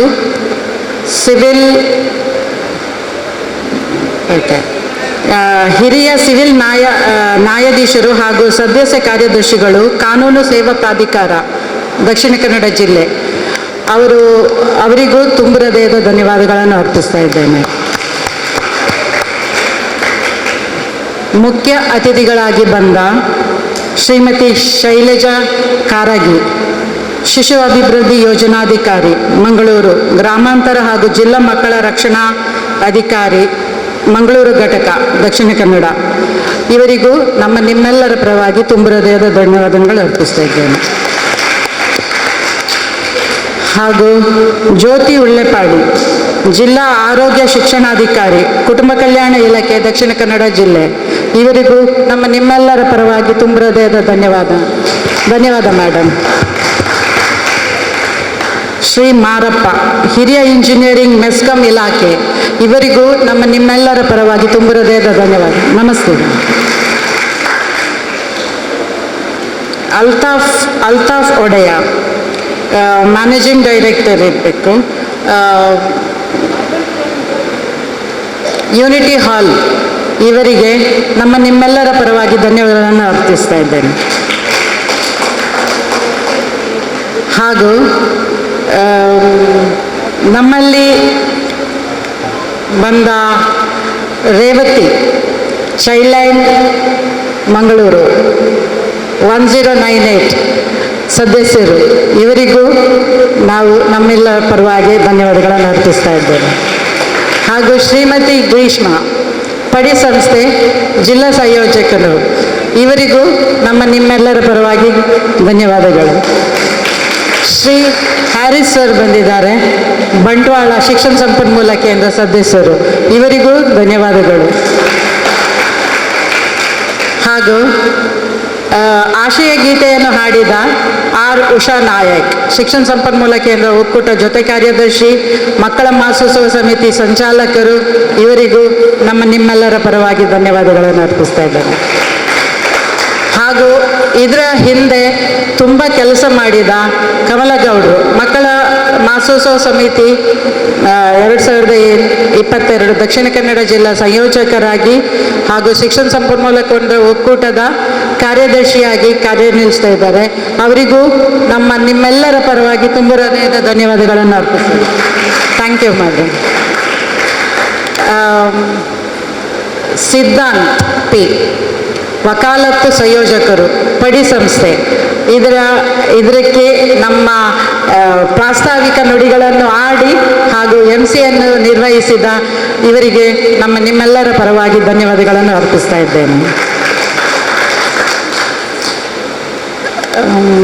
ಕೊನೆಯದಾಗಿ ಅಥವಾ ನಾಟ್ ಲೀಸ್ಟ್ ಬಂದಂಥ ಎಲ್ಲ ಸಂಸ್ಥೆಗಳಂದರೆ ಶಾಲೆಗಳು, Heera women's composite PU college, Bharat PU college, Sebastian PU college, Hazrat women's PU college, Tippu Sultan PU college, Madani PU college,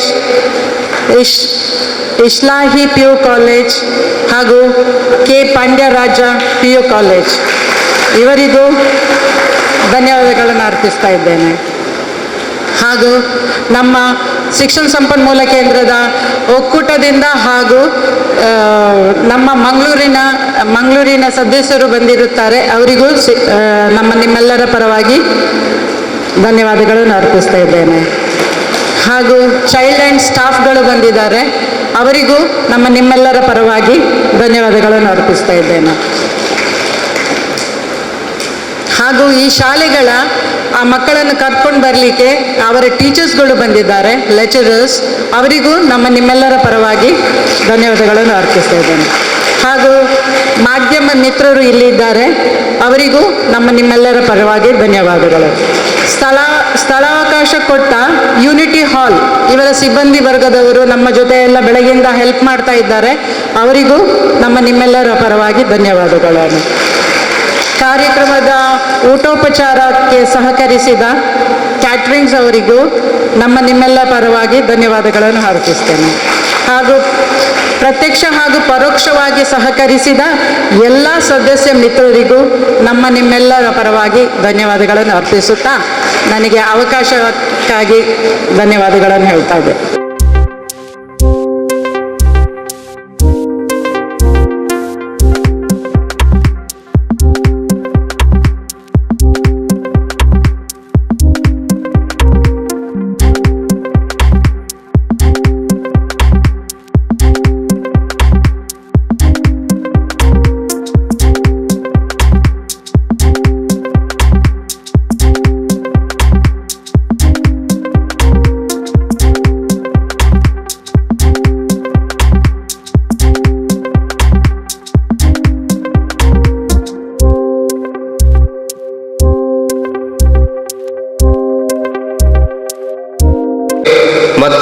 ನೀವು ಮಾಡಬೇಕಂತ ಜವಾಬ್ದಾರಿಗಳ ಬಗ್ಗೆ ಮತ್ತು ನಿಮ್ಮ ತಂದೆ ತಾಯಿಗಳ ಜವಾಬ್ದಾರಿ ಬಗ್ಗೆ ನಾನು ನಿಮಗೆ ಸವಿಸ್ತಾರವಾಗಿ ಒಂದು 10 ಅಥವಾ 20 ಮಿನಿಟ್ಸ್ಗಳ ಕಾಲ ಹೇಳ್ತೇನೆ. ದಯವಿಟ್ಟು ಯಾರಿಗೆ ನೆಸೆಸಿಟಿ ಇಲ್ಲ, ಎಲ್ಲರಿಗೂ ಇದೆ ನೆಸೆಸಿಟಿ, ನೋಟ್ ಮಾಡಿಕೊಳ್ಳಿ. ನಾ ಹೇಳೋದನ್ನು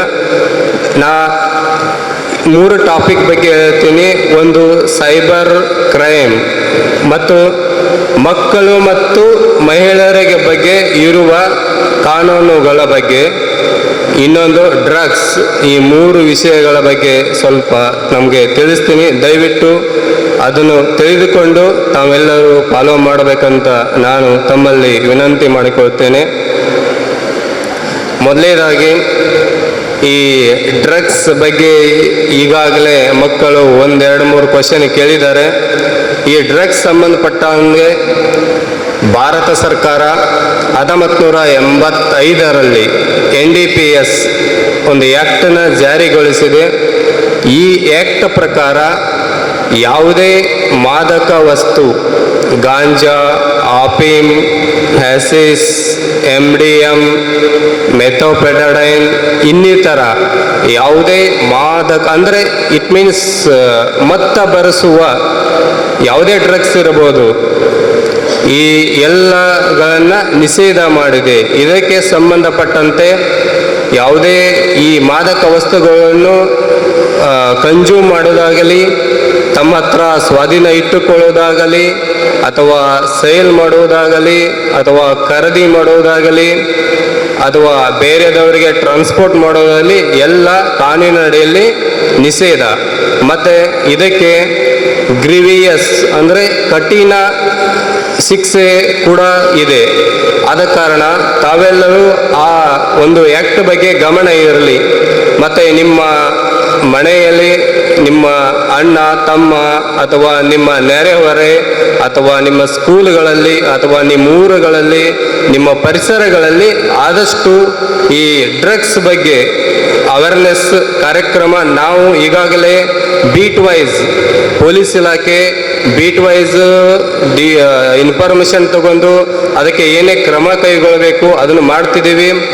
ಮತ್ತು ನಮ್ಮ ಹೊಯ್ಸಳ 112 ಅದು ಕಂಟಿನ್ಯೂಸ್ ಆಗಿ ರೌಂಡ್ಸಲ್ಲಿ ಇರುತ್ತೆ.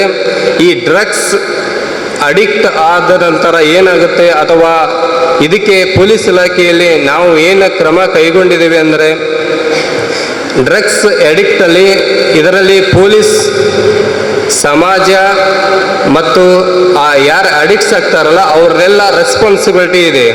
ನಾವು ಒಬ್ಬ ವ್ಯಕ್ತಿ ಕನ್ಸ್ಯೂಮ್ ಮಾಡಿದಾಗ 1 ಕೇಸ್ ಹಾಕ್ಬೋದು. ಅವು 1 ಕೇಸ್ ಹಾಕ್ತೀವಿ, ಆನಂತರ ಜೈಲಿಗೆ ಹೋಗ್ಬೋದು ಅಥವಾ ಫೈನ್ ಕಟ್ಟಿ ಮತ್ತೆ ಹೊರಗಡೆ ಬರ್ತಾನೆ. ಮತ್ತು ಅದೇ ರೀತಿಯ ರಿಪೀಟ್ ಗಾಂಜಾ ಸೇದುವುದಾಗಲಿ ಅಥವಾ ಮಾರೋದಾಗಲಿ ಅದೇ ರೀತಿ ಮಾಡ್ತಾನೆ. ಯಾಕಂದರೆ ಅದೊಂದು ಅಡಿಕ್ಟ್ಸ್ ಆದರೆ ಬಿಡಲಿಕ್ಕೆ ಆಗಲ್ಲ. ಆದ ಕಾರಣ ಇದಕ್ಕೆ ಪೊಲೀಸ್ ಇಲಾಖೆ ಕ್ರಮ ಕೈಗೊಂಡರೂ ಕೂಡ ತಾವುಗಳಾದ ಯಾವುದನ್ನು ಮಾಡಬೇಕು ಯಾವುದನ್ನು ಮಾಡಬಾರದು ಮತ್ತು ತಮ್ಮ ತಂದೆ ತಾಯಿಗಳಿಗೆ ಸರಿಯಾದ ರೆಸ್ಪಾನ್ಸಿಬಿಲಿಟಿ ಬೇಕು. ಇವಾಗೊಬ್ಬರು ಮಗು ಕೇಳಿದರು, ಫ್ರೀಡಮ್ ಜಾಸ್ತಿ ಮಕ್ಕಳಿಗೆ ಕೊಟ್ಟರೆ ಮಿಸ್ಯೂಸ್ ಆಗ್ತಾರೆ ಅಂತ. ಫ್ರೀಡಮನ್ನ ಜಾಸ್ತಿ ಕೊಟ್ಟರೆ ಮಿಸ್ಯೂಸ್ ಆಗ್ತಾರ ಮಕ್ಕಳ ಅಂತ ಒಂದು ಕ್ವಶನ್ ಬಂತು.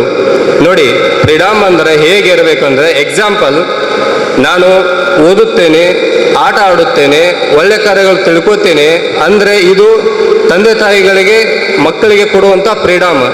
ಆದರೆ ಇದೇ ಫ್ರೀಡಮನ್ನು ನಾನು ಮತ್ತೊಬ್ಬರನ್ನ ಹೊಡಿಲಿಕ್ಕೆ ಅಥವಾ ಗಾಂಜಾ ಸೇದಲಿಕ್ಕೆ ಅಥವಾ ಇಲ್ಲಿಟ್ಟು ಆ್ಯಕ್ಟಿವಿಟಿ ಮಾಡಲಿಕ್ಕೆ ಫ್ರೀಡಮ್ ಕೊಟ್ಟಿದ್ದಾರೆ ಅಂದರೆ ಅದು ಅವರ ತಂದೆ ತಾಯಿಗಳದ್ದು ತಪ್ಪು. ಫ್ರೀಡಮ್ ಅಂದರೆ ಎಲ್ಲ ಟೈಮಲ್ಲಿ ಫ್ರೀಡಮ್ ಕೊಡಲಿಕ್ಕೆ ಬರಲ್ಲ. ಯಾವುದಕ್ಕೆ ಫ್ರೀಡಮ್ ಕೊಡಬೇಕು, ಎದಕ್ಕೆ ಫ್ರೀಡಮ್ ಕೊಡಬಾರದು ಅನ್ನೋದು ಕಾಮನ್ ಸೆನ್ಸ್ ತಂದೆ ತಾಯಿಯಲ್ಲಿ ಇರಬೇಕಾಗುತ್ತೆ. ನಾವೆಲ್ಲದಕ್ಕೂ ಫ್ರೀಡಮ್ ಕೊಡಕ್ಕೆ ಬರಲ್ಲ. ಮಕ್ಕಳಿಗೆ ಕೆಲವೊಂದು ವಿಷಯಗಳಲ್ಲಿ ಫ್ರೀಡಮ್ ಕೊಡ್ಬೋದು, ಮತ್ತು ಅತಿಯಾದ ರೆಸ್ಟ್ರಿಕ್ಷನ್ಸು ಒಳ್ಳೆಯದಲ್ಲ.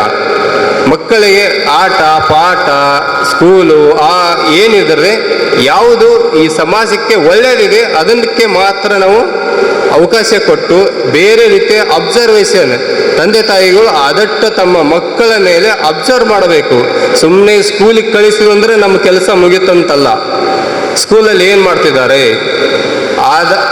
ಅದರ ಜೊತೆಗೆ ಶಿಕ್ಷಕರು ತಮ್ಮ ಸ್ಕೂಲ್ಗಳಲ್ಲಿ ಮಕ್ಕಳು ಏನೇನು ಮಾಡ್ತಿದ್ದಾರೆ, ಮನೆಯಲ್ಲಿ ಏನಿದ್ದಾರೆ, ಇವರು ಸಮಾಜದಲ್ಲಿ ಹೇಗೆ ಇದ್ದಾರೆ, ಇವ್ರ ಬಗ್ಗೆ ಹೇಗೆ ಇದೆ, ಅಥವಾ ಎಲ್ಲಾದರೂ ಏನು ಬೇರೆ ಕೆಲಸ ಮಾಡ್ತಿದ್ದಾರ ಅಂತ ಗಮನ ಕೊಡ್ತಾ ಇರಬೇಕು.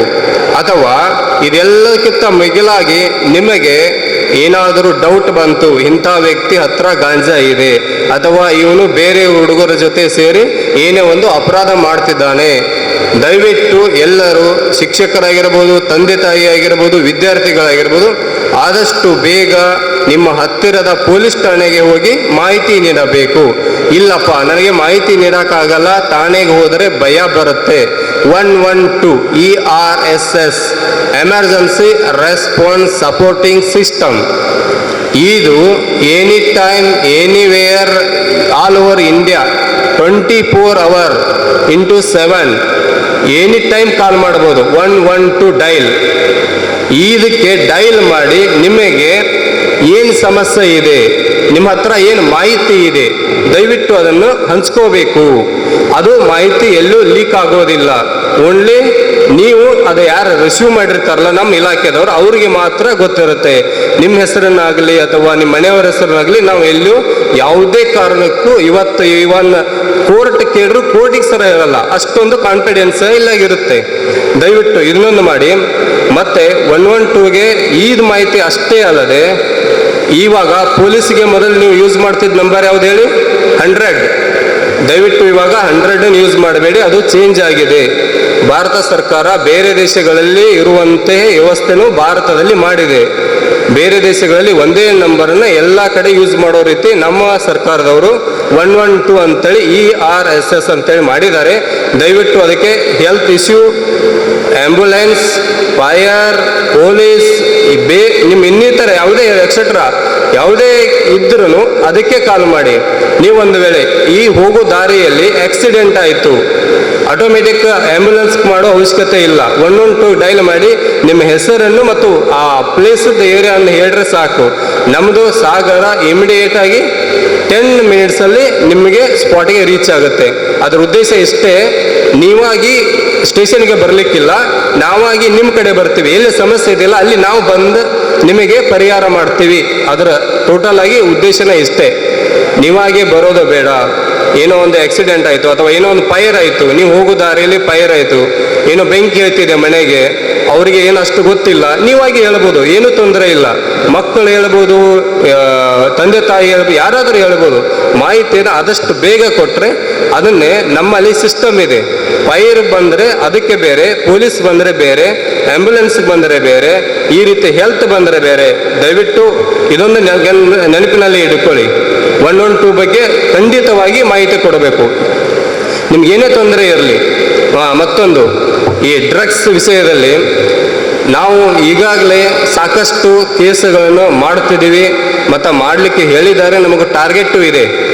1 ಮಂತಲ್ಲಿ ನೀವು ಗಾಂಜಾ ಕೇಸ್ ಎಷ್ಟು ಮಾಡ್ತೀರಾ, 1 ಇಯರ್ದಲ್ಲಿ ಎಷ್ಟು ಮಾಡ್ತೀರಾ, ಅದು ಟೋಟಲ್ ಪ್ರತಿ ವರ್ಷ ನಮ್ಮ ಉನ್ನತ ಅಧಿಕಾರಿಗಳು ನಮ್ಮಿಂದ ಸ್ಟೇಷನ್ ವೈಸ್ ಮಾಹಿತಿ ಹೋಗ್ತಾ ಇರ್ತದೆ. ನಾವು ಮಾಡ್ತೀವಿ, ಆದರೆ ಇನ್ಫಾರ್ಮೇಷನ್ ಕಡಿಮೆ ಇದೆ ಅಷ್ಟೇ. ಇನ್ಫಾರ್ಮೇಷನ್ ಎಷ್ಟು ಜಾಸ್ತಿ ಬರ್ತದ ಸಮಾಜ ಅಷ್ಟೊಂದು ಕ್ಲೀನ್ ಆಗುತ್ತೆ. ಮಾಹಿತಿ ಬಂದ ತಕ್ಷಣ ನಾವು ಯಾವುದೇ ಕಾರಣಕ್ಕೆ ಅಥವಾ ಏನೋ ಆದರೂ ವಿಳಂಬ ಮಾಡೋದಿಲ್ಲ, ಏನೂ ಇಲ್ಲ. ಮಾಹಿತಿ ಬಂದರೆ ಸಾಕು. ದಯವಿಟ್ಟು ಎಲ್ಲರೂ ಮಾಹಿತಿಯನ್ನು ಹಂಚಿಕೊಳ್ಳಬೇಕು. ಪೊಲೀಸ್ ಅಂದರೆ ಇವಾಗ ಭಯ ಅಲ್ಲ, ಭರವಸೆ. ದಯವಿಟ್ಟು ಯಾರು ಯಾವುದೇ ಕಾರಣಕ್ಕೂ ಅಲ್ಲಿ ಹೆದರಬೇಕಾಗಿಲ್ಲ. ಏನು ನಿಮಗೆ ಮಾಹಿತಿ ಇದೆಯಾ, ನಿಜವಾದ ಮಾಹಿತಿ ಇರಬೇಕು, ಸುಳ್ಳು ಫೇಕೆಲ್ಲ ಆಗಿರಬಾರದು.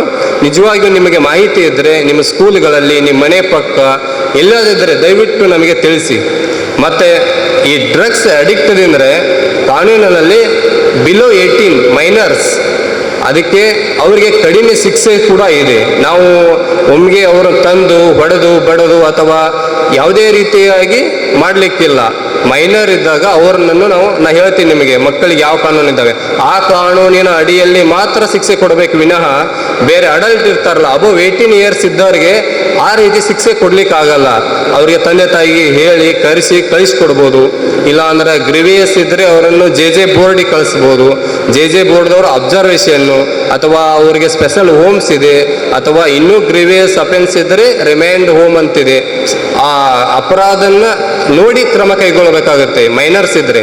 ಅದಕ್ಕೆ ಯಾರು ಮತ್ತೊಂದು ನಾವು ಮೊನ್ನೆ 1 ಇಯರ್ ಆಯ್ತು ಇವಾಗ ಡ್ರಗ್ ಅಡಿಕ್ಟ್ಸ್ ಆಧಾರ ಒಂದು ಲಿಸ್ಟ್ ಮಾಡಿ ಡ್ರಗ್ ಅಡಿಕ್ಟ್ಸ್ ಕೇಂದ್ರಕ್ಕೆ ಕಂಕನಾಡಿಯಲ್ಲಿ ಬಂದಿದ್ದರು ಅವರು, ಅವರಿಗೆ ಕೌನ್ಸಿಲಿಂಗು ಕೂಡ ಮಾಡಿದ್ದೀವಿ.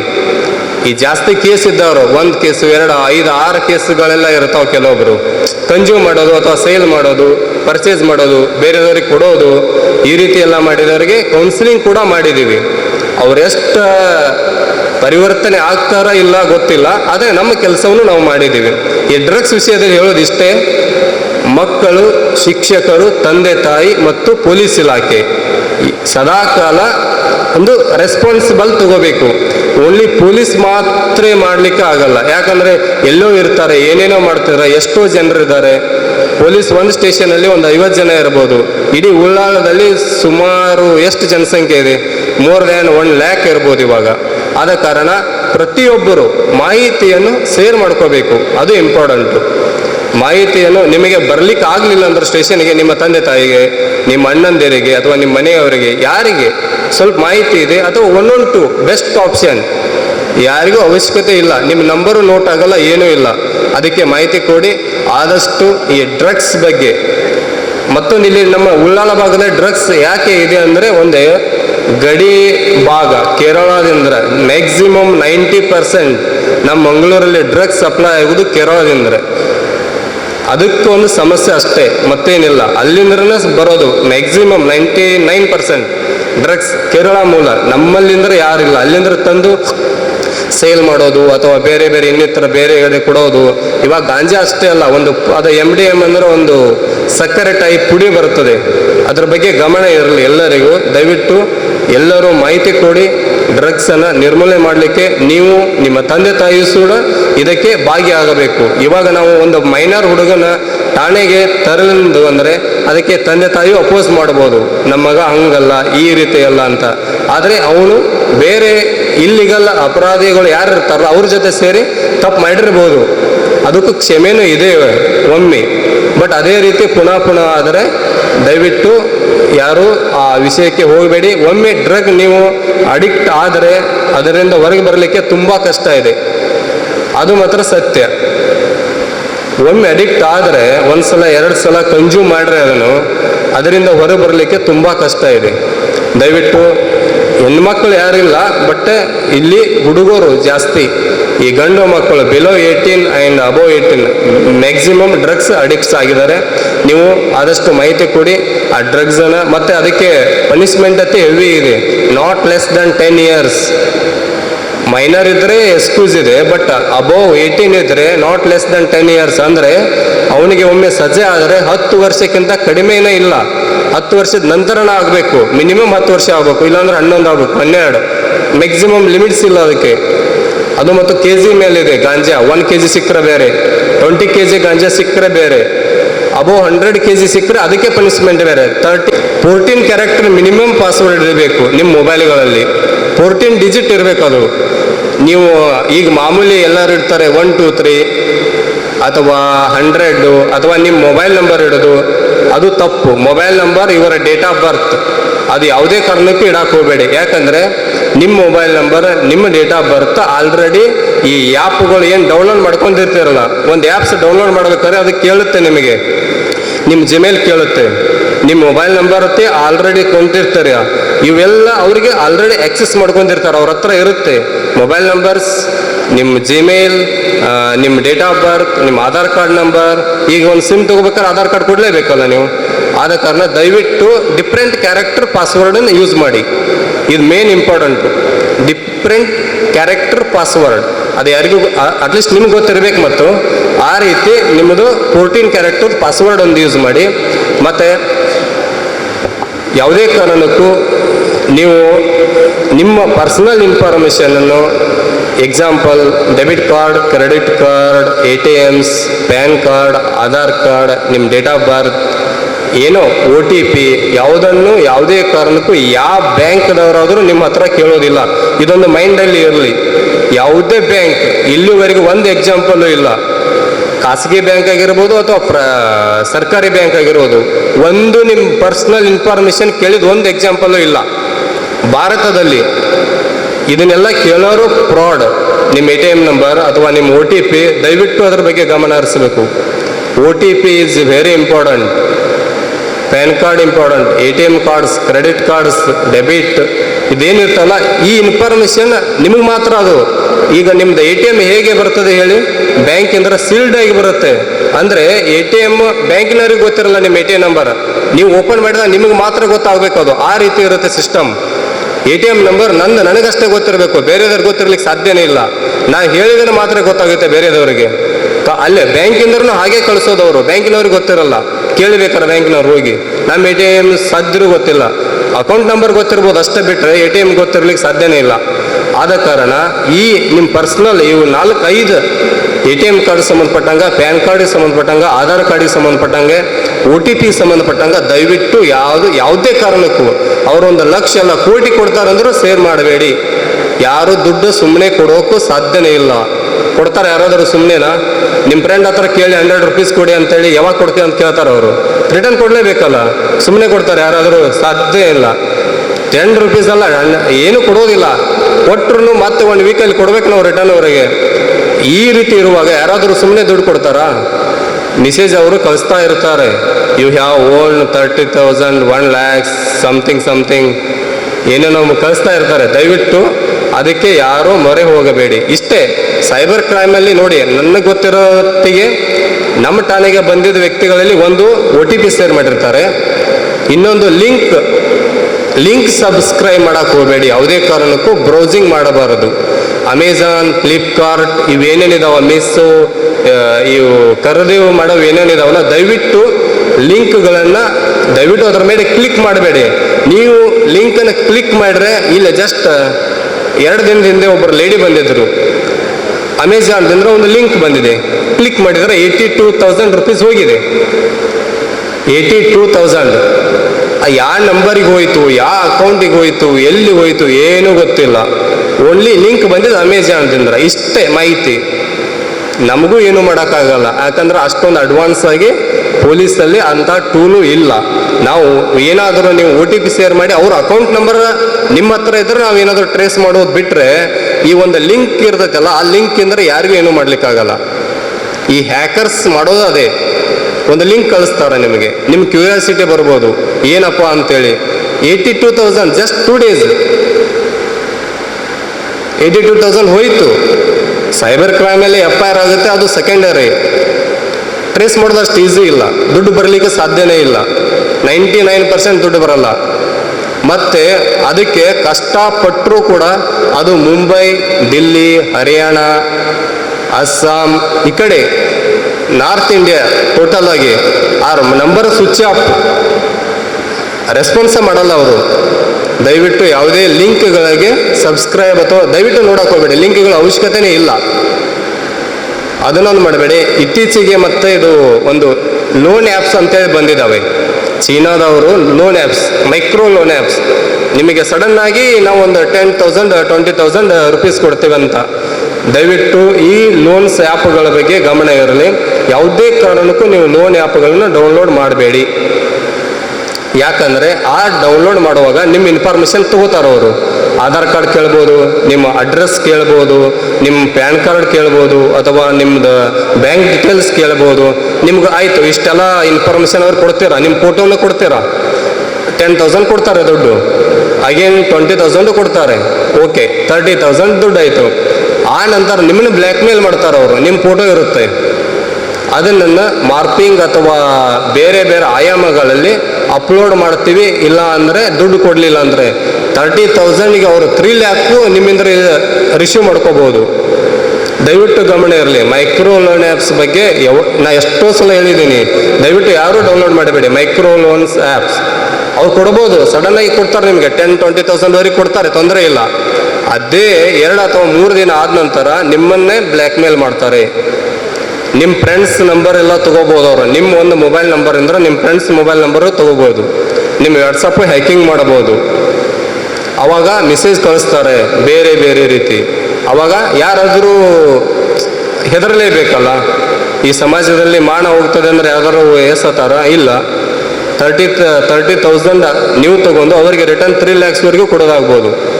ಆ ರೀತಿ ಬ್ಲ್ಯಾಕ್ ಮೇಲ್ ಮಾಡ್ತಾರೆ. ಅಂದರೆ ನಿಮ್ದೆಲ್ಲ ಇನ್ಫಾರ್ಮೇಷನ್ ಇರ್ತದೆ ಅವ್ರ ಹತ್ರ, ಆಧಾರ್ ಕಾರ್ಡ್ ಇರ್ತದೆ, ಅಡ್ರೆಸ್ ಇರ್ತದೆ, ನಿಮ್ಮ ಫೋಟೋ ಇರ್ತದೆ, ನೀವೇ ಕಳಿಸಿರ್ತೀರ ಅವರಿಗೆ. ಅವ್ರು ಕಳ್ಸಂತ ಹೇಳ್ತಾರೆ, ನೀವು ಕಳಿಸಿರ್ತೀರ, ಲೋನ್ ತೊಗೊಂಡಿರ್ತೀರ. ದಯವಿಟ್ಟು ಮೈಕ್ರೋ ಲೋನ್ ಆ್ಯಪ್ಸ್ ಡೌನ್ಲೋಡ್ ಯಾವುದೇ ಕಾರಣಕ್ಕೂ ಮಾಡ್ಬೋದು. ಮತ್ತು ನಿಮಗೊಂದು ಆ್ಯಪ್ ಬೇಕಾಗಿದೆ, ಇವಾಗ ಅವಶ್ಯಕತೆ ಇದೆ ಒಂದು ಆ್ಯಪ್. ಅದನ್ನು ಗೂಗಲ್ ಪ್ಲೇಸ್ಟೋರಲ್ಲಿ ಹೋಗಬೇಕು.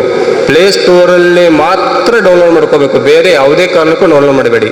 ಪ್ಲೇಸ್ಟೋರಲ್ಲಿ ಹೋಗಿ, ಅಂದ್ರೆ ಸೆಕ್ಯೂರ್ ಸ್ವಲ್ಪ ಪ್ಲೇಸ್ಟೋರ್. ಆ್ಯಕ್ಚುಲಿ ಇದು ಸೋಷಿಯಲ್ ಮೀಡಿಯಾನೇ ಸೆಕ್ಯೂರ್ ಅಲ್ಲ, ಇದ್ದಟ್ರಲ್ಲಿ ಸೆಕ್ಯೂರ್ ಯಾವುದಂದರೆ ಪ್ಲೇಸ್ಟೋರ್. ಅದರಲ್ಲಿ ನಿಮಗೆ ಏನಾದರೂ ಆ್ಯಪ್ಸ್ ಬೇಕಿದ್ರೆ ಡೌನ್ಲೋಡ್ ಮಾಡ್ಕೋಬೋದು, ತೊಂದರೆ ಇಲ್ಲ. ಅದೊಂದು ಮಾಡಿ. ಮತ್ತು ಇತ್ತೀಚೆಗೆ ಈ ಸಣ್ಣ ಮಕ್ಕಳ gaming, free game, paid game, premium game, ಈ ರೀತಿ ಎಲ್ಲ ಆಪ್ಷನ್ಸ್ ಇರ್ತಾವಲ್ಲ, ಸಣ್ಣ ಮಕ್ಕಳಿಗೆಲ್ಲ ಅಡಿಕ್ಟ್ ಆಗಿರ್ತಾರೆ ಗೇಮ್ ಆಡಿ. ಅದು ಫ್ರೀ ಗೇಮ್ ಅಂದ್ರೆ ಹಾಗೆ ಡೌನ್ಲೋಡ್ ಮಾಡಿ ಇದನ್ನು ಮಾಡೋದು. ಪೇಯ್ಡ್ ಗೇಮ್ ಅಂದರೆ ದುಡ್ಡು ಕೊಟ್ಟು ಡೌನ್ಲೋಡ್ ಮಾಡ್ಕೊಂಡು ಆಟ ಆಡೋದು. ಪ್ರೀಮಿಯಂ ಅಂದರೆ ಇಂತಿಷ್ಟು ನೀವು ಗೇಮಲ್ಲಿ ಪರ್ಫಾರ್ಮೆನ್ಸ್ ತೋರಿಸಿದ್ರೆ ನಿಮಗೆ ದುಡ್ಡು ಕೊಡ್ತಾರೆ ಅವರು. ಈ ರೀತಿ ಇರ್ತದೆ. Most danger game premium game. ನಿಮ್ಮನ್ನು ಅಡಿಕ್ಟ್ ಮಾಡ್ತಾರೆ ಅವರು. ಒಂದು ತಿಂಗಳ 2 monthsವರೆಗೂ ನಿಮಗೆ ದುಡ್ಡು ಕೊಡ್ತಾರೆ ಅವರು. ನೀವು ಸ್ಕೋರ್ ಎಷ್ಟು ಮಾಡ್ತಾರೆ ಅಲ್ಲಿವರೆಗೆ ದುಡ್ಡು ಹಾಕ್ತಾರೆ, 100, 200, 300ವರೆಗೂ. ನೀವು ಒಮ್ಮೆ ಅಡಿಕ್ಟ್ ಆಗಿದ್ದವ್ರಿಗೆ ಗೊತ್ತಾದರೆ ಮುಗೀತು, ನೀವು ಆತ್ಮಹತ್ಯೆ ಮಾಡ್ಕೋ ಲೆವೆಲ್ಗೂ ಹೋಗ್ಬೋದು. ಆ ಮಟ್ಟಿಗೆ ಗೇಮಿಂಗ್ಸ್ ಇದೆ. ಆತ್ಮಹತ್ಯೆನ ಆಗಿದ್ದಾವೆ, ಎಕ್ಸಾಂಪಲ್ ಇಂಡಿಯಾದಲ್ಲಿ ಆಗಿದ್ದಾವೆ, ಬೇರೆ ದೇಶಗಳಲ್ಲೂ ಆಗಿದ್ದಾವೆ. ಗೇಮನ್ನು ಎಷ್ಟು ಯೂಸ್ ಮಾಡಬೇಕು ಅಷ್ಟೇ ಯೂಸ್ ಮಾಡಬೇಕು. ದಯವಿಟ್ಟು ಪ್ರೀಮಿಯಂ ಗೇಮ್ ಆಗಲಿ ಫ್ರೀ ಗೇಮ್ ಆಗಲಿ ಯಾರು ಆಡೋದು ಬೇಡ, ಅಥವಾ ಡೌನ್ಲೋಡ್ ಮಾಡೋದು ಬೇಡ. ಹೇಳಿ ನಿಮ್ಮ ಮನೆಯಲ್ಲಿ ನಿಮ್ಮ ತಮ್ಮ, ಅಣ್ಣ, ಯಾರು ಸಂಬಂಧಿಕರಿದ್ದಾರೆ, ಗೇಮ್ಸ್ ಬಗ್ಗೆ ಗಮನ ಇರಲಿ. Very danger games. ನಿಮ್ಮನ್ನು ಅಡಿಕ್ಟ್ ಮಾಡ್ತಾರೆ ಅವರಷ್ಟೇ, ನೀವು ಅದಕ್ಕೆ ಅಡಿಕ್ಟ್ ಆಗಬೇಕು. ಹಾಗೆ ಬಿಡಲಿಕ್ಕೆ ಆಗಲ್ಲ. ಗೇಮ್ ಆಡಲಿಲ್ಲ ಅಂದ್ರೆ ಆಗೋದಿಲ್ಲ. ಆ ರೀತಿ ಇರ್ತದೆ. ಅದರ ಬಗ್ಗೆ ಸ್ವಲ್ಪ ಗಮನ ಇರಲಿ. ಮತ್ತು social media, Facebook, WhatsApp, insta, ಬೇರೆ ಸೋಷಿಯಲ್ ಮೀಡಿಯಾಗಳಲ್ಲಿ ದಯವಿಟ್ಟು ನಿಮ್ಮ ಫೋನಿನಲ್ಲಿರುವ ಹೈ ರೆಸೊಲ್ಯೂಷನ್ಸ್ ಫೋಟೋಸ್, ಅಂದರೆ ಫುಲ್ ಕ್ಲಿಯರ್ ಇದ್ದಿದ್ದು ಫೋಟೋಸ್ ಆದಷ್ಟು ಅಪ್ಲೋಡ್ ಮಾಡೋದು ಕಡಿಮೆ ಮಾಡಿ. ಅಂದರೆ ಡಿಸ್ಟೆನ್ಸಲ್ಲಿ ಇದ್ದಿದ್ದು ಫೋಟೋ ಹಾಕಬೇಕು ಯಾವಾಗಲಿ. ಮತ್ತು ಇತ್ತೀಚೆಗೆ ನಾನು ಟ್ರೈನಿಂಗ್ ತೊಗೊಂಡಿದ್ದ ಪ್ರಕಾರ ಹೇಳ್ಬೇಕಂದ್ರೆ ಬ್ಲ್ಯಾಕ್ ಆ್ಯಂಡ್ ವೈಟ್ ಫೋಟೋ ಹಾಕಬೇಕಂತೆ. ಬ್ಲ್ಯಾಕ್ ಆ್ಯಂಡ್ ವೈಟ್ ಫೋಟೋ ಹಾಕಿದ್ರೆ ಅವರಿಂದ ಏನೂ ಮಾಡಲಿಕ್ಕಾಗಲ್ಲ. ಅದನ್ನು ಮಾರ್ಪಿಂಗು ಮಾಡೋಕ್ಕಾಗಲ್ಲ, DPIಕ್ಕೂ ಮಾಡೋಕ್ಕಾಗಲ್ಲ, ಏನೂ ಮಾಡೋಕ್ಕಾಗಲ್ಲ. ನಾವು ಎಷ್ಟೊಂದು ಹೈ ರೆಸೊಲ್ಯೂಷನ್ಸ್, ಈಗೆಲ್ಲ ಕ್ಯಾಮ್ರಾ ಬಂದಿದ್ದಾವೆ, ಹೈ ರೆಸೊಲ್ಯೂಷನ್ಸ್ ಫೋಟೋ ಎಷ್ಟು ಹಾಕ್ತೀವಿಲ್ಲ ಅಷ್ಟು ಅವರು ಮಿಸ್ಯೂಸ್ ಮಾಡ್ಕೋಬೋದು. ಯಾರು ದಯವಿಟ್ಟು ಅಷ್ಟೊಂದು ಜಾಸ್ತಿ ಹೈ ರೆಸೊಲ್ಯೂಷನ್ ಅಥವಾ ಕ್ಲೋಸೆಸ್ಟ್ ಇದ್ದು ಫೋಟೋಗಳನ್ನು ಅಪ್ಲೋಡ್ ಮಾಡೋದು ಒಳ್ಳೆಯದಲ್ಲ. ಸ್ವಲ್ಪ ಗಮನದಲ್ಲಿ ಇರಲಿ. ಮತ್ತು ಜಿಮೇಲ್ ಎಲ್ಲರೂ ಯೂಸ್ ಮಾಡ್ತೀರಾ, ದಯವಿಟ್ಟು ಜಿಮೇಲನ್ನು ಯೂಸ್ ಮಾಡುವಾಗ ಲಾಗೌಟ್, ನೀವು ಸೈಬರ್ ಕೆಫೆಗೆ ಹೋಗ್ಬೋದು. ಏನಾದರೂ ಜಿಮೇಲಲ್ಲಿ ಓಪನ್ ಮಾಡಿರ್ತೀರ, ಅದನ್ನು ಲಾಗೌಟ್ ಮಾಡಿರೋದಿಲ್ಲ, ಲಾಗಿನ್ನಲ್ಲೇ ಇರುತ್ತೆ. ದಯವಿಟ್ಟು ಎಲ್ಲರೂ ಲಾಗೌಟ್ ಮಾಡಿ. ಲಾಗಿನ್ ಅದೇ ಮತ್ತೆ ಅದರಲ್ಲಿ ಬೇರೆದವ್ರು ಬರ್ತಾರೆ. ನೀವು ಲಾಗಿನ್ ಆಗಿ ಏನೇನು ನೋಡಿರ್ತೀರ ನಿಮ್ಮ ಜಿಮೇಲಲ್ಲಿ, ಲಾಗೌಟ್ ಮಾಡದೇ ಇದ್ದರೆ ಅದನ್ನೇ ಕಂಟಿನ್ಯೂಸ್ ಆಗಿ ಯೂಸ್ ಮಾಡಿ ಬೇರೆದವ್ರು ನಿಮ್ಮ ಇನ್ಫಾರ್ಮೇಷನ್ ಕದಿಬೋದು. ಅದಕ್ಕೆಲ್ಲ ಪನಿಷ್ಮೆಂಟ್ ಇದೆ ಸೆಕ್ಷನಲ್ಲಿ, IT ಸೆಕ್ಷನಲ್ಲಿ. ಬಟ್ ಕಂಪಲ್ಸರಿ ಜಿಮೇಲ್ ಓಪನ್ ಮಾಡಿದಾಗ ಲಾಗೌಟ್ ಮಾಡಿ. ಮತ್ತು ಈ ಫ್ರೀ ವೈಫೈ ಯೂಸ್ ಮಾಡೋದನ್ನು ಕಡಿಮೆ ಮಾಡಿ ಆದಷ್ಟು. ಫ್ರೀ ವೈಫೈ ಇವೆಲ್ಲ ನಿಮ್ಮ ಸೇಫ್ಟಿಗಿರೋದು. ಫ್ರೀ ವೈಫೈ ಎಲ್ಲಿ ಇರ್ತದಲ್ಲ, ಈಗೊಂದು ಇಂಟರ್ನೆಟ್ಟಲ್ಲಿ ಫ್ರೀ ವೈಫೈದಿಂದ ಈಗ ನಂದು ವೈಫೈನ ಆನ್ ಮಾಡಿರ್ತೀನಿ, ನೀವೊಂದು 4 ಜನ ನಂದು ವೈಫೈಯನ್ನು ಯೂಸ್ ಮಾಡ್ಬೋದು. ಅದರಲ್ಲಿ ಏನಾದರೂ ಬೇರೆ ಡೌನ್ಲೋಡ್ ಮಾಡಿ ನಿಮಗೆ ಬಿಟ್ಟರೆ, ನೀವೇನಾದರೂ ಅಪರಾಧ ಮಾಡಿದಾಗ ಆ ನಿಮ್ಮ ಫೋನಲ್ಲಿ IP ಅಡ್ರೆಸ್ ಅಂತ ಇರುತ್ತದೆ ಒಂದು. ಅಂದರೆ ನಾನು ನಿಮಗೆ ನೆಟ್ ಕೊಟ್ಟಿರ್ತೀನಂತ ಸರ್ವಿಸ್ ಪ್ರೊವೈಡರ್ ಕೊಡಲ್ಲ. ನಂದು ವೈಫೈ ಯೂಸ್ ನೀವು ಮಾಡಿದ್ರೆ ನಂದು IP ಅಡ್ರೆಸ್ ನಿಮ್ಮ ಮೊಬೈಲಲ್ಲಿ ಫೈಂಡ್ ಔಟ್ ಆಗುತ್ತೆ. ನಿಮ್ಮದು ಫೈಂಡ್ ಔಟ್ ಆದರೆ ನೀವು ಎಲ್ಲಿ ವೈಫೈ ಯೂಸ್ ಮಾಡಿರ್ತಾರಲ್ಲ ಅವರು ಅಪರಾಧ ಮಾಡಿದಂಗೆ, ಯೂಸ್ ಮಾಡಿದವರು ಅಪರಾಧ ಮಾಡಿದಂಗೆ. ದಯವಿಟ್ಟು free wifi it is danger wifi. ಅಥವಾ ಇತ್ತೀಚೆಗೆ ಗೌರ್ಮೆಂಟ್ದವರು ಫ್ರೀ ವೈಫೈ ಕೊಡ್ತಿದ್ದಾರೆ, ತೊಂದರೆ ಇಲ್ಲ. ರೈಲ್ವೆ ಸ್ಟೇಷನ್, ಬಸ್ ಸ್ಟ್ಯಾಂಡ್ಸ್, ಕೆಲವೊಂದು ಪ್ಲೇಸ್ಗಳಲ್ಲಿ ಕೊಡ್ತಿದ್ದಾರೆ. ಅದು ಅಥರೈಸ್ಡ್ ವೈಫೈ, ಅಂದರೆ ಅದನ್ನು ಮಿಸ್ಯೂಸ್ ಮಾಡಲಿಕ್ಕಾಗಲ್ಲ. ನಾವು ಮಿಸ್ಯೂಸ್ ಮಾಡ್ಬೋದು, ಆದರೆ ಸರ್ಕಾರದವರು ಮಿಸ್ಯೂಸ್ ಮಾಡಲ್ಲ. ದಯವಿಟ್ಟು ಫ್ರೀ ವೈಫೈ ಇದ್ದಲ್ಲಿ ಸ್ವಲ್ಪ ಹೆಚ್ಚಿನ ಗಮನ ಕೊಡಿ, ಮಾಡೋಕ್ಕೆ ಹೋಗಬೇಡಿ. Free wifi is dangers. ಮತ್ತೊಂದು, ಈಗ ಚಾರ್ಜಿಂಗ್ ಬಸ್ ಸ್ಟ್ಯಾಂಡ್ಗಳಲ್ಲಿ, ರೈಲ್ವೆ ಸ್ಟೇಷನ್ಗಳಲ್ಲಿ ಬೇರೆ ಚಾರ್ಜ್ ಆಗುವಾಗ ನಿಮ್ಮ ಮೊಬೈಲನ್ನು ಸ್ವಿಚ್ ಆಫ್ ಮಾಡಿ ಚಾರ್ಜ್ ಹಾಕಿ. ಆದಷ್ಟು ಚಾರ್ಜ್ ಹಾಕುವಾಗ ಬೇರೆ ಕಡೆ, ಮನೆಯಲ್ಲಿ ಅಲ್ಲ ಬೇರೆ ಕಡೆಗಳಲ್ಲಿ ಚಾರ್ಜ್ ಹಾಕುವಾಗ, ಇವನ್ ನಿಮ್ಮ ಫ್ರೆಂಡೇ ಇರ್ಬೋದು, ಅವ್ರ ಮನೆಯಲ್ಲಿ ಹೋಗಿದಿರ್ತಾರ, ಸ್ವಿಚ್ ಆಫ್ ಮಾಡಿ ಚಾರ್ಜ್ ಹಾಕಿ. ಸ್ವಿಚ್ ಆನ್ ಬೇಡ, ಸ್ವಿಚ್ ಆಫ್ ಮಾಡಿ ಚಾರ್ಜ್ ಹಾಕಿದ್ರೆ ನಿಮ್ಮ ಮೊಬೈಲ್ಗೆ ಸೇಫ್ಟಿ ಇರ್ತದೆ. ಎಲ್ಲ ಬೇರೆ ಕಡೆ ಹೊರಗಡೆ ಹೋದಾಗೆಲ್ಲ ಲಾಡ್ಜ್ಗಳಲ್ಲೆಲ್ಲ ದಯವಿಟ್ಟು ಸ್ವಿಚ್ ಆಫ್ ಮಾಡಿ ಚಾರ್ಜಿಂಗ್ ಹಾಕ್ಬೋದು. ಸ್ವಿಚ್ ಆನ್ ಮಾಡಿದರೆ ಏನಾಗುತ್ತೆ, ನಿಮ್ಮ ಡಿಸ್ಪ್ಲೇ ಎಲ್ಲ ಕಾಣ್ಬೋದು. ನೀವು ಬೇರೆ ಕಡೆ ಹೋದಾಗ ಅದನ್ನು ನೋಡ್ಬೋದು, ಅಥವಾ ಬೇರೆದವ್ರ ಫೋಟೋ ಹುಡ್ಕೋಬೋದು, ಏನೋ ಸಮಥಿಂಗ್ ಆಗ್ಬೋದು. ನೀವು ಡಿಸ್ಪ್ಲೇಲಿ ಇಟ್ಟಿರ್ತೀರ, ಫೋಟೋ ನಿಮ್ಮದೇ ಇಟ್ಟಿರ್ತೀರ, ಅದನ್ನ ಇಷ್ಟೇ ಕ್ಲಿಕ್ ಮಾಡ್ಕೋತಾರೆ. ಕ್ಲಿಕ್ ಮಾಡಿ ಏನಾದರೂ ಮಿಸ್ಯೂಸ್ ಮಾಡಿದರೆ ಯಾರು ಹೇಗೆ ಇರ್ತಾರಂತ ಹೇಳೋಕ್ಕಾಗುತ್ತೆ. ದಯವಿಟ್ಟು ಸ್ವಿಚ್ ಆಫ್ ಮಾಡಬೇಕು. ಮನೆ ಬಿಟ್ಟು ಆಚೆ ಹೋದರೆ ಸ್ವಿಚ್ ಆಫ್ ಮಾಡಿ ಚಾರ್ಜ್ ಹಾಕೋಗ್ಬೋದು. ಅದನ್ನೊಂದು ಮಾಡಿ. ಮತ್ತು ಇದ್ರ ಬಗ್ಗೆ ಇದ್ರ ಬಗ್ಗೆ ಹೆಚ್ಚು ಪ್ರಿವೆನ್ಷನ್ ಮಾಡ್ಬೇಕಂದ್ರೆ ಜಾಸ್ತಿ ಪ್ರಿವೆನ್ಷನ್ ದ ಮೊಬೈಲ್. ಎಷ್ಟು ಮೊಬೈಲನ್ನು ಕಡಿಮೆ ಯೂಸ್ ಮಾಡ್ತೀವಿ ಅಷ್ಟು ಪ್ರಿವೆನ್ಷನ್ ನಾವೇ ಮಾಡ್ತೀವಿ. ಅದು ಯಾರಿಂದ್ರೂ ಆಗ್ಬೋದು. ದಯವಿಟ್ಟು ಮೊಬೈಲನ್ನು ಕಡಿಮೆ ಯೂಸ್ ಮಾಡಿ ಆಟೋಮೆಟಿಕ್ ಆಗಲಿ ಸೈಬರ್ ಕ್ರೈಮಿಂದ ತಪ್ಪಿಸ್ಕೋಬೋದು. ಮತ್ತು ಯಾವುದೇ ನಿಮ್ಮ ವೀಕ್ನೆಸ್ ಅವ್ರು ತಿಳ್ಕೊಂಡಿರ್ತಾರೆ. ನೋಡಿ, ಇವಾಗ ಈ ಹ್ಯಾಕರ್ಸ್ ಹೇಗಿರ್ತಾರಂದರೆ, ಅವ್ರ ಹತ್ರ ಒಂದು 10,000 ಪಾಸ್ವರ್ಡ್ ಇರ್ತವೆ, 10,000 ಪಾಸ್ವರ್ಡ್ ಇರ್ತವೆ. 10,000 ಪಾಸ್ವರ್ಡನ್ನು 10,000 ಪೀಪಲ್ ಕಳಿಸ್ತಾರೆ ಅವರು.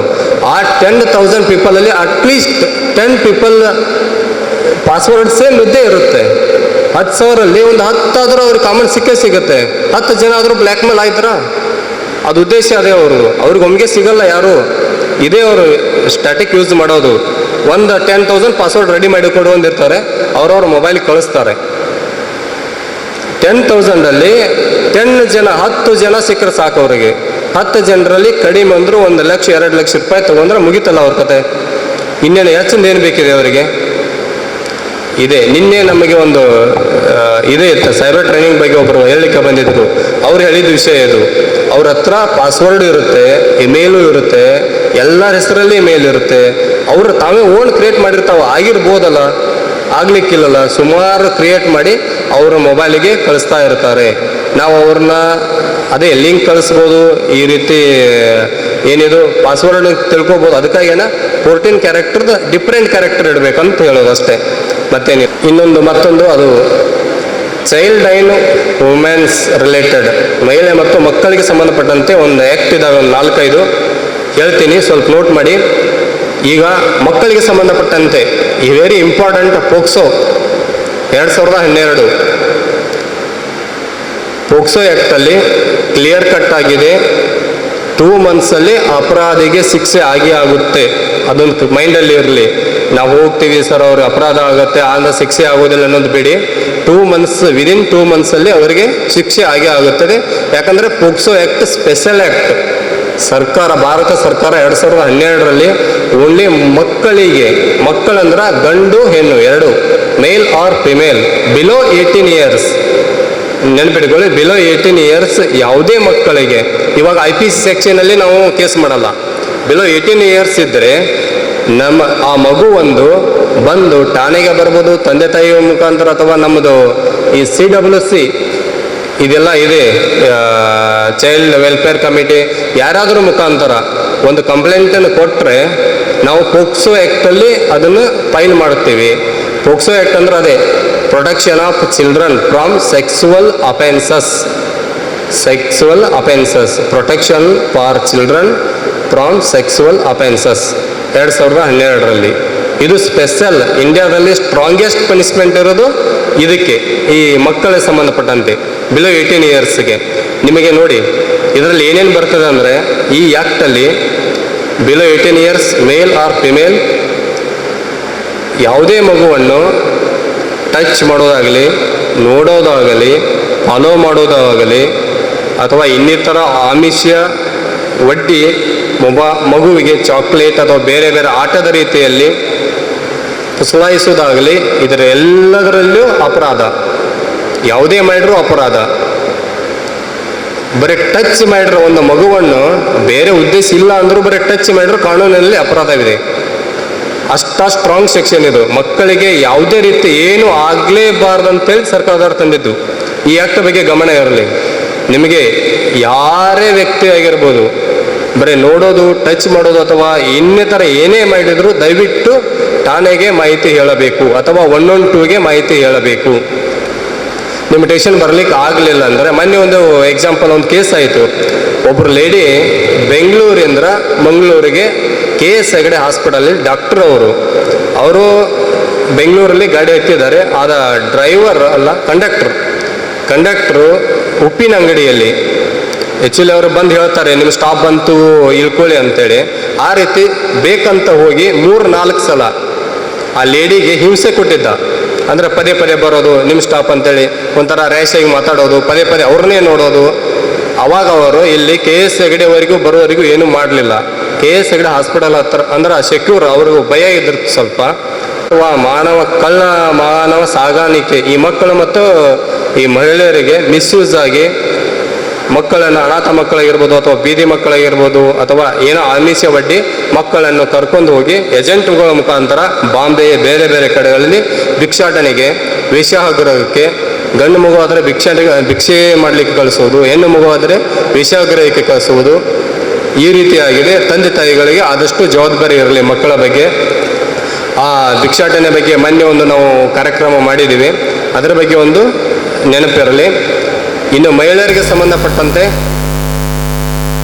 ಇವಾಗ ಒಬ್ಬರು ಕೇಳಿದಾರಲ್ಲ, ಮಹಿಳೆಯರಿಗೆ ಡೊಮೆಸ್ಟಿಕ್ ವೈಲೆನ್ಸ್ ಆ್ಯಕ್ಟ್ ನಿಮ್ಮ ಮನೆಯಲ್ಲಿ ಅಥವಾ ನಿಮ್ಮ ಹೊರೆಯಲ್ಲಿ ನಿಮ್ಮ ಮನೆಗೆ ಸಂಬಂಧಪಟ್ಟಂತೆ ಯಾರಾದರೂ ಸಮಸ್ಯೆ ಮಾಡಿದರೆ ನೀವು ಡೊಮೆಸ್ಟಿಕ್ ವೈಲೆನ್ಸ್ ಆ್ಯಕ್ಟಲ್ಲಿ ಸ್ಪೆಷಲ್ ಕೋರ್ಟ್ ಇದೆ, ನಿಮ್ಮದೇ ಆದ ಫ್ಯಾಮಿಲಿ ಕೋರ್ಟಲ್ಲಿ ಹೋಗಿ ಕೇಸನ್ನು ದಾಖಲೆ ಮಾಡಬಹುದು. ದಯವಿಟ್ಟು ಫ್ಯಾಮಿಲಿ ಕೋರ್ಟಿಗೆ ಹೋಗಿ ನಿಮ್ಮ ಸಮಸ್ಯೆಯನ್ನು ಹೇಳಿ ಅವರು ಅದನ್ನು ಸಾಲ್ವ್ ಮಾಡ್ತಾರೆ. ನಿಮಗೆ ಗಂಡ ಆಗಿರ್ಬೋದು, ಅತ್ತೆ ಆಗಿರ್ಬೋದು, ತಮ್ಮ ಆಗಿರ್ಬೋದು, ಗಂಡನ ಅಣ್ಣ ಆಗಿರ್ಬೋದು, ಯಾರೇ ಮಾಡಿದರೂ ಅದು ಡೊಮೆಸ್ಟಿಕ್ ವೈಲೆನ್ಸ್ ಆ್ಯಕ್ಟಲ್ಲಿ ಬರುತ್ತದೆ.